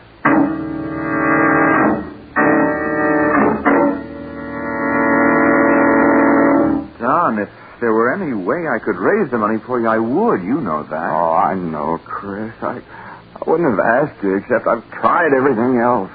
You're the only real friend I've got. Sure. Now, when you need me, I can't come through. Oh, I don't know what I'm going to do. Whitey phoned me about an hour ago. I promised to have the money at the corner of 1st and Water Streets at 1 o'clock tonight. I've got to have it there. Why, Don? What's he got on you? You can tell me. No, Chris, I don't want to talk about that. But if Whitey ever tells the cops who I really am, it's the end of everything. And that little rat's got me tied hand and foot. You mean that letter to the district attorney? Yes, but... Chris, do you think you could be lying about that letter? If I thought that... Now, Don, you're not getting any crazy ideas, are you? Oh, I don't know. I don't know what I'm thinking. There's only one chance left. Yeah? Mr. Hughes gets back from Washington at 11 tonight. You'll never get him to part with $4,000. If I know our beloved employer, he'll never... But he's got to. It's my last hope. What if he won't? Then I'll be waiting for Whitey just the same. And it'll be a meeting he'll never forget.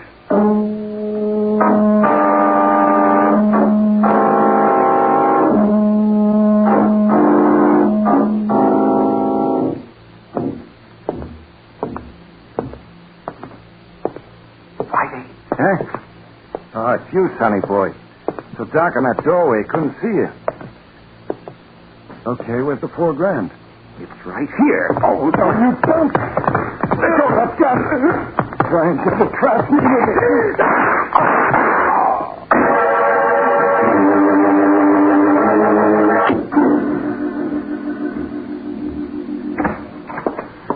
Morning, Matty. Oh, hi, Nick. Hello, Patsy. Good morning, Sergeant Matheson. Mr. Hughes, this is Nick Carter and Patsy Bowen. How do you do? Hello, Mr. Hughes. Well, thank goodness you're here at last. At last? Well, Mr. Hughes, it's been exactly 17 minutes since Sergeant Matheson phoned and asked us to come down here to your office. I haven't even had my breakfast yet. What's this all about? Mr. Carter, my firm publishes children's and religious books. And notoriety, scandal, unfavorable publicity, anything like that can ruin us. You see, Nick, there was a murder in the waterfront district last night. Cheap little two-bit crook named Whitey Gear was shot to death. We found this slip of paper on Whitey's body. What? Well, that looks like one of those slips of paper they have in phone booths for people to write phone numbers on. That's what it is, Patsy. What's the connection, Matty? The phone number written on that paper is the number of the Hughes Publishing House. Oh, I see. Oh, hey, there's something else written here, too. Don Mason, 1 a.m., 1st Avenue and Water Street. Right. And Whitey was found dead at the corner of 1st and Water, shot to death about 1 a.m., according to the medical examiner. So Don Mason... Hey, wait a minute. Who is this Don Mason? Oh, that, Mr. Carter, is the crux of the whole thing. Don Mason is my sales manager, and he's engaged to my daughter. Oh, I see. And you think Mason kept the appointment with Whitey and murdered him, huh? Well, of course, don't you? I wouldn't know, Matty. This slip of paper with Mason's name on it certainly doesn't convince me. What? I don't get you. From what you tell me, I doubt that Whitey was the kind of man to make a memorandum about anything. Oh, phooey. He did it this time, and that's all I care about, Nick. Maybe. Look, Matty, has anybody else handled this piece of paper except you and me? Why, no. I took it off the bottom myself. Why? Then let's put it in an envelope and see that no one else does touch it. Uh-huh.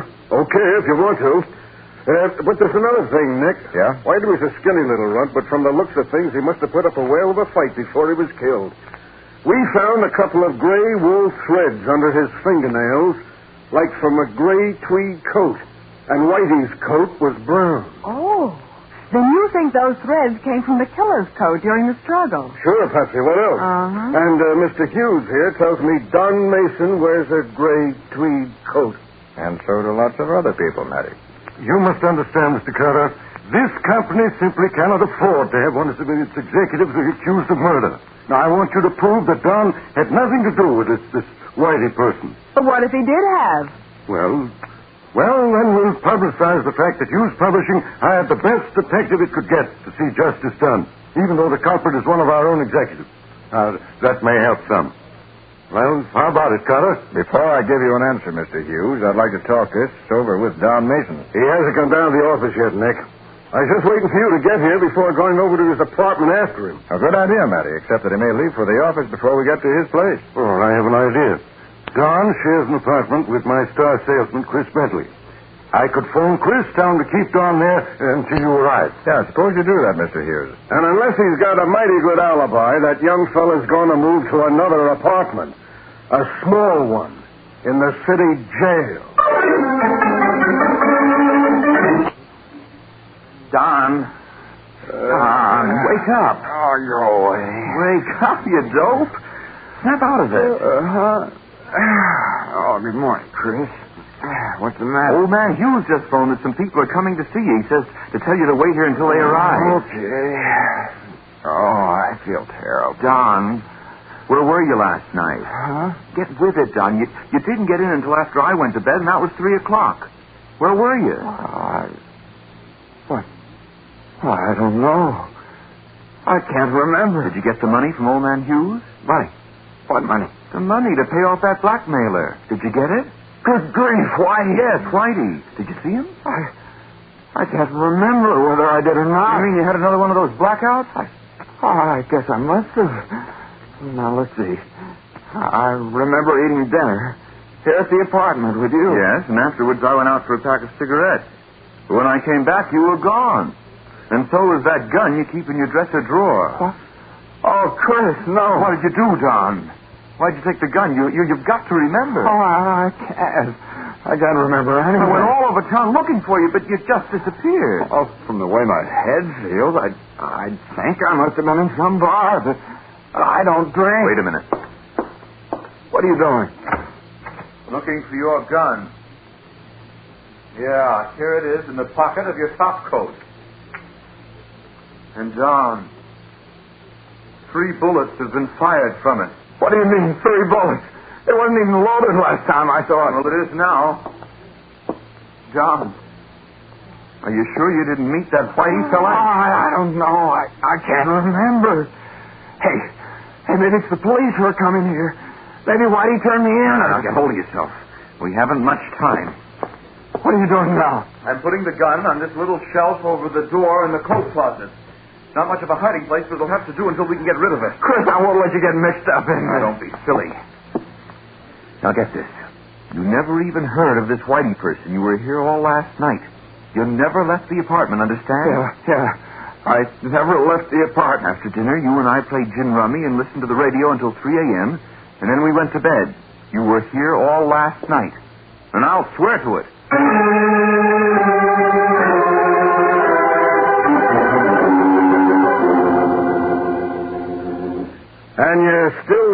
didn't meet Whitey Gear at the corner of 1st and Water Streets last night, Mason? No, I never even heard of the guy, Sergeant. Then how come he had your name and phone number? I don't know. Can you prove where you were at 1 o'clock, Don? I was right here in the apartment. That's right, Mr. Carter. Don never stepped outside all last night. You'll swear to that? What? Well, sure I will.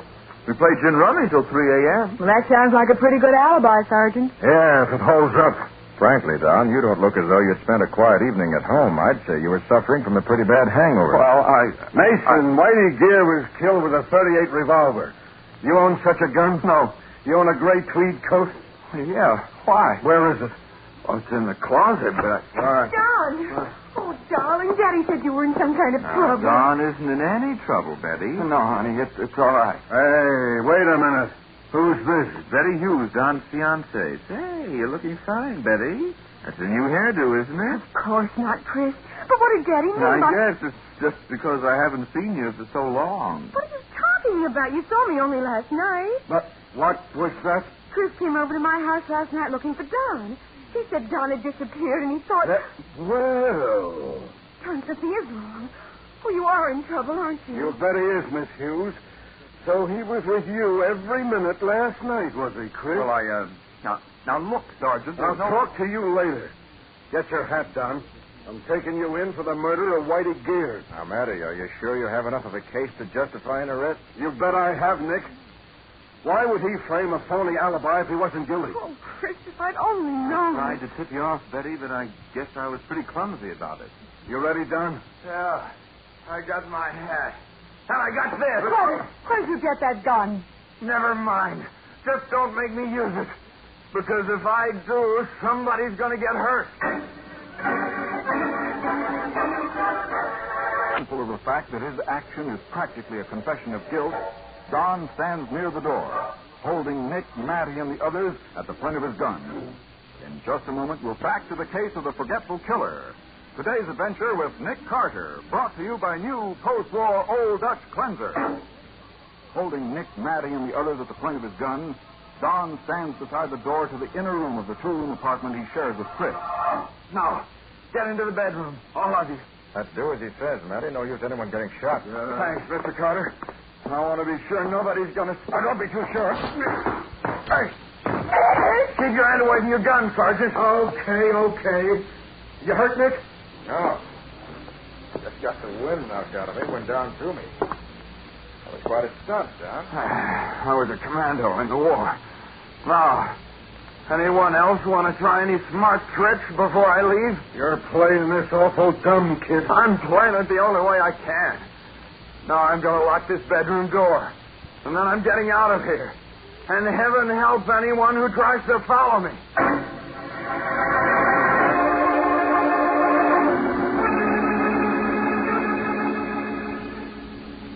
So you both just stood there and let him walk out, did you?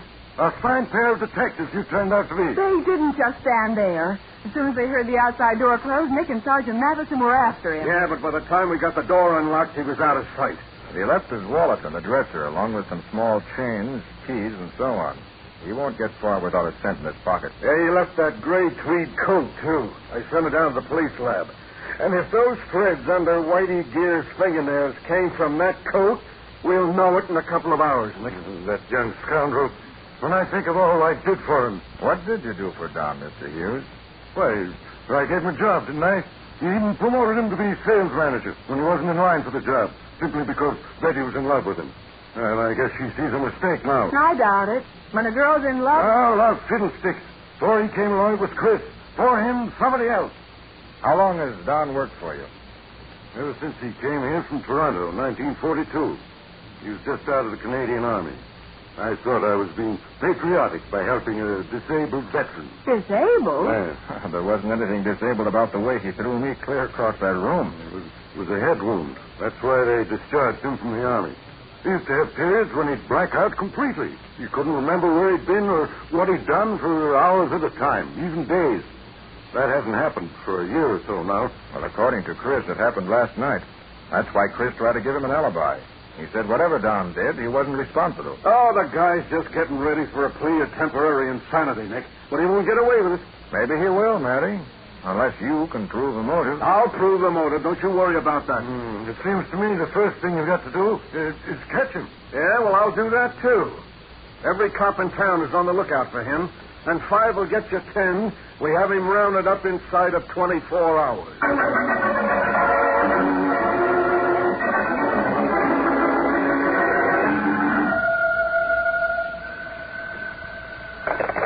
Hello? Betty? Don. Oh, Don, is that you? Yes. Are you alone? Yes. Oh, darling, where are you? Never mind. Betty, I need help. And I don't dare try to get in touch with Chris. The cops are sure to be watching the apartment. If there's anything I can do. There is. I've got to have some money so I can get out of town. $200. I'll get it. I'll bring it to you. No, I won't let you take any chances. Give the money to Chris. Tell him I'll be waiting in the freight yards at the foot of 68th Street at midnight.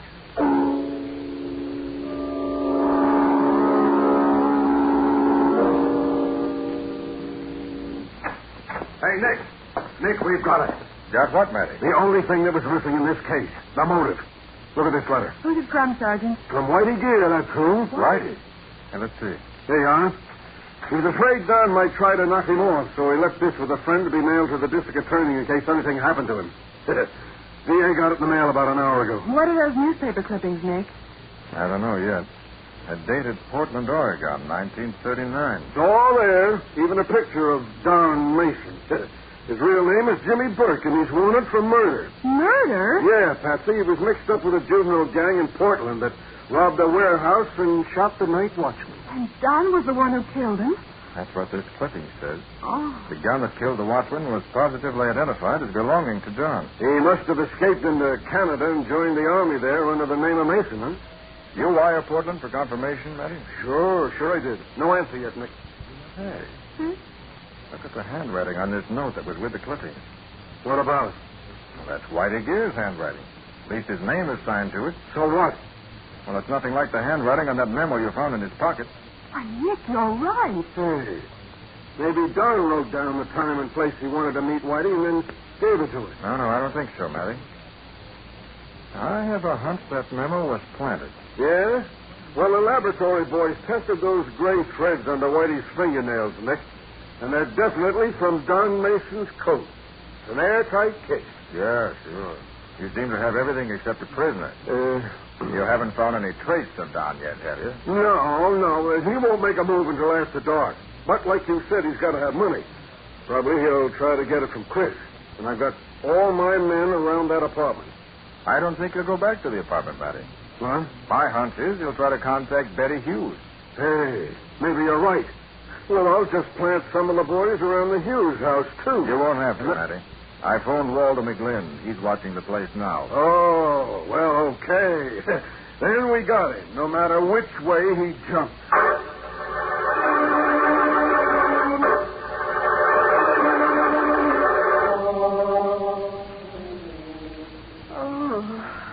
I think I'll go on home, Nick. It's been a long day. Yeah, it's almost midnight. I know, but I wanted to stick around the office. Hold it. Nick Carter speaking. Oh, Waldo. Huh? What? I see. Where'd she meet him? Betty met Don somewhere? No, she met Chris. Uh-oh. Where? Why, that's the freight yard. Nick, what's happened? Good boy, Waldo. We'll get right on it. Nick, what is it? Betty just met Chris in the cafeteria on the east side and gave him a roll of bills. The getaway money for Don. That's what Waldo figured, so he trailed Chris out of the cafeteria and heard him tell a cab driver he wanted to go to the foot of 68th Street. So that's what you meant when you said the freight yards. Yeah. Chris just left a couple of minutes ago. We hurry, maybe we can get there first.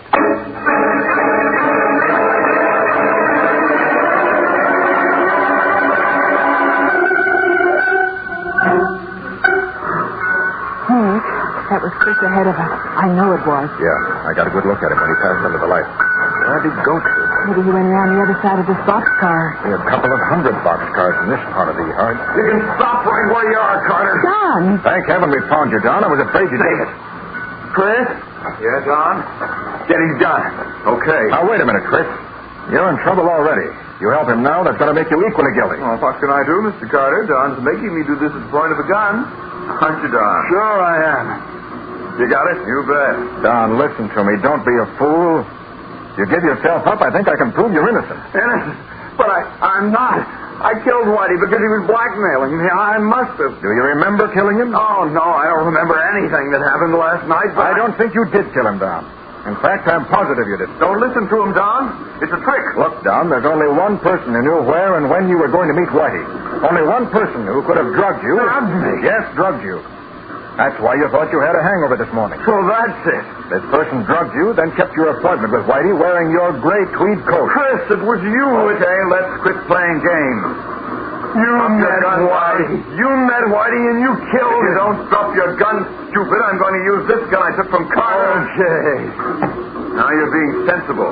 But I don't get it. You were my friend. I trust you. Sure, I was your friend. I didn't mind a bit when you got the sales manager job I should have had, and I was tickled to death when you took my girl away from me. So that's it. Sure.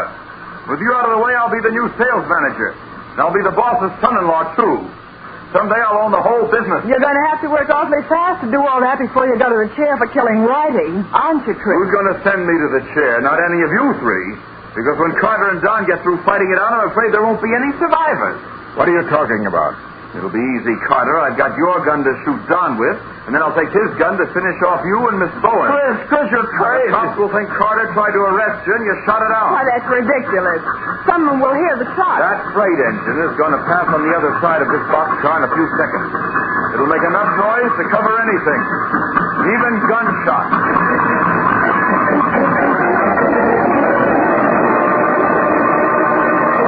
With a passing freight engine to cover the sound of gunfire, Chris's finger tightens on the trigger. We'll see what happens in just a moment.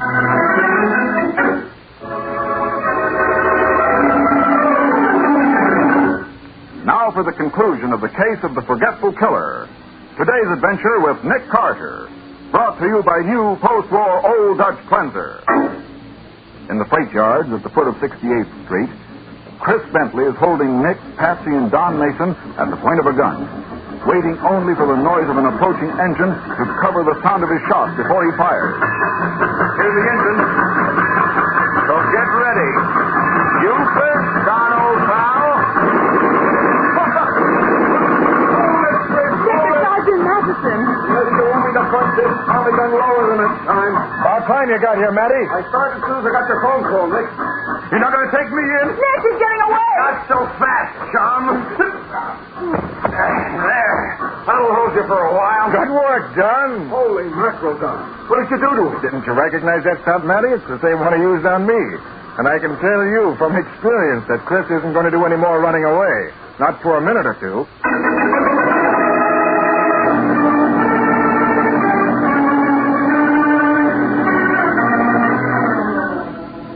I can't thank you enough for what you did, Nick. But, well, I guess it wasn't much use. They'll only send me back to Oregon to stand trial for the killing that night, killing the night watchman back in 39. Oh, no, they won't, Don. Sergeant Madison wired the Oregon police about you, and they wired back that the charge had been dropped. That's right, Don. About a year later, the real killer was caught. Did he confess? For the love of peace. You were completely cleared. But if Chris wanted to get rid of me, why did he kill Whitey to do it? Well, for all he knew, he only had to sit tight and let Whitey turn me in. He said you were going to Mr. Hughes for the money, and he was afraid you might get it. And he couldn't turn you in himself because you wouldn't tell him what Whitey had on you, or even what your real name was. Yeah, that's right. But even after he killed Whitey, to make sure the DA got that letter, Chris tried to give me an alibi. Oh, it just doesn't make sense. Well, that was only a part of his scheme to put himself in a good light with Betty Hughes. He knew that alibi wouldn't stand up. In fact, he made sure it wouldn't stand up by going to a dozen places looking for you. He knew someone would remember that he'd said you disappeared and couldn't be found. And to think you figured the whole thing out from that piece of paper with my name on it. And the time and the place where I was supposed to meet Whitey. Oh, just a minute, Don. That's not quite true. That slip of paper looked a bit phony to me, but that was all. When Chris tried to incriminate you by putting that piece of paper in Whitey's pocket, he was actually furnishing the evidence that was going to convict him. What do you mean? He forgot a very important thing. Fingerprints. Fingerprints? Yes. Whitey's fingerprints weren't on that paper. So obviously he couldn't have written it. But Chris's fingerprints were all over it. Wow, he did forget something important, didn't he? Uh-huh. But, say, Nick, you didn't know about those things until an hour ago. Why were you so sure Don was innocent? I became convinced the minute he threw me across the room at his apartment. What'd that have to do with it? Well, Whitey was a scrawny little fellow. Yet Matty said he put up quite a fight before he was killed. Oh, I see what you mean. If Don could put you flat on your back in 2 seconds, a little guy like Whitey would have been licked before he started. Right, Patsy. Well, this is the first time in my memory that a man has made a friend of me by knocking me down.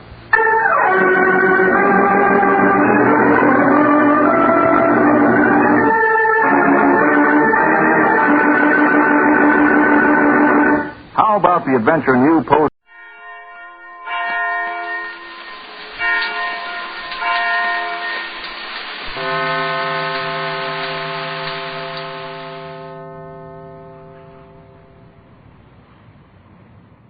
In the back booth of a dingy bar in the slum district, a well-dressed young man takes a thick package of banknotes from his pocket and passes it across the cigarette-scarred table to the shifty-eyed little man who sits across from him. That's every cent I have in the world, Whitey. $6,000. I said 10.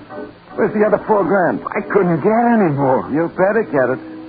Remember that letter I told you about? If anything happens to me, that'll be in the hands of the DA within 24 hours.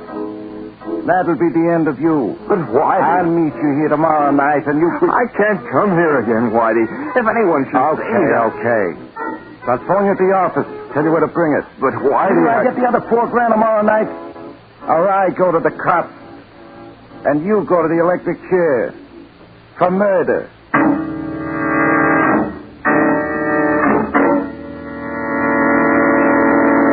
Don, if there were any way I could raise the money for you, I would. You know that. Oh, I know, Chris. I wouldn't have asked you, except I've tried everything else. You're the only real friend I've got. Sure. Now, when you need me, I can't come through. Oh, I don't know what I'm going to do. Whitey phoned me about an hour ago.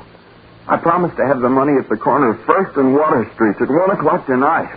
I've got to have it there. Why, Don? What's he got on you? You can tell me. No, Chris, I don't want to talk about that. But if Whitey ever tells the cops who I really am, it's the end of everything. And that little rat's got me tied hand and foot. You mean that letter to the district attorney? Yes, but... Chris, do you think you could be lying about that letter?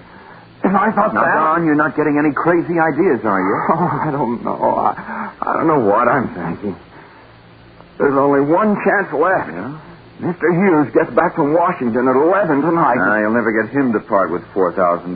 If I know our beloved employer, he'll never... But he's got to. It's my last hope. What if he won't? Then I'll be waiting for Whitey just the same. And it'll be a meeting he'll never forget.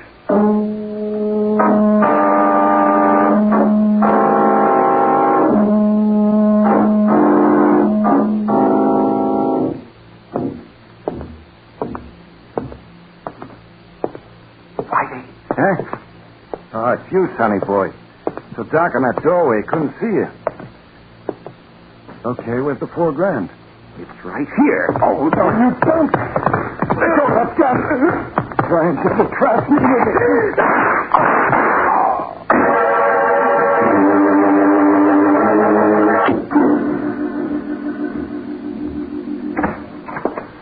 Good morning, Matty. Oh, hi, Nick. Hello, Patsy. Good morning, Sergeant Matheson. Mr. Hughes, this is Nick Carter and Patsy Bowen. How do you do? Hello, Mr. Hughes. Well, thank goodness you're here at last. At last? Mr. Hughes, it's been exactly 17 minutes since Sergeant Matheson phoned and asked us to come down here to your office. I haven't even had my breakfast yet.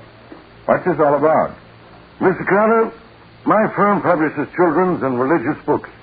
And notoriety, scandal, unfavorable publicity, anything like that can ruin us. You see, Nick, there was a murder in the waterfront district last night. Cheap little two-bit crook named Whitey Gear was shot to death. We found this slip of paper on Whitey's body. Well, that looks like one of those slips of paper they have in phone booths for people to write phone numbers on. That's what it is, Patsy. What's the connection, Matty? The phone number written on that paper is the number of the Hughes Publishing House. Oh, I see. Oh, hey, there's something else written here, too. Don Mason, 1 a.m., 1st Avenue and Water Street. Right. And Whitey was found dead at the corner of 1st and Water, shot to death about 1 a.m., according to the medical examiner. So Don Mason... Hey, wait a minute. Who is this Don Mason? Oh, that, Mr. Carter, is the crux of the whole thing. Don Mason is my sales manager, and he's engaged to my daughter. Oh, I see. And you think Mason kept the appointment with Whitey and murdered him, huh? Well, of course, don't you? I wouldn't know, Matty. This slip of paper with Mason's name on it certainly doesn't convince me. Well, I don't get you. From what you tell me, I doubt that Whitey was the kind of man who'd make a memorandum about anything. Oh, phooey. He did it this time, and that's all I care about, Nick. Maybe. Look, Matty, has anybody else handled this piece of paper except you and me? I know. I took it off the bottom myself. What? Then let's put it in an envelope and see that no one else does touch it. Uh-huh. Okay, if you want to. But there's another thing, Nick. Yeah? Whitey was a skinny little runt, but from the looks of things, he must have put up a whale of a fight before he was killed. We found a couple of gray wool threads under his fingernails, like from a gray tweed coat. And Whitey's coat was brown. Oh. Then you think those threads came from the killer's coat during the struggle? Sure, Patsy. What else? Uh-huh. And Mr. Hughes here tells me Don Mason wears a gray tweed coat. And so do lots of other people, Matty. You must understand, Mr. Carter, this company simply cannot afford to have one of its executives accused of murder. Now, I want you to prove that Don had nothing to do with this Whitey person. But what if he did have? Well, then we'll publicize the fact that Hughes Publishing hired the best detective it could get to see justice done, even though the culprit is one of our own executives. That may help some. Well, how about it, Carter? Before I give you an answer, Mr. Hughes, I'd like to talk this over with Don Mason. He hasn't come down to the office yet, Nick. I was just waiting for you to get here before going over to his apartment after him. A good idea, Matty, except that he may leave for the office before we get to his place. Oh, I have an idea. Don shares an apartment with my star salesman, Chris Bentley. I could phone Chris, tell him to keep Don there until you arrive. Yeah, suppose you do that, Mr. Hughes. And unless he's got a mighty good alibi, that young fella's going to move to another apartment. A small one in the city jail. Don. Don, wake up. Oh, you're away. Wake up, you dope. Snap out of it. Oh, good morning, Chris. What's the matter? Old man Hughes just phoned that some people are coming to see you. He says to tell you to wait here until they arrive. Okay. Oh, I feel terrible. Don, where were you last night? Huh? Get with it, Don. You didn't get in until after I went to bed, and that was 3 o'clock. Where were you? What? I don't know. I can't remember. Did you get the money from old man Hughes? Money? What money? The money to pay off that blackmailer. Did you get it? Good grief, why? Yes, Whitey. Did you see him? I can't remember whether I did or not. You mean you had another one of those blackouts? I guess I must have. Now, let's see. I remember eating dinner here at the apartment with you. Yes, and afterwards I went out for a pack of cigarettes. But when I came back, you were gone. And so was that gun you keep in your dresser drawer. What? Oh, Chris, no. What did you do, Don? Why'd you take the gun? You've got to remember. Oh, I can't. I can't remember anything. I went all over town looking for you, but you just disappeared. Oh, from the way my head feels, I think I must have been in some bar, but I don't drink. Wait a minute. What are you doing? Looking for your gun. Yeah, here it is in the pocket of your top coat. And Don, 3 bullets have been fired from it. What do you mean, 3 bullets? It wasn't even loaded last time, I thought. Well, it is now. John, are you sure you didn't meet that Whitey fella? I don't know. I can't remember. Hey, maybe it's the police who are coming here. Maybe Whitey turned me in. Now, get hold of yourself. We haven't much time. What are you doing now? I'm putting the gun on this little shelf over the door in the coat closet. Not much of a hiding place, but it'll have to do until we can get rid of it. Chris, I won't let you get mixed up in this. Don't be silly. Now get this. You never even heard of this Whitey person. You were here all last night. You never left the apartment, understand? Yeah. I never left the apartment. After dinner, you and I played gin rummy and listened to the radio until 3 a.m., and then we went to bed. You were here all last night. And I'll swear to it.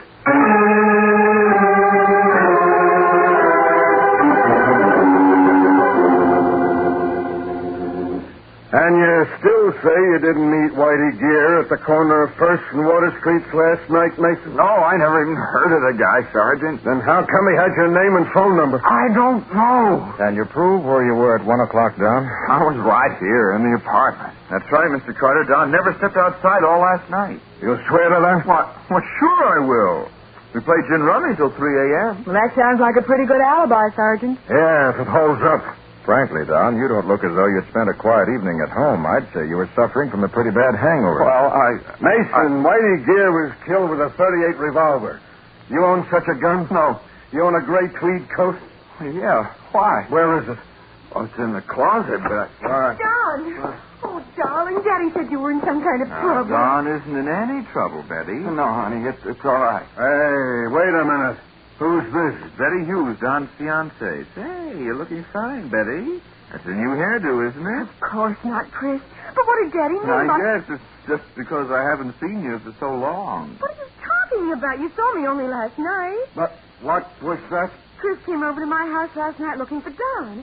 He said Don had disappeared, and he thought... Well... Don, something is wrong. Oh, you are in trouble, aren't you? You bet he is, Miss Hughes. So he was with you every minute last night, was he, Chris? Well, Now, look, Sergeant. I'll talk to you later. Get your hat, Don. I'm taking you in for the murder of Whitey Gear. Now, Matty, are you sure you have enough of a case to justify an arrest? You bet I have, Nick. Why would he frame a phony alibi if he wasn't guilty? Oh, Chris, if I'd only known. I tried to tip you off, Betty, but I guess I was pretty clumsy about it. You ready, Don? Yeah. I got my hat. And I got this. Where'd you get that gun? Never mind. Just don't make me use it. Because if I do, somebody's going to get hurt. Full of the fact that his action is practically a confession of guilt, Don stands near the door, holding Nick, Matty, and the others at the point of his gun. In just a moment, we'll back to the case of the Forgetful Killer. Today's adventure with Nick Carter, brought to you by new post-war Old Dutch Cleanser. Holding Nick, Matty, and the others at the point of his gun, Don stands beside the door to the inner room of the two-room apartment he shares with Chris. Now, get into the bedroom, all of you.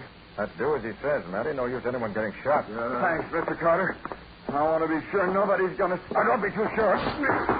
Hey, keep your hand away from your gun, Sergeant. Okay. You hurt, Nick? No. Just got the wind knocked out of me when Don threw me. That was quite a stunt, Don. I was a commando in the war.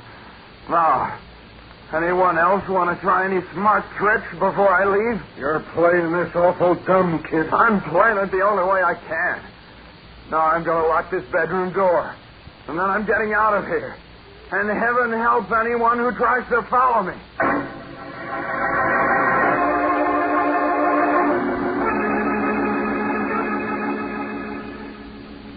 So you both just stood there and let him walk out, did you? A fine pair of detectives you turned out to be. They didn't just stand there. As soon as they heard the outside door close, Nick and Sergeant Matheson were after him. Yeah, but by the time we got the door unlocked, he was out of sight. He left his wallet in the dresser, along with some small change, keys, and so on. He won't get far without a cent in his pocket. Yeah, he left that gray tweed coat, too. I sent it down to the police lab. And if those threads under Whitey Gear's fingernails came from that coat, we'll know it in a couple of hours, Nick. That young scoundrel. When I think of all I did for him. What did you do for Don, Mr. Hughes? Why, I gave him a job, didn't I? You even promoted him to be sales manager when he wasn't in line for the job, simply because Betty was in love with him. Well, I guess she sees a mistake now. I doubt it. When a girl's in love... Oh, love fiddlesticks. Before he came along, it was Chris. For him, somebody else. How long has Don worked for you? Ever since he came here from Toronto in 1942. He was just out of the Canadian Army. I thought I was being patriotic by helping a disabled veteran. Disabled? Yeah. There wasn't anything disabled about the way he threw me clear across that room. It was a head wound. That's why they discharged him from the Army. He used to have periods when he'd black out completely. He couldn't remember where he'd been or what he'd done for hours at a time, even days. That hasn't happened for a year or so now. Well, according to Chris, it happened last night. That's why Chris tried to give him an alibi. He said whatever Don did, he wasn't responsible. Oh, the guy's just getting ready for a plea of temporary insanity, Nick. But he won't get away with it. Maybe he will, Matty. Unless you can prove the motive. I'll prove the motive. Don't you worry about that. It seems to me the first thing you've got to do is catch him. Yeah, well, I'll do that, too.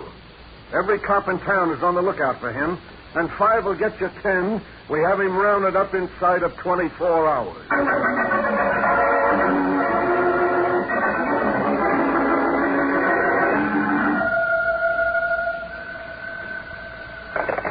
Hello? Betty? Don. Oh, Don, is that you? Yes. Are you alone? Yes. Oh, darling, where are you? Never mind. Betty, I need help. And I don't dare try to get in touch with Chris. The cops are sure to be watching the apartment. If there's anything I can do. There is.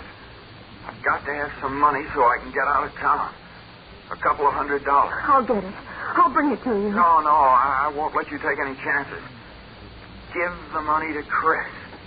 Tell him I'll be waiting in the freight yards at the foot of 68th Street at midnight.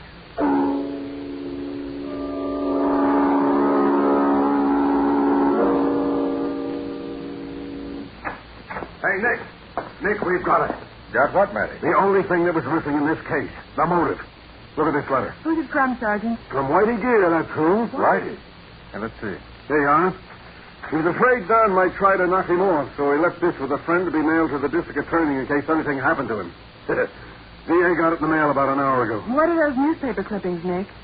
I don't know yet. Dated Portland, Oregon, 1939. It's all there, even a picture of Don Mason. His real name is Jimmy Burke, and he's wanted for murder. Murder? Yeah, Patsy. He was mixed up with a juvenile gang in Portland that robbed a warehouse and shot the night watchman. And Don was the one who killed him? That's what this clipping says. Oh. The gun that killed the watchman was positively identified as belonging to John. He must have escaped into Canada and joined the army there under the name of Mason, huh? You wire Portland for confirmation, Matty? Sure I did. No answer yet, Nick. Hey. Look at the handwriting on this note that was with the clipping. What about it? Well, that's Whitey Gear's handwriting. At least his name is signed to it. So what? Well, it's nothing like the handwriting on that memo you found in his pocket. Why, Nick, you're right. Hey. Maybe Don wrote down the time and place he wanted to meet Whitey and then gave it to him. No, I don't think so, Matty. I have a hunch that memo was planted. Yeah? Well, the laboratory boys tested those gray threads under Whitey's fingernails, Nick. And they're definitely from Don Mason's coat. It's an airtight case. Yeah, sure. You seem to have everything except a prisoner. You haven't found any trace of Don yet, have you? No. He won't make a move until after dark. But like you said, he's got to have money. Probably he'll try to get it from Chris. And I've got all my men around that apartment. I don't think he'll go back to the apartment, Matty. What? My hunch is he'll try to contact Betty Hughes. Hey, maybe you're right. Well, I'll just plant some of the boys around the Hughes house, too. You won't have to, Matty. I phoned Walter McGlynn. He's watching the place now. Oh, well, okay.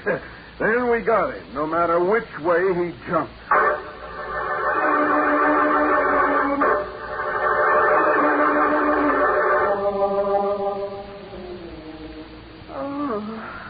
I think I'll go on home, Nick. It's been a long day. Yeah, it's almost midnight. I know, but I wanted to stick around the office. Hold it. Nick Carter speaking. Oh, Waldo. Huh? What? I see. Where'd she meet him? Betty met Don somewhere? No, she met Chris. Uh-oh. Where? Why, that's the freight yard. Nick, what's happened? Good boy, Waldo. We'll get right on it. Nick, what is it? Betty just met Chris in a cafeteria on the east side and gave him a roll of bills. The getaway money for Don. That's what Waldo figured, so he trailed Chris out of the cafeteria and heard him tell a cab driver he wanted to go to the foot of East 68th Street. So that's what you meant when you said the freight yards. Yeah. Chris just left a couple of minutes ago. We hurry, maybe we can get there first.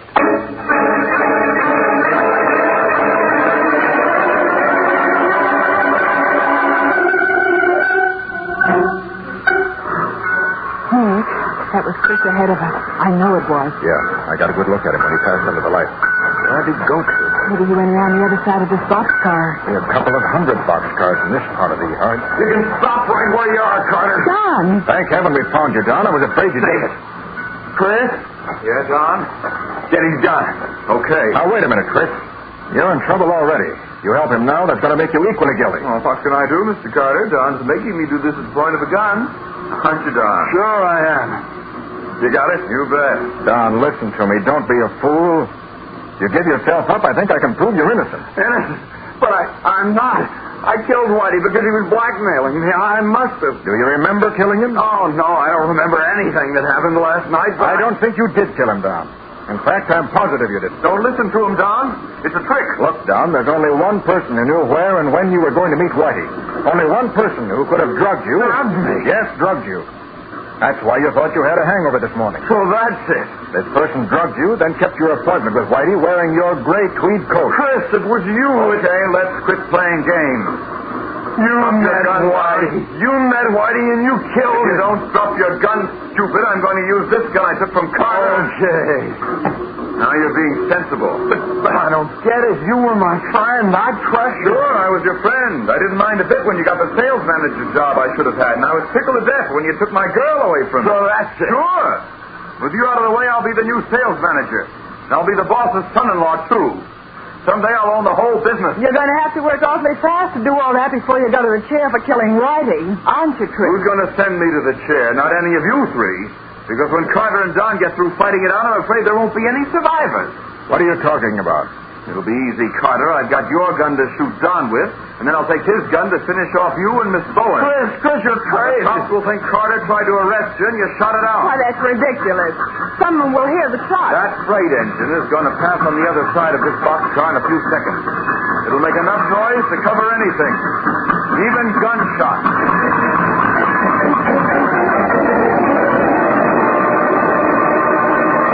With a passing freight engine to cover the sound of gunfire, Chris's finger tightens on the trigger. We'll see what happens in just a moment.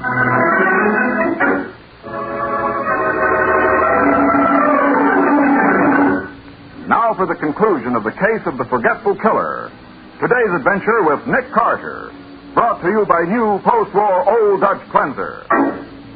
In the freight yards at the foot of 68th Street, Chris Bentley is holding Nick, Patsy, and Don Mason at the point of a gun, waiting only for the noise of an approaching engine to cover the sound of his shot before he fires. Here's the engine. So get ready. You first, Don, old pal.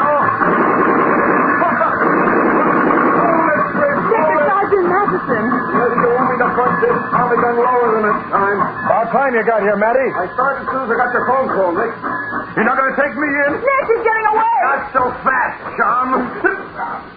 There. That'll hold you for a while. Good work, Don. Holy mackerel, Don. What did you do to him? Didn't you recognize that stunt, Matty? It's the same one he used on me. And I can tell you from experience that Chris isn't going to do any more running away. Not for a minute or two.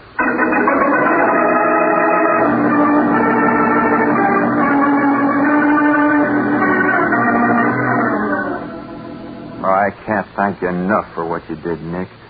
But, well, I guess it wasn't much use.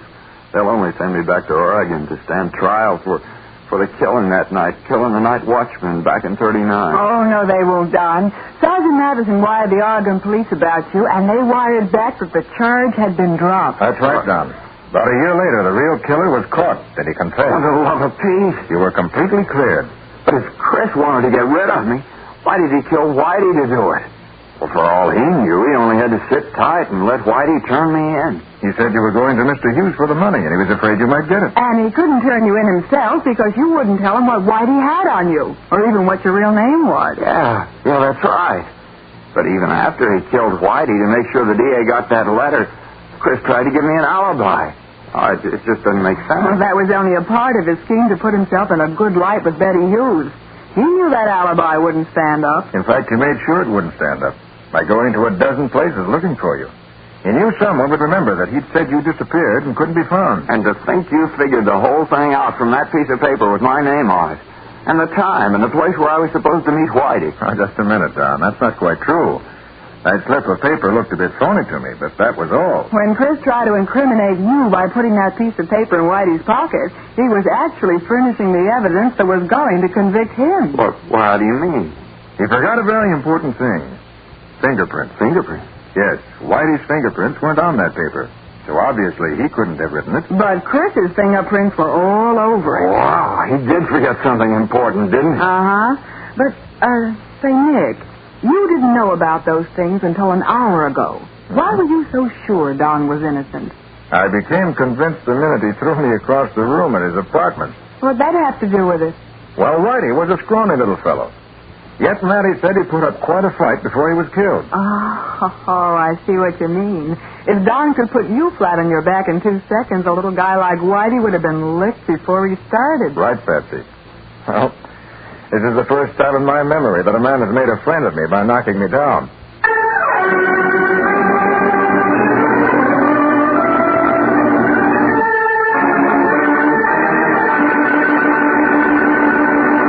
How about the adventure new post?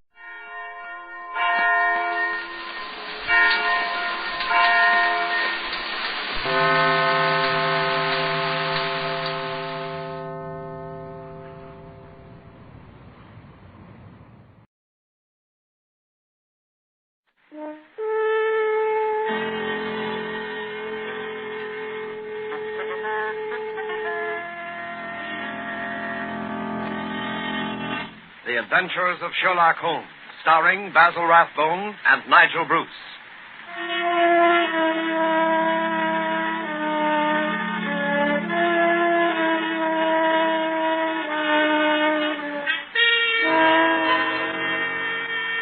The makers of Grove's bromoquinine tablets bring you another adventure of Sherlock Holmes, with Basil Rathbone as Sherlock Holmes and Nigel Bruce as Dr. Watson. A cold is a miserable thing. A cold may become a dangerous thing. Even a so-called light cold can take a serious turn. Be prompt, be decisive in your treatment of a cold. At the very first sign of a cold, take Grove's bromoquinine tablets. Bromoquinine tablets quickly check the symptoms of a cold, quickly relieve the distress of a cold. They give you speedy results, which are very important. Don't monkey around when you can get such a dependable preparation as Grove's bromoquinine tablets. And now, here we are again on our usual visit to Dr. Watson. He's waiting for us in his study, a cheerful blaze crackling on the hearth. I'm very relieved to see you, Mr. Manning. Hasn't the weather been atrocious today? I was beginning to wonder if you'd be able to get here tonight through all this fog. Yes, it certainly is what you Londoners call a regular pea souper. Yes, indeed. It reminds me of the adventure of the missing submarine plans. A case that was solved in the underground. Underground? What you Americans call a subway. Yes, but what has a solution in a subway got to do with a foggy night? Well, you see, the affair started in weather exactly like this. It was the third week in November, the year 1895, to be exact. On Monday, a dense yellow fog had settled down upon London. On Thursday, it was still there, thicker and murkier than ever. At first, Holmes had turned his nervous energy to cross-indexing his huge reference books. But when, after pushing our breakfast chairs back for the fourth morning, we saw the greasy brown swirl still drifting past the windows, Holmes's patience snapped.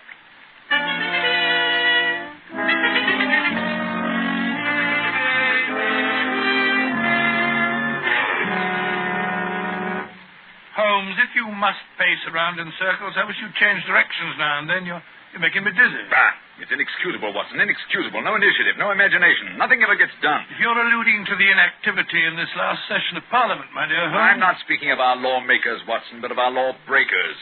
The London criminal is certainly a dull fellow. What makes you say that? Well, look out of the window. Ideal weather for committing a crime.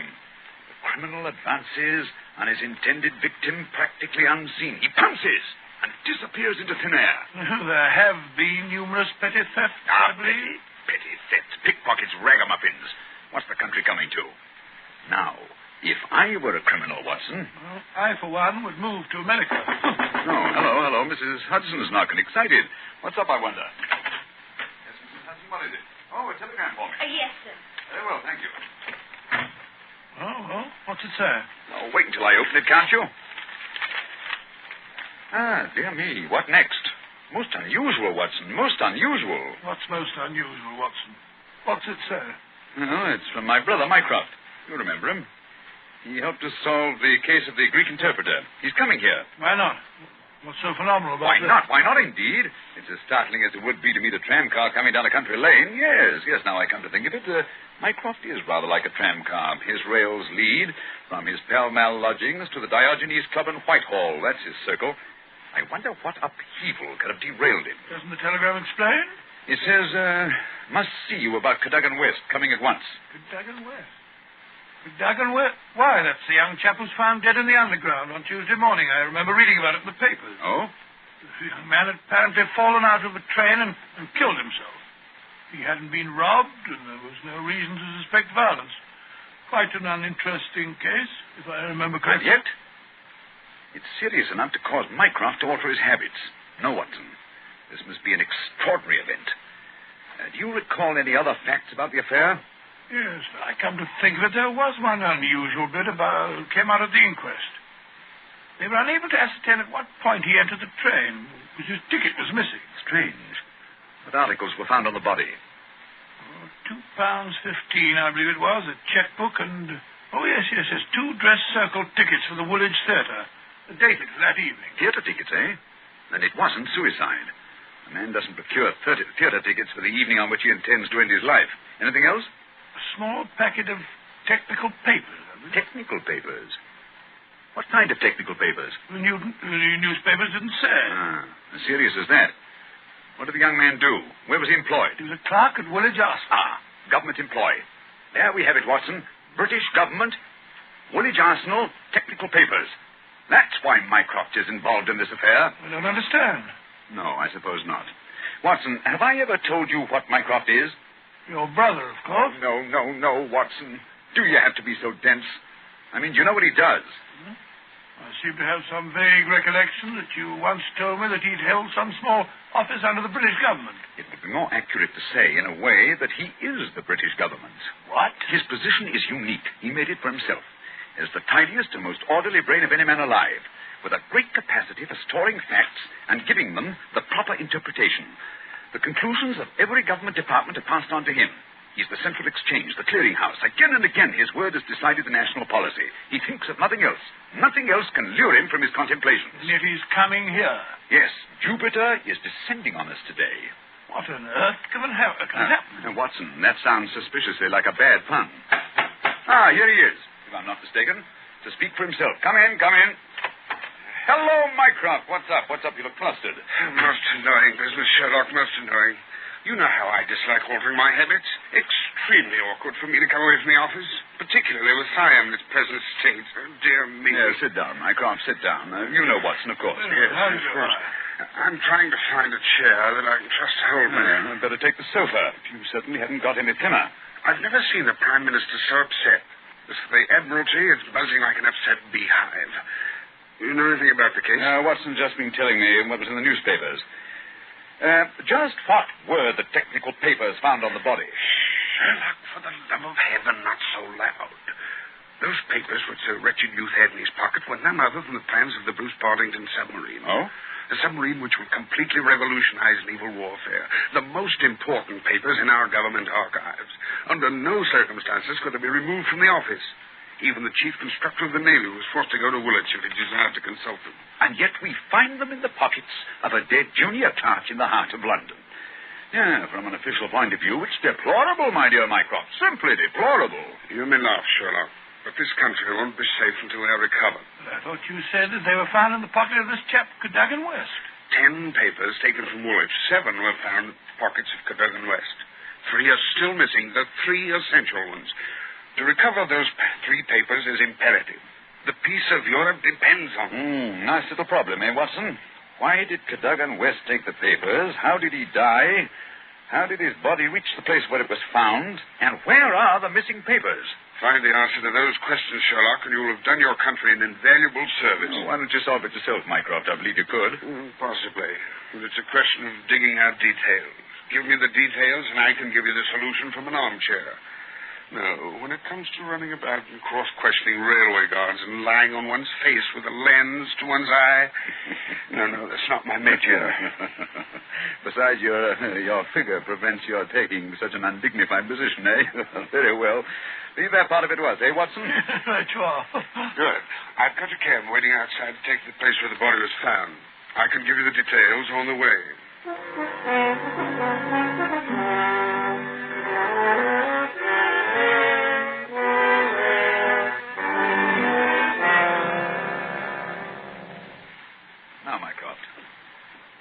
official guardian of these famous papers? No less a personage than Sir James Walder, a gentleman who's grown grey in the service. His patriotism is beyond suspicion. Bachelor, if I'm not mistaken. Lives with his brother. Yes. He was at the house of Admiral Sinclair at Berkeley Square during the whole of the evening when this accident occurred. The Admiral vouches for him. He's one of the two who have the only keys to the safe. And his key was with him all evening? Right. His key, the key to the building, the key to the room. Who was the man with the other key? The senior clerk, Mr. Sidney Johnson. Man of 40, married, silent, morose, with an excellent service record. Any alibi? He, too, had his key with him and seems to have spent the evening playing a game of drafts with a green grocer around the corner from his lodgings. Of course, he has only the word of this green grocer to back him up. Oh, come, my dear Mycroft. No class discriminations, please. The word of a greengrocer is often just as good as that of an admiral. What about Cadogan West? He had a good reputation. A bit hot-headed, but straight and honest. At least everyone thought so. He was next to Sidney Johnson at the office. His duties brought him into daily personal contact with the plans. No one else ever had the handling of them. Oh, it's perfectly clear. He must have taken... Not so fast, Watson, not so fast. Who locked them up that night? Mr. Sidney Johnson. They were of value, commercially, I mean. Oh, yes. There's no doubt that West could have got several thousands for them very easily. And yet, only a small amount of money was found on the body. Perhaps the buyer took it back after he'd murdered West. What puzzles me is, how did West obtain possession of those papers?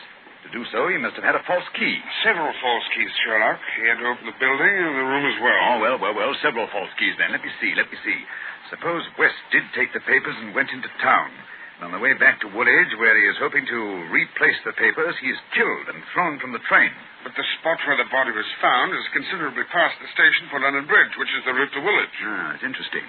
Also, if young West did make an appointment with some foreign agent to sell the papers that night, why didn't he keep the evening clear? Why buy 2 theater tickets? Exactly.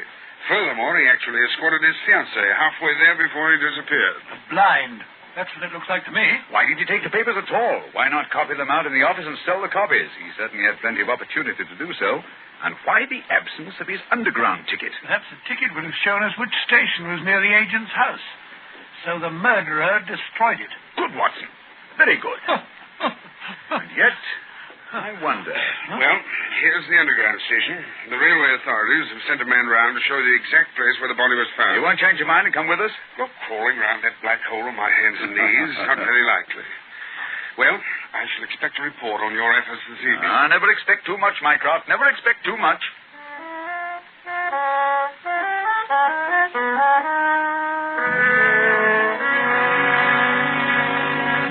Before we follow Holmes and Watson into the mazes of the London subway system, I have a word of advice. Every year, colds cause a lot of sickness. Every year, they cause a lot of expense and time lost from work. Always regard a cold seriously. Always treat it earnestly. At the first sign of a cold, take Grove's bromoquinine tablets.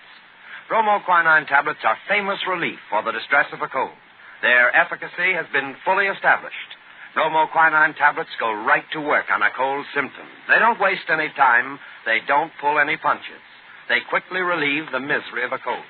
They help reduce the fever of a cold. Thousands of people keep bromoquinine tablets handy all winter. Thousands of people depend on them as their relief for colds.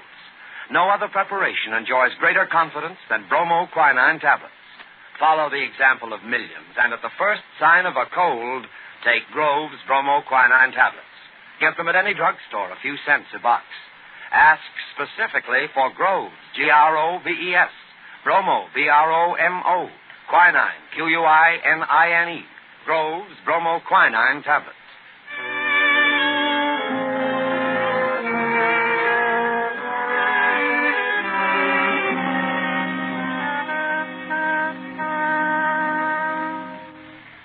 This way, sir. Step right along the tracks. It isn't safe. Supposing a train should come shooting round that curve. Oh, that's all right, sir. There won't be another for 5 minutes anyway. Here we are, sir. This is where they found the body. Right here alongside the rails. Lying on its face it was. Spooky old place, eh, Holmes? Like the catacombs, only without the skeletons. Yeah. Anything in his hands when they found him? No, sir. Were they clenched? Or spread out as if he were protecting himself?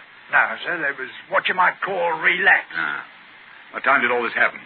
Well, sir, the train he was hoisted out of, as near as we can figure, passed along here about midnight on Monday. Oh, the carriages have been examined for signs of violence, I suppose. They didn't find nothing, not even the missing ticket. There was a passenger to Aldgate on the ordinary train. About 11:40 it was. He said he'd heard a heavy thud, like something striking the line, just before the train reached this station. But it was so foggy, he said he was blessed if he could see what it was. Holmes, what's the matter? What are you staring at? The curve, Watson. What curve of it? of the rails. What of it? What do you mean? I suppose there aren't many curves as abrupt as this. No, sir, I can't say as there is. What have curves got to do with it? Oh, an indication, Watson. Merely an indication. Unique. Perfectly unique. And yet, why not?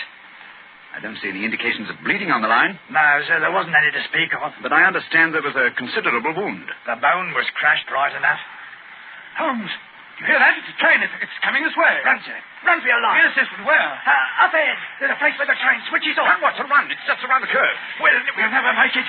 Yes, we will. Faster, faster. There's the switch up ahead. Come on. Here comes the train now. We'll make it. We'll make it.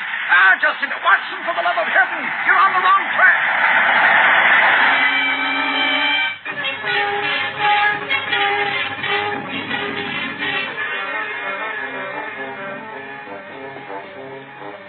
Well, that was a narrow escape, Holmes. I must say my knees are still shaking. Look at the shoulder of my coat where you pulled it there. Lucky thing for you that I did. Where are we off to now? In this fog? Yes, it's a nice afternoon. Suppose we pay a few calls. I think Sir James Walter claims our first attention. After that, we might drop in on Miss Westbury. Miss Westbury? Who's she? She is Cadogan West's fiancée and the last person to see him alive. Holmes, we seem to be going around in circles. We've accomplished absolutely nothing so far except to get ourselves nearly annihilated in the underground. After all, it's perfectly obvious that the young man had a quarrel with someone, in all probability the agent, to whom he sold the papers, and got himself thrown out of the railway carriage for his pains. I disagree with you, my dear Watson. His body fell from the roof of the carriage where it had been placed. Cadogan West met his death elsewhere. The roof of the train? Consider the facts, Watson. A, the curve in the tracks. The body is found at a spot where the train pitches and sways as it comes around the points. B, there was no ticket. C, there were no signs of bleeding on the line because the body had bled elsewhere. Of course.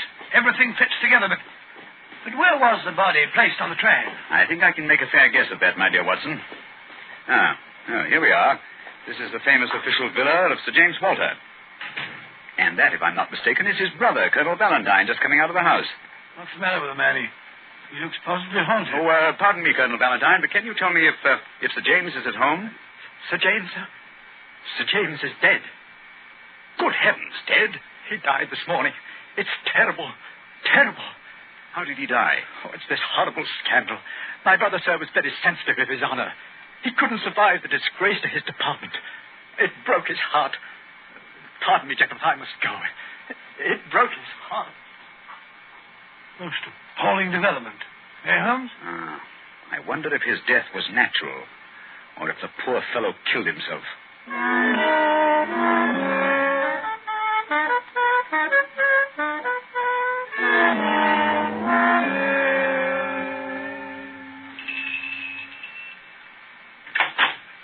Yes? Will you tell Miss Westbury that Mr. Sherlock Holmes would like to see her? Oh, please come in, gentlemen. I'm Val Westbury, Mr. Holmes. I've been expecting you ever since I heard you had taken the case. Please be seated. Well, thank you. Oh, Mr. Holmes, we must save his good name. He couldn't have done it. Cadogan was the most chivalrous, patriotic gentleman on earth. He couldn't have done it. He would have cut his right hand off rather than sell a state secret. But the facts, my dear Miss Westbury. I admit I can't explain them. Was he in need of money? No, Mr. Holmes. His needs were simple and his salary very good. He'd saved several £100. We were to be married at the new year. I see. Had you noticed any signs of mental excitement? Why, well, that is... Come, Miss Westbury, be frank with us. Yes, Mr. Holmes. That night, I had a feeling that there was something on his mind. Mm-hmm. Tell us about it, will you? We were on the way to the theater. It was a foggy night, you remember? We were walking slowly. Our way took us close to his office. Cadogan seemed thoughtful and worried.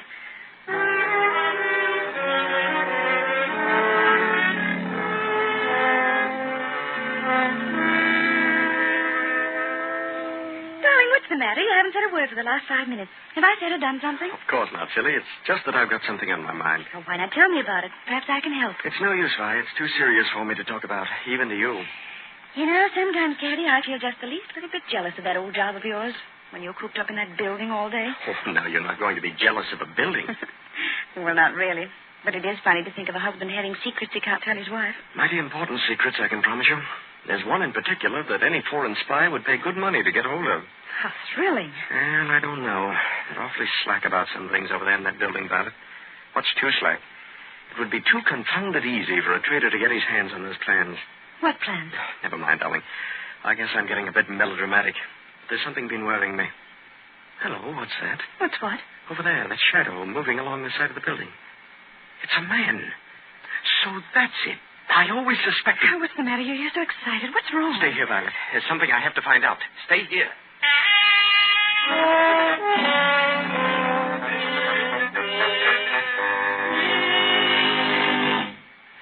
I waited and waited, but he never returned. Oh, Mr. Holmes, if you could only save his honor, it meant so much to him. We shall do our best, Miss Westbury. This shadow, this man moving along the building. Did you see it, too? I think I did, Mr. Holmes. But the night was so foggy, I can't be sure. But there must have been a man. Another man. It couldn't have been Cadogan. Surely character goes for something. Let us hope so. Come along, Watson. We must return home. I'm expecting an answer to some telegrams I sent Mycroft earlier this afternoon. We've done enough for one day.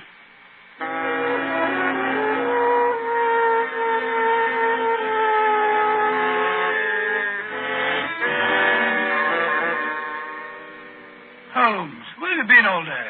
You left this morning before I was up. Now you've come home with your towel awry, your suit torn, and as ravenous as a wolf.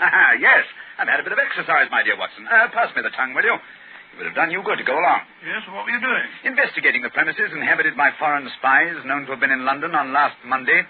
Mycroft sent me a list of them. Took a bit of doing, too. Climbing walls, breaking into cellars, prowling around rooftops. Well? I discovered there was only one residence which had the proper facilities for disposing of West's body after the murder. Well, whose residence was that? It belongs to a Hugo Oberstein. The address is 13 Caulfield Gardens, Kensington. The gentleman himself has departed to Europe. Gone, has he? And he took the plans with him. It's too late. Not necessarily, Watson. What can we do now?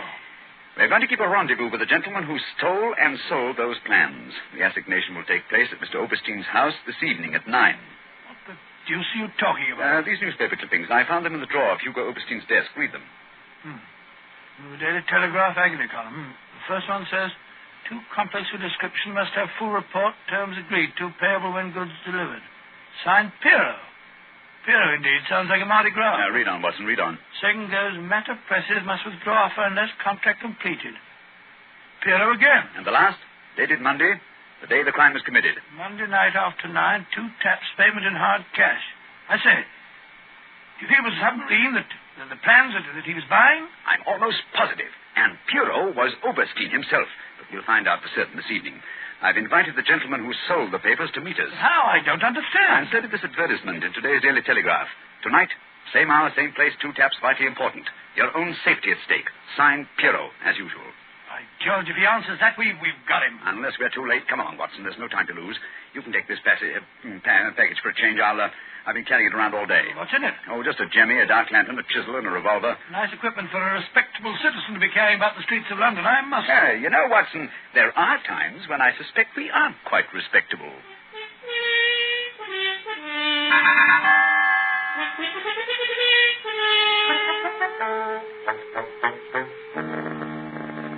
Here we are. This is Caulfield Gardens. Thank heavens, it's so foggy. I shouldn't like to be caught in the act of housebreaking. Yeah.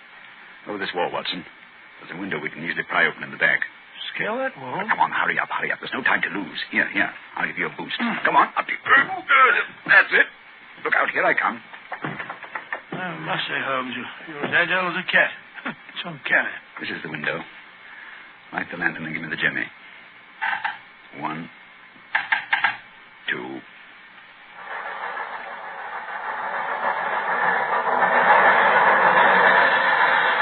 The underground runs right past here, almost on the level of these windows. I could have reached out and touched it. Yes, quite convenient, wasn't it? It was here the body was placed on the roof of the train.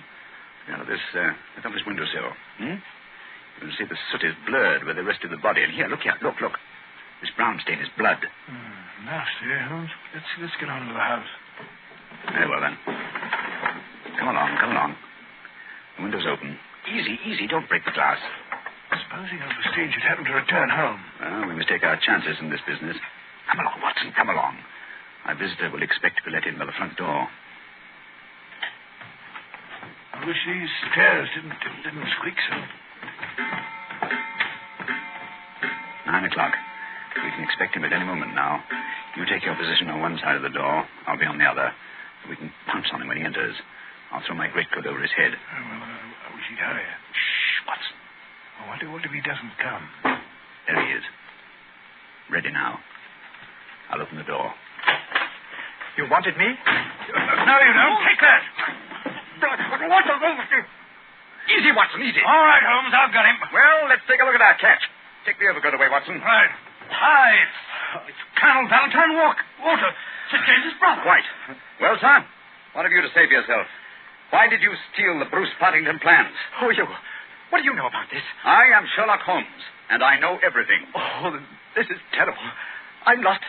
I didn't realize their importance until my brother killed himself. But I needed the money. I had to have it. Overstein offered to give it to me if I'd let him see the plans. So you took an impression of your brother's key, opened the safe, and procured the papers. Cadogan West saw you leaving the building, followed you here, and you killed him. No, I didn't do that. I swear I didn't do it. No? Then perhaps you'd better tell us who did murder Cadogan West and placed him on the roof of the railway carriage. I'll tell you. I promise you I will. I did the rest. I confess it, but not that. Very well, then. How did it happen? I got the papers, as you've discovered. Made my way through the fog until I reached the door. Once or twice, I fancied I was being followed.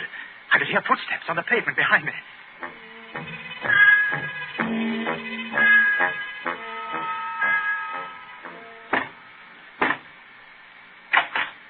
Colonel Walter? Yes? You have the papers? Yes. Let me in, quick.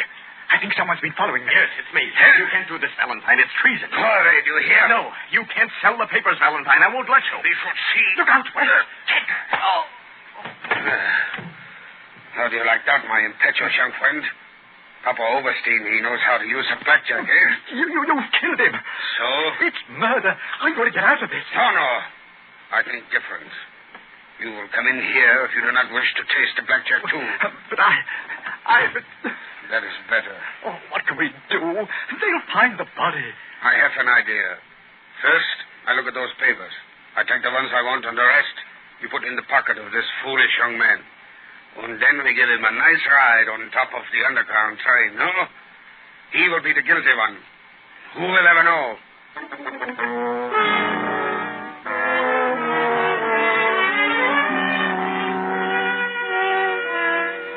What a thoroughly unpleasant gentleman. What a pity that he got away with the papers, Dr. Watson. Oh, but he didn't.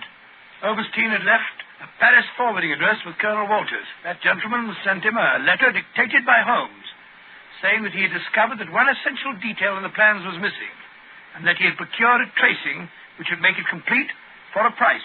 And did Overstein swallow the bait? Did he swallow it? He was arrested as he got off the boat at Folkestone.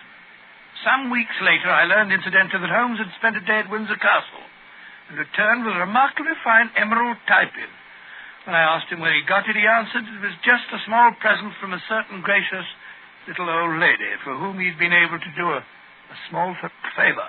Yes, and I think I can guess the lady's august name. Elementary, my dear Mr. Manning, elementary. I see. Ladies and gentlemen, in just a moment, Dr. Watson will be back to tell us about next week's story. In the meantime, let us repeat. Watch out for colds. At the first sign of a cold, take Grove's bromoquinine tablets. Bromoquinine tablets are made especially for the relief of colds. In other words, they're specialized medication, and that's what you want. Yes, at the very first sneeze or sniffle, go right to your druggist and get a package of Grove's bromoquinine tablets. Now, Dr. Watson, next week? Next week, I think I'll tell you the story of the lion's mane. The lion's mane. What was that, Dr. Watson? The answer to that question, Mr. Manning, almost stumped Sherlock Holmes himself. Suffice it to say that they were the last words gasped out by a dying man as he lay writhing in agony on the sands of the Sussex coast.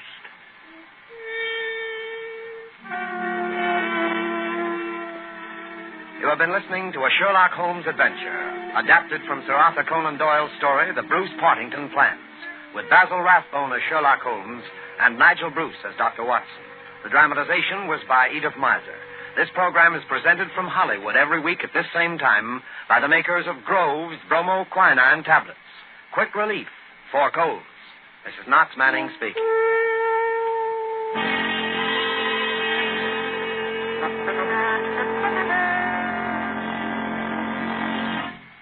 This is the National Broadcasting Company.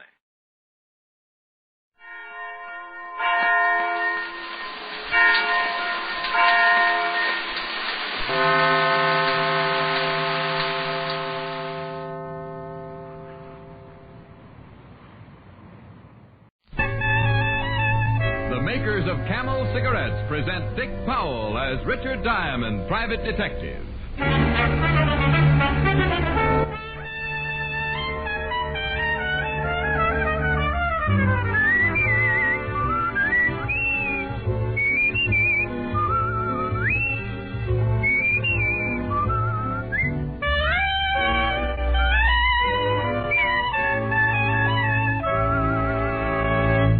What cigarette do doctors themselves smoke? In a nationwide survey a few years ago, 113,597 doctors in every branch of medicine were asked, "What cigarette do you smoke, doctor?" The brand name most was Camel.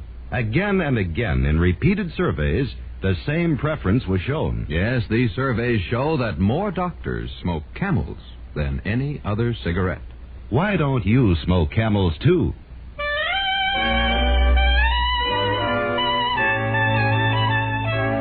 Now we bring you another transcribed adventure with Richard Diamond, private detective, starring Dick Powell.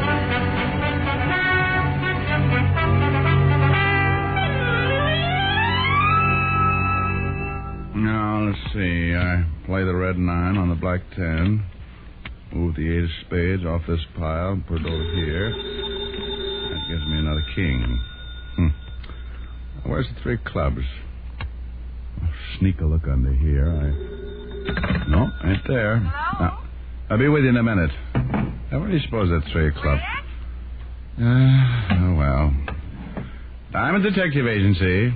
Anyone for Pinochle? Greg, don't tell me you're still at it. You told me an hour ago you'd quit as soon as you'd won one game. Won one game? That's nice and confusing, isn't it? Helen, baby, I wouldn't admit this to anyone but you, but I haven't even come close. I was afraid of that. Have you tried stacking the deck? Helen, that's cheating. I know, but have you tried it? But just once. But only in self-defense, and even that didn't help. I still lost. Well, then I'm afraid you're hopeless. Why not give it up and come over here? We could play some gin. Oh, no. I owe you 1,369 toothpicks now. That rate, I'll have to buy a lumber camp. You there on the telephone. Me? Yeah, you the boss? Well, no, not exactly. I'm just the owner. That's good enough. If that's somebody wanting to hire you, tell him to call back. Quick, is that man ordering you around? He's trying. You hear me? I said tell him to call back. Now, just a minute. That's right, killer. Stand up to him. We don't have to take no guff. Well, honey, I wish you were here so we could get a look at the size of it. You gonna hang up or not? Yes, sir. Yes, sir. Richard Diamond, did you say yes, sir? Yes, sir. I mean, yes, ma'am. I mean, bye. Bye, Helen, dear.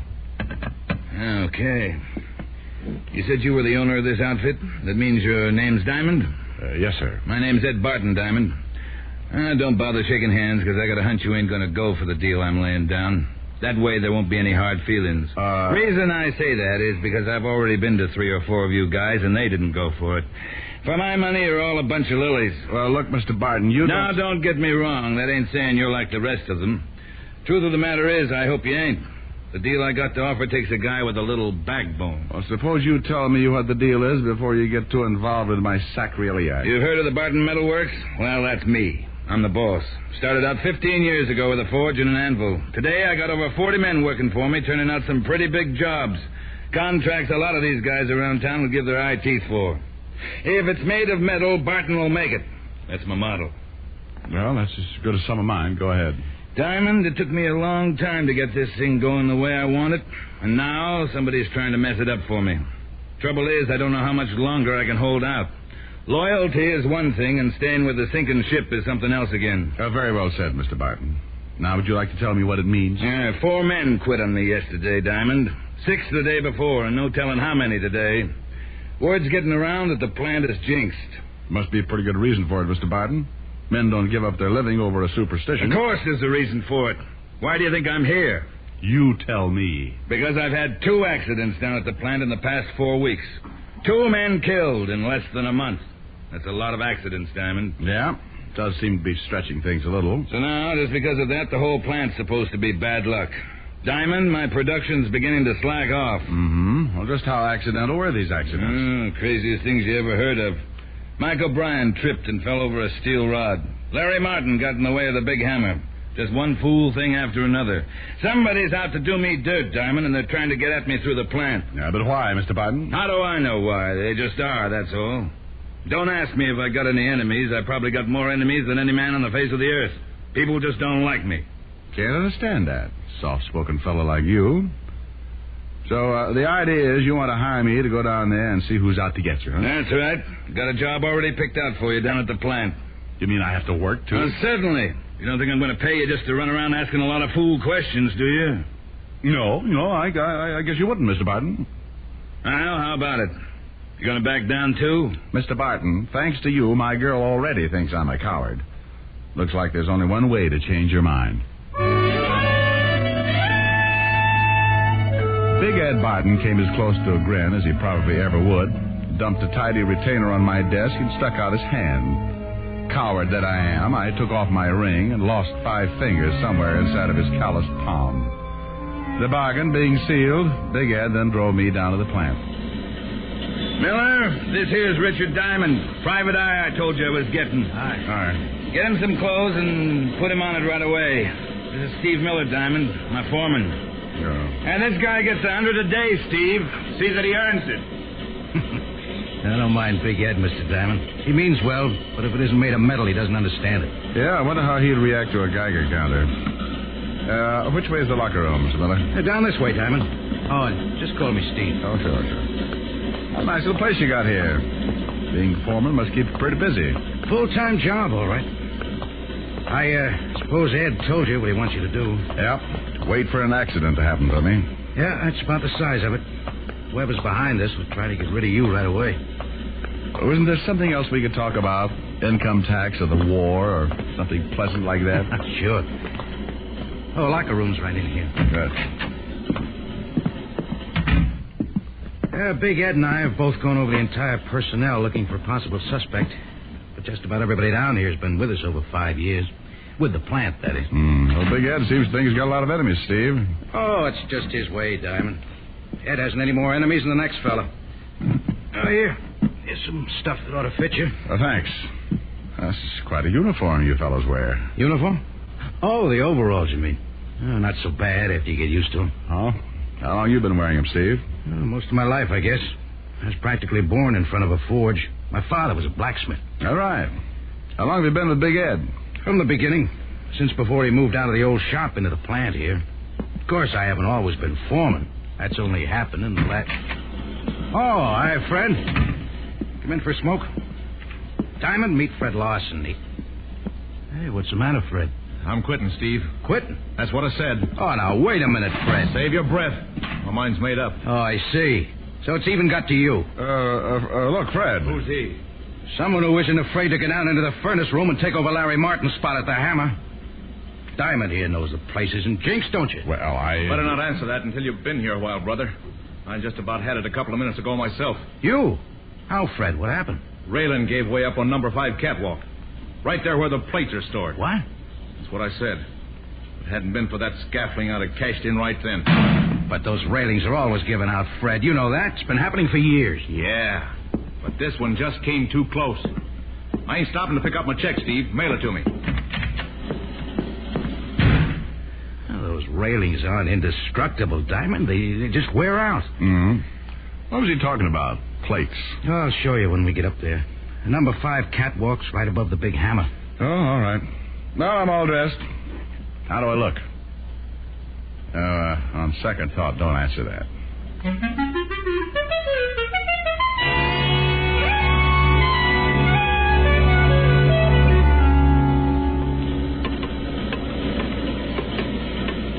Oh, here's the place Fred was talking about, Diamond. Guess I can't blame him for quitting. Would have been a nasty fall. Yeah. Hey, what's this stuff under the catwalk, Steve? Oh, those are the plates. They're too heavy to lug back and forth, so we just store them up here on the scaffolding. Oh, I see. You mean I'm going to work down there under these things? That's where Big Ed told me to put you, Diamond. Now, he's the boss. Yeah, I guess that's right. If I ever forget it, I guess you'll come around and remind me. Well, that hammer's a pretty big piece of equipment, isn't it? Sure is. But the work you'll do isn't hard. The plates come out of the furnace hot. It's your job to flatten them out. All you have to do is flip a switch on the hammer and roll the plates. Roll the plates? Well, after that climb, I may not even be able to flip the switch. Otto? Yeah, Stevie? That's Otto Schmidt. He'll handle the furnace for you. Well, looks like he can handle the whole factory. Hello, Stevie. Is your fellow going to take Larry's place? That's right, Otto. Rick Diamond, Otto Schmidt. How are you, Otto? Hello. He's a new man, Otto. Never worked in a shop before. Yeah, I see that. Yeah, don't worry. I take care of him. Just how do you mean that? Now, take it easy, Otto. Production isn't as important as safety right now. Remember that. Yeah, I remember, Stevie. Now, you'll be working all alone down here, Diamond. Just you and Otto. Oh, swell. The main thing is to keep your eyes open. Yeah, that's right. All right, Otto. You can take over now. Yeah, I take over now.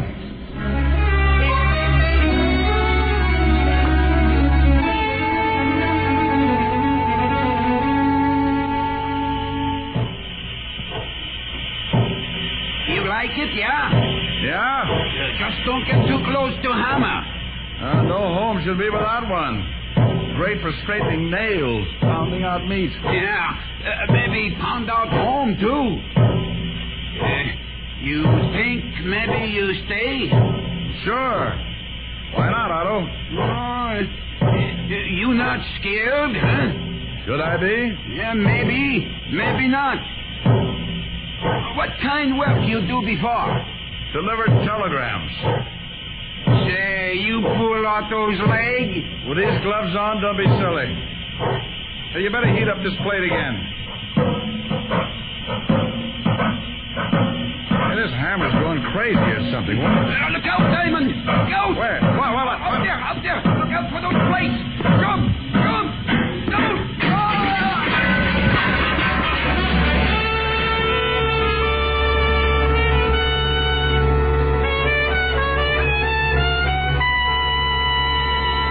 Before we continue with Richard Diamond, here are a few words about smoking enjoyment.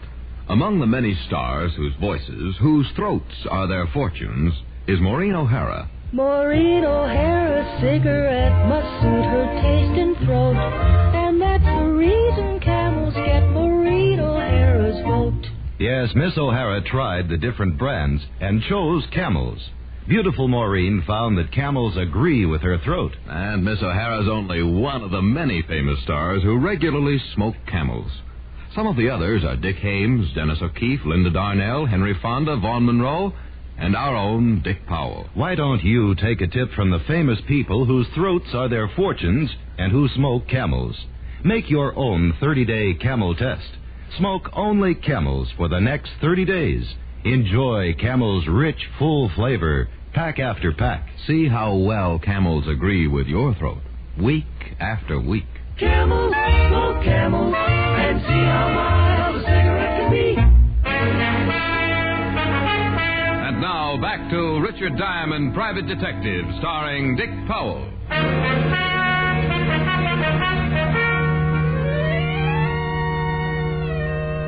Well, Big Ed Barton had another accident on his hands. Otto Schmidt. They carried him out of the furnace room in bad shape, but alive.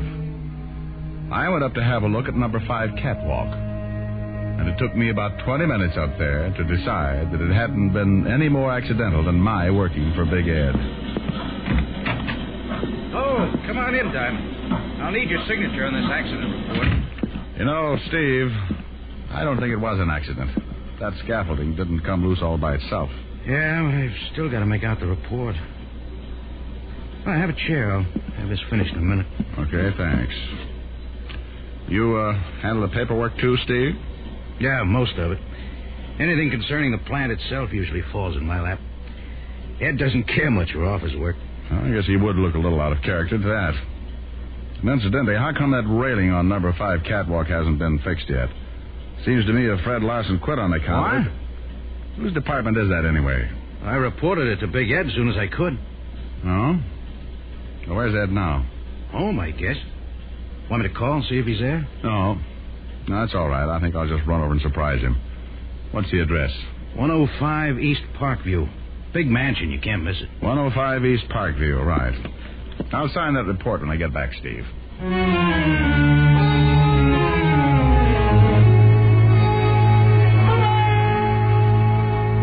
So, what if it wasn't fixed, Diamond? Those railings cost money.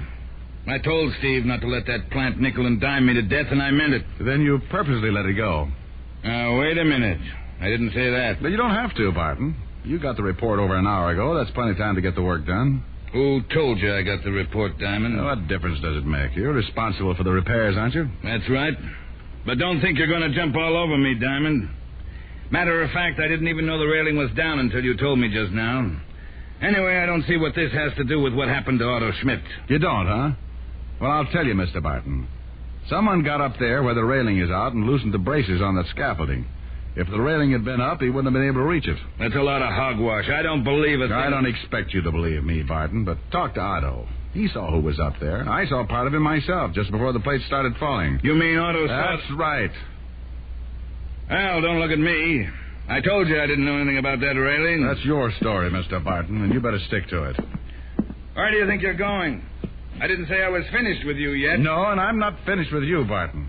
As soon as I've had a talk with Otto, I'm going to take off these overalls and get back into my own clothes, and then you can You mean you're quitting? Walking out? That's right. Now, don't worry. I'm going to find out who's behind this, but I'm going to do it on my own.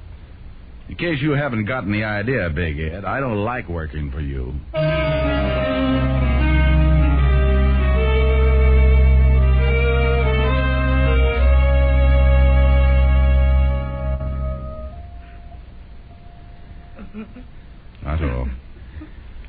Otto, open your eyes. I want to talk to you. No talk. Why? It wasn't an accident, Otto. You know that. No. It was accident. Don't you want whoever's responsible for this to pay for it? No. What are you afraid of, Otto? Who are you hiding? I'm afraid it's no use, Diamond. For some reason, he just won't talk. But why? What's he afraid of? That's all the time I can let you gentlemen have. You'll have to have some rest now. Just a minute, Doctor. Mrs. Schmidt, talk to him, will you? See if you... No. Otto don't want to talk. All right. How long will it be before I can see him again, Doctor? Well, that's hard to say. Several hours, anyway. You might check with the front desk later this evening. They can tell you more about it then. All right, thanks.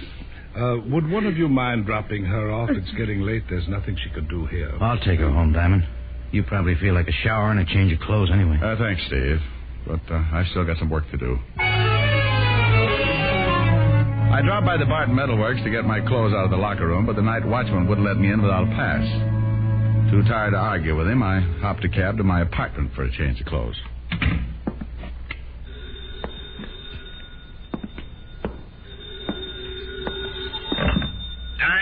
Yeah, but wait till I sit down. I just got in. There's Ed Barton. Never mind sitting down. Get over to my house right away. I got something to show you. I thought I told you. I know what you told me, but this is pretty important.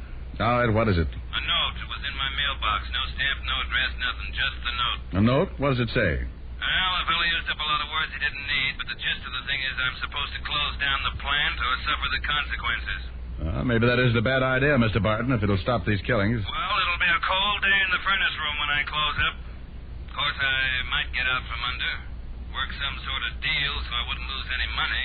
Yeah, you might do that. But...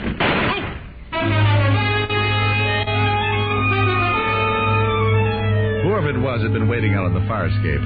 The bullet thudded into the back of my best chair, and I got on behind it, wondering which drawer I'd left my gun in this time. After a while, when nothing happened, I sneaked a look around the arm of the chair. Diamond, what's all the noise? There was no one there. And then I realized Big Ed Barton was still talking. Hear me, Diamond? Speak up. What's going on over there anyway? What do you think?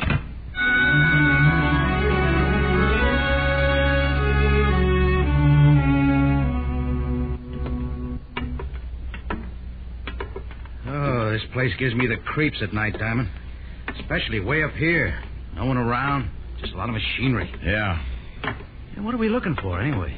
Oh, I just wanted to have another look at this railing, Steve. Oh, by the way, Where were you when I dropped by your place? Just getting some air. I didn't know you were going to come by. Hey, couldn't we let this go till morning? I don't like it around here when it's quiet like this. Why not? I just don't, that's all. You know, you look pretty good in a suit, Steve. You ought to wear one more often. Oh, thanks, Diamond. You really think so? Yeah. Never know to look at you now that you were just a foreman in the factory. Just a foreman? That's your job here at the plant, isn't it, Steve? But, doesn't it ever bother you working so many years for a guy who doesn't appreciate it? Especially now that the big contracts have started to come in. Ed's pulling in all the gravy, and you're still nothing but a foreman. Quit saying that, will you? Quit saying I'm nothing but a foreman. Why not? It's true, isn't it, Steve? There's nothing wrong with being foreman. It's a very important job. I got charge of every piece of equipment, every man. But not charge of the plant. Isn't that right, Steve? Someone else has charge of the plant. Well, what if he has? Next to him, I'm the boss. That's right, Steve. Next to him, you're the boss. Suppose I told you he isn't the boss. What if I told you I was in partnership with Big Ed? What would you think of that? I'd think it was kind of funny, Steve. Oh, funny, is it? Well, that's the way it is. You can ask him if you don't believe me. He'll tell you. I mean, it's kind of funny you're still wearing overalls and living in a boarding house when Big Ed has a mansion and a couple of servants. Doesn't add up, Steve. No, not now it doesn't, but it will. Partner's entitled to full rights, isn't he? Big Ed kept promising me. All these years he's been promising me. Promising you what, Steve? As soon as the money started coming in. As soon as things picked up, I could get out of the plant. I could wear a suit on the job. Meet people. Why should Barton promise you that? Because we're partners, that's why. We went in 50-50. When, Steve? When did you go in 50-50? Almost 15 years ago. Down at the old place. I used to work the forge. Ed'd go out and get the jobs. He got to talk to the people. All I ever got to do was handle the forge. I think I understand, Steve. And then because he got the jobs, he thought he was entitled to more than I was. He said it was all his doing. I was just working for him. He put me on a salary. Made me work in the plant. Well, what do you hope to get out of all this? Hating Big Ed is all right, Steve, but if he closes up the plant, you'd be out of a job. But I won't be out of a job. I'll be in charge then. I'm a partner, ain't I? All right, Steve. We could go back down now. Down? Down where? Where are you taking me? Downtown, to talk to some people. You mean the police? That's right. And, Steve, just in case you've still got that gun, I think it's only fair to tell you that this time I've got one, too.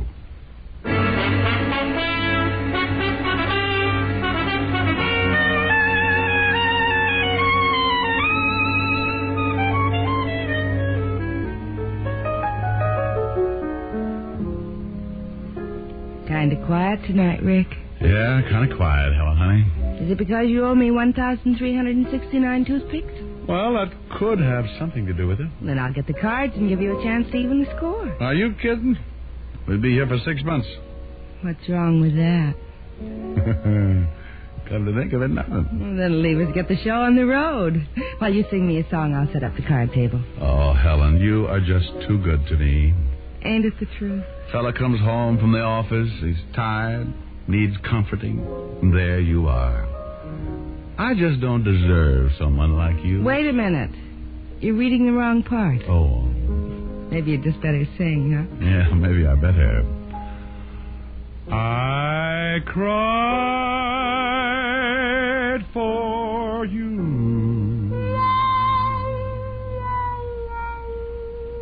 Now it's your turn to cry over me.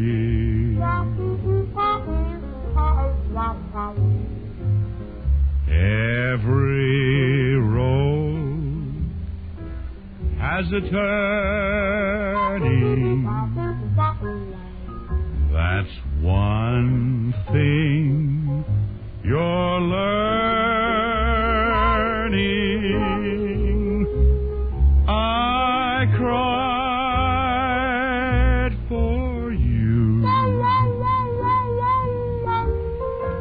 What a fool I used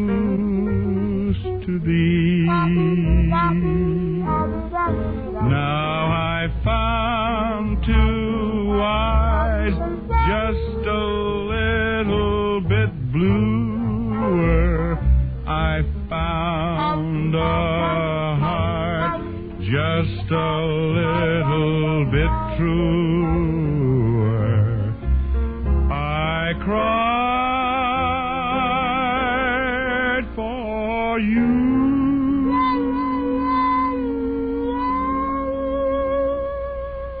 Now it's your turn to cry over me. Where'd the trombone come from? I played it with my feet. Abe Lincoln taught it to me. Gosh. Gosh. Gosh, and a whole lot of G's. Sometimes, Richard, you really get to me. Now, steady, girl. Richard, my fool, kiss me. Oh, well, here. This is a kiss? Well, honey, after all, I'm tired, sleepy, worn out, bushed, beat. Had a busy day. You must have had a busy week. When I say a kiss, I mean a kiss. Come here.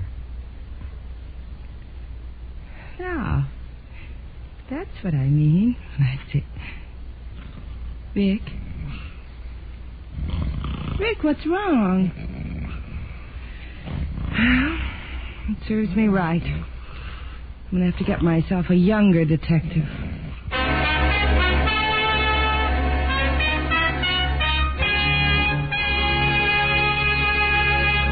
Dick Powell will return in just a moment. No other cigarette has Camel's rich, full flavor and cool mildness. That's because Camel's costly tobaccos are properly aged and expertly blended for flavor and mildness, for true smoking enjoyment. Yes, and it's one of the reasons why Camel is America's most popular cigarette, by billions of cigarettes per year. Are you smoking the cigarette that's enjoyed most in America? If not, start your own 30-day Camel test tonight. It's a sensible test of cigarette mildness, based on steady smoking. Here's all you do. Smoke only Camels for the next 30 days. You'll soon see how rich, how flavorful a cigarette can be, and you'll discover why Camel is America's most popular cigarette. How mild can a cigarette be? Make the Camel 30-day test and you see. Smoke Camel and see. Here's Dick Powell with a special message. Thank you. Ladies and gentlemen, to help bring pleasure to hospitalized veterans and members of our armed forces, the makers of Camel cigarettes send thousands of packs of Camels to veterans and military hospitals every week. This week's gift Camels are on their way to Veterans Hospitals, Dwight, Illinois, and Whipple, Arizona. Rapid City Air Force Hospital, Rapid City, South Dakota. And to all hospitals operated by the Far East Command of the U.S. Army. Now, until next week, enjoy Camels. I always do.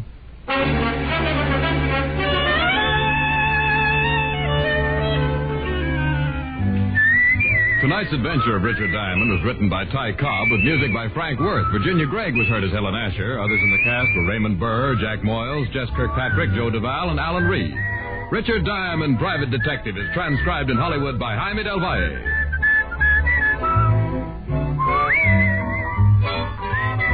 Be sure to listen to another great Camel show, Vaughn Monroe and the Camel Caravan, every Saturday night.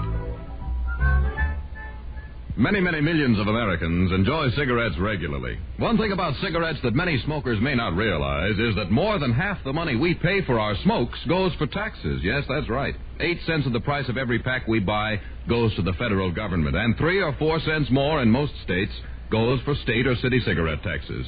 So that actually means that better than half the price you pay for cigarettes goes for tax.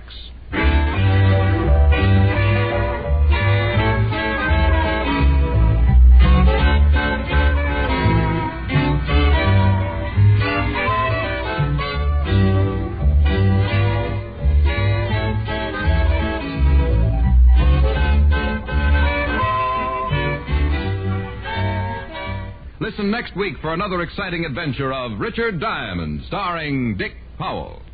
Now stay tuned, for This Is Your FBI, followed immediately by Ozzie and Harriet over most of these stations.